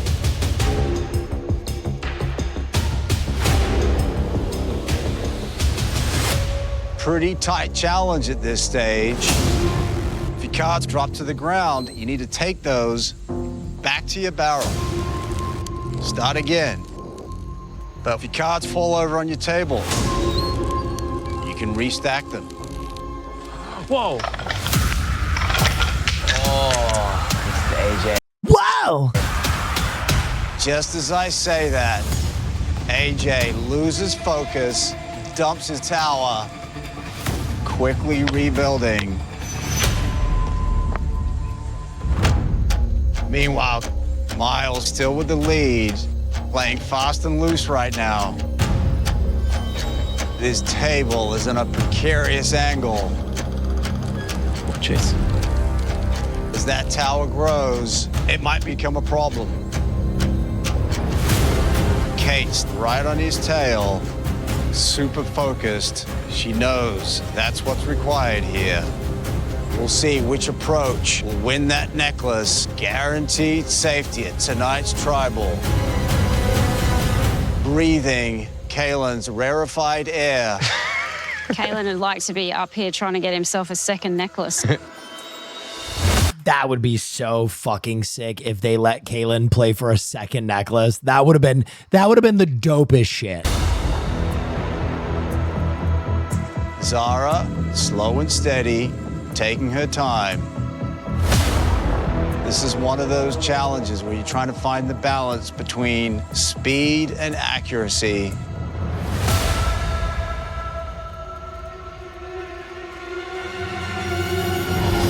Remember, no one can reach that market after 45 minutes. Whoever has the highest stack is gonna win. All right, after 20 minutes, Kate has a little peek at Miles. You're peeking, Kate. Realizes that he's one level ahead. Getting very close to that marker. Oh, jeez. But Miles playing it loose with that table.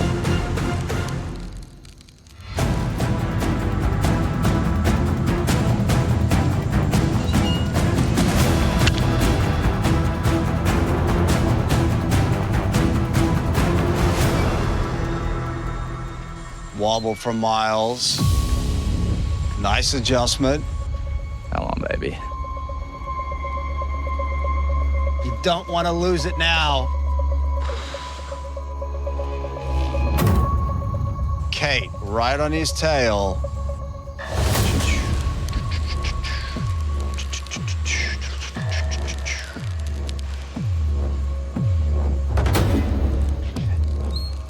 Jeez. Now those stacks are getting precarious. Oh, right on the edge. Still fast and loose for Miles. Never. That's risky when your stack is so high and he loses the whole thing. There it is. Bugger. And Miles is going to have to start from scratch. What a disaster for Miles. He was so close. 30 minutes we've been at this challenge. Kate with a huge lead.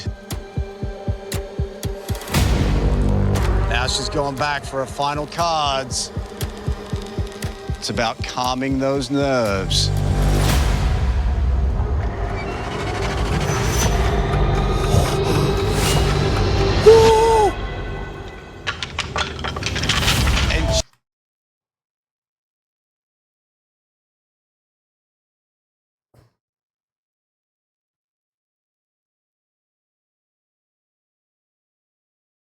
Just as I say that, she loses the entire stack. Oh my God, Morgan could win. Oh my God, bro. I'm so sorry.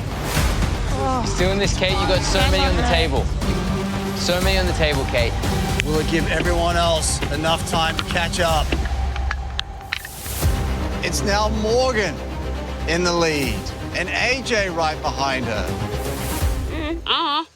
And Zaz. And Zara, still slow and steady, still in it. Let's see if that's the winning strategy.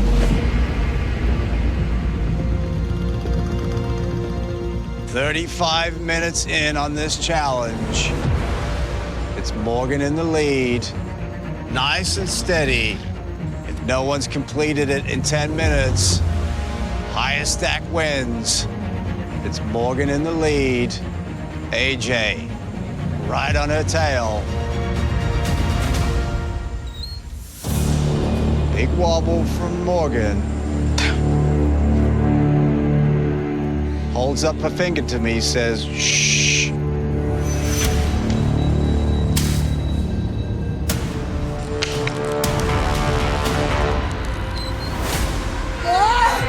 Oh, big wobble from Morgan, no! A disaster! It's now AJ in the lead. A little wobbly, and he loses everything. Oh my God, Zara's in the lead. Looks like it might come down to who has the highest stack. Kate and Zara, neck and neck. Kate's back in it? Really? Go, Kate! Slowing everything down. Do not want to risk what they've built. Now Morgan, slow and steady, just hoping Kate and Zara will make a mistake.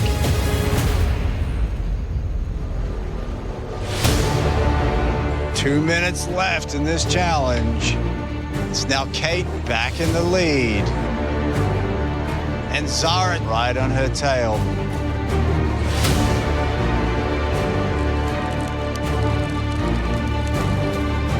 Got to get your cards in position and get back behind that white line for the win. 1 minute left. There's not much in it between Kate and Zara. Kate holding that position, not going to take a risk. 15 seconds. Kate and Zara tied. Now you're going to get behind the white line. 10, 9, 8, 7, 6, 5, 4, 3, 2, 1.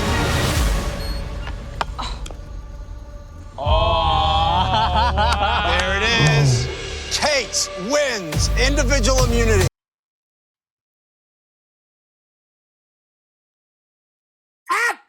Of God. Divine intervention. Do you believe in divine intervention, Jules? What, like God came down and moved that block? Yes.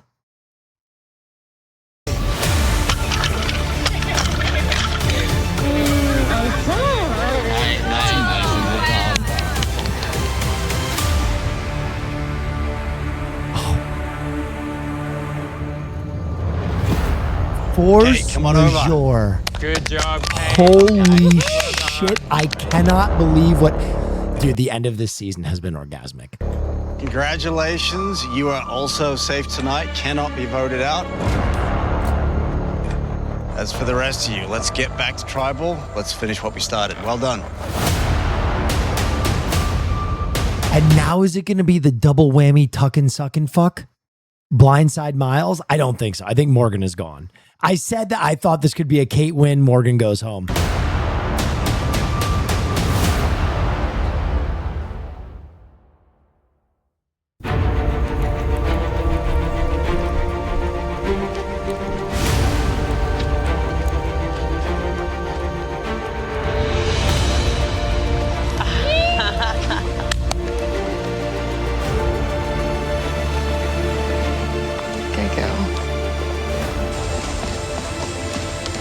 So proud of her. Oh my God, imagine they go 3-3.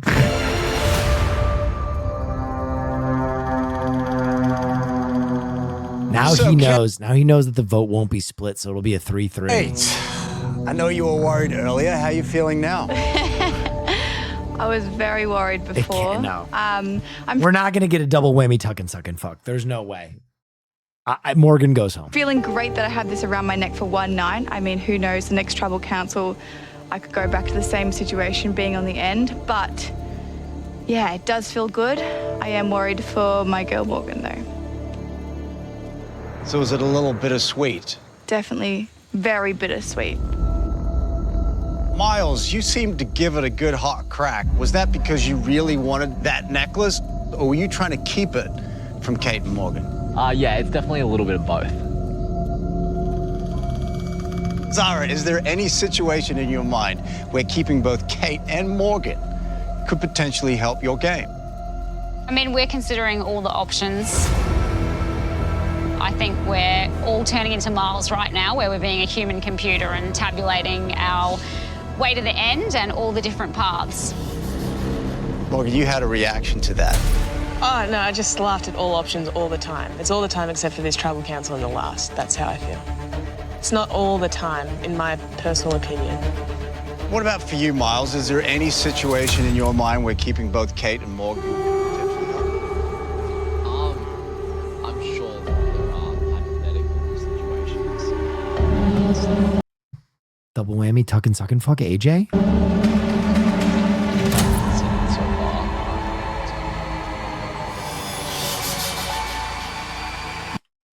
Double whammy tuck and suck and fuck Zara? So, Morgan, I'm sure that you're happy for Kate, but is part of you thinking, well, this doesn't really help me? Yeah, stoked for Kate, obviously. It was like such a cool challenge, but yeah, at the same time, I still don't think these guys are going to budge. It is what it is, and it ain't what it ain't. So, AJ, is this just a fait accompli? Definitely not. There are idols out there. There are advantages out there. You never know what could happen, but, you know, somebody could want to flip. But outside of those three, then yeah, I think so. Well, let's see where this is going to land. It is time to vote. Morgan, you're up.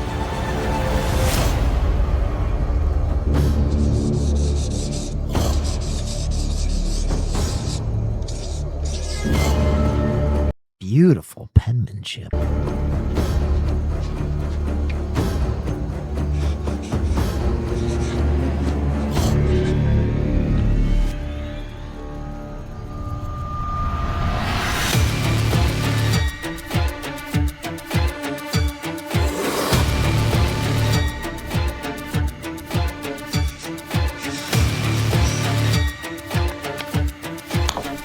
Sorry, Morgan. Love you, girl.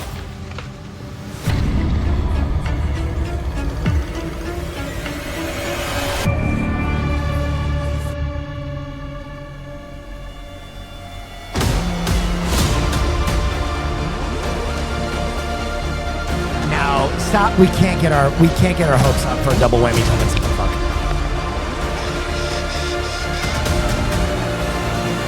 There's an M.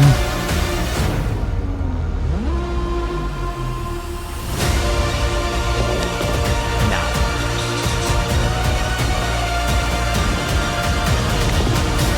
They want us to believe.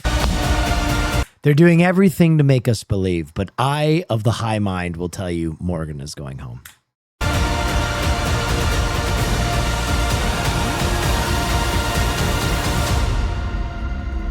I'll go count the votes.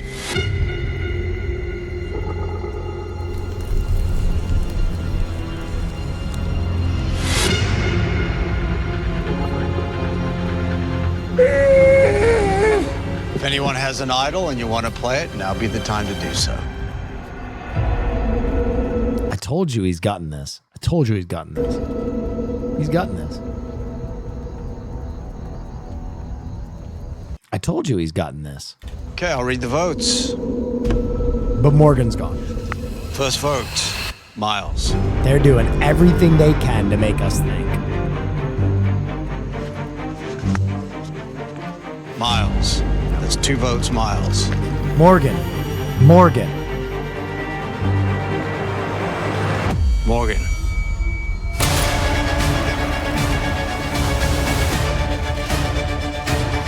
Morgan. We're tied. 2 votes, Miles.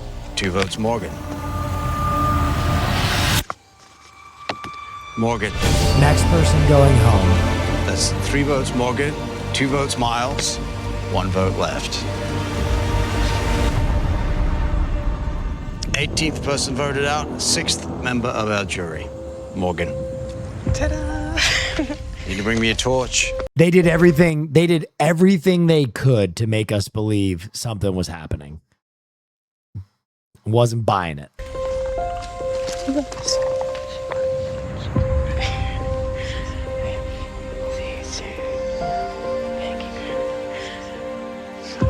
Good luck, guys. Play hard.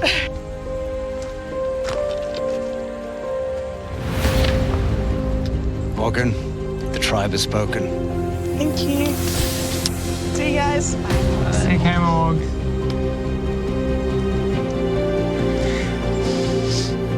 Well, sometimes in Survivor, all you need is one more day in the game. Grab your torches, head back to camp. Good night. Can you explain why this is a good move for anyone other than Miles? Well, it wasn't a good move for Miles. Miles didn't want this to happen. Miles wanted to vote Kate out. So did Zara. It's a good move for AJ.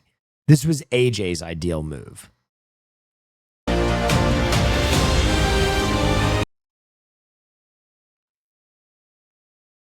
But only one will become sole survivor. AJ is so sure that I'm going to take him to the end. I'm worried about myself tonight. He's not going to go for me. But this is the correct play.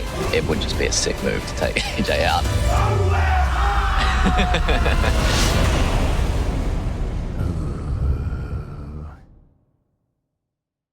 All right, let me check something. Hold on. Let me check something.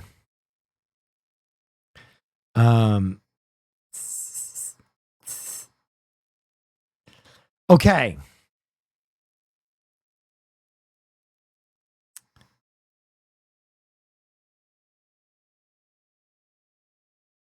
There are 3 episodes left.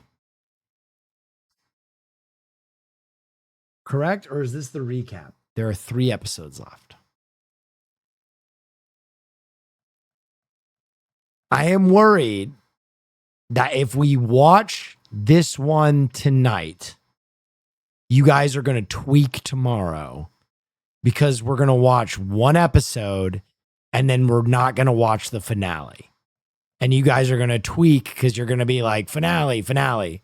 So I think what we do is save this so that everybody is on board for the finale. Because this way we watch 1 tonight we watch one tomorrow, and then we don't have to split up the finale because the finale is always in 2 parts. So, because we only watch one after film night, and I think if I split up the finale, you guys would actually tear your own fucking eyeballs out. So just to be clear, the finale will be Thursday then. I know you guys are thirsty, but I think if I split up the finale, you guys would tweak. You guys would absolutely tweak. Run a poll. No, polls are stupid. That's what I'm going to do. Okay. I've had a fantastic time. What a fucking Tuesday it's been. The content has been amazing. I'm going to send you over to Caroline Kwan. Thank you so much for all that you do. I hope you had a wonderful stay. I hope you laughed. I hope everything was to your liking because I'll tell you what, you guys are such a great community. I thank my lucky stars every day. I might also do some gaming tomorrow when I have some more energy, but I'm a little tired. Anyway, stay dangerous.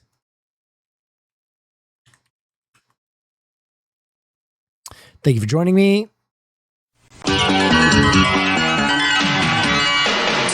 along with the Snorks. Swim along with the Snorks. So much to see waiting for you and me. Have some fun with the Snorks.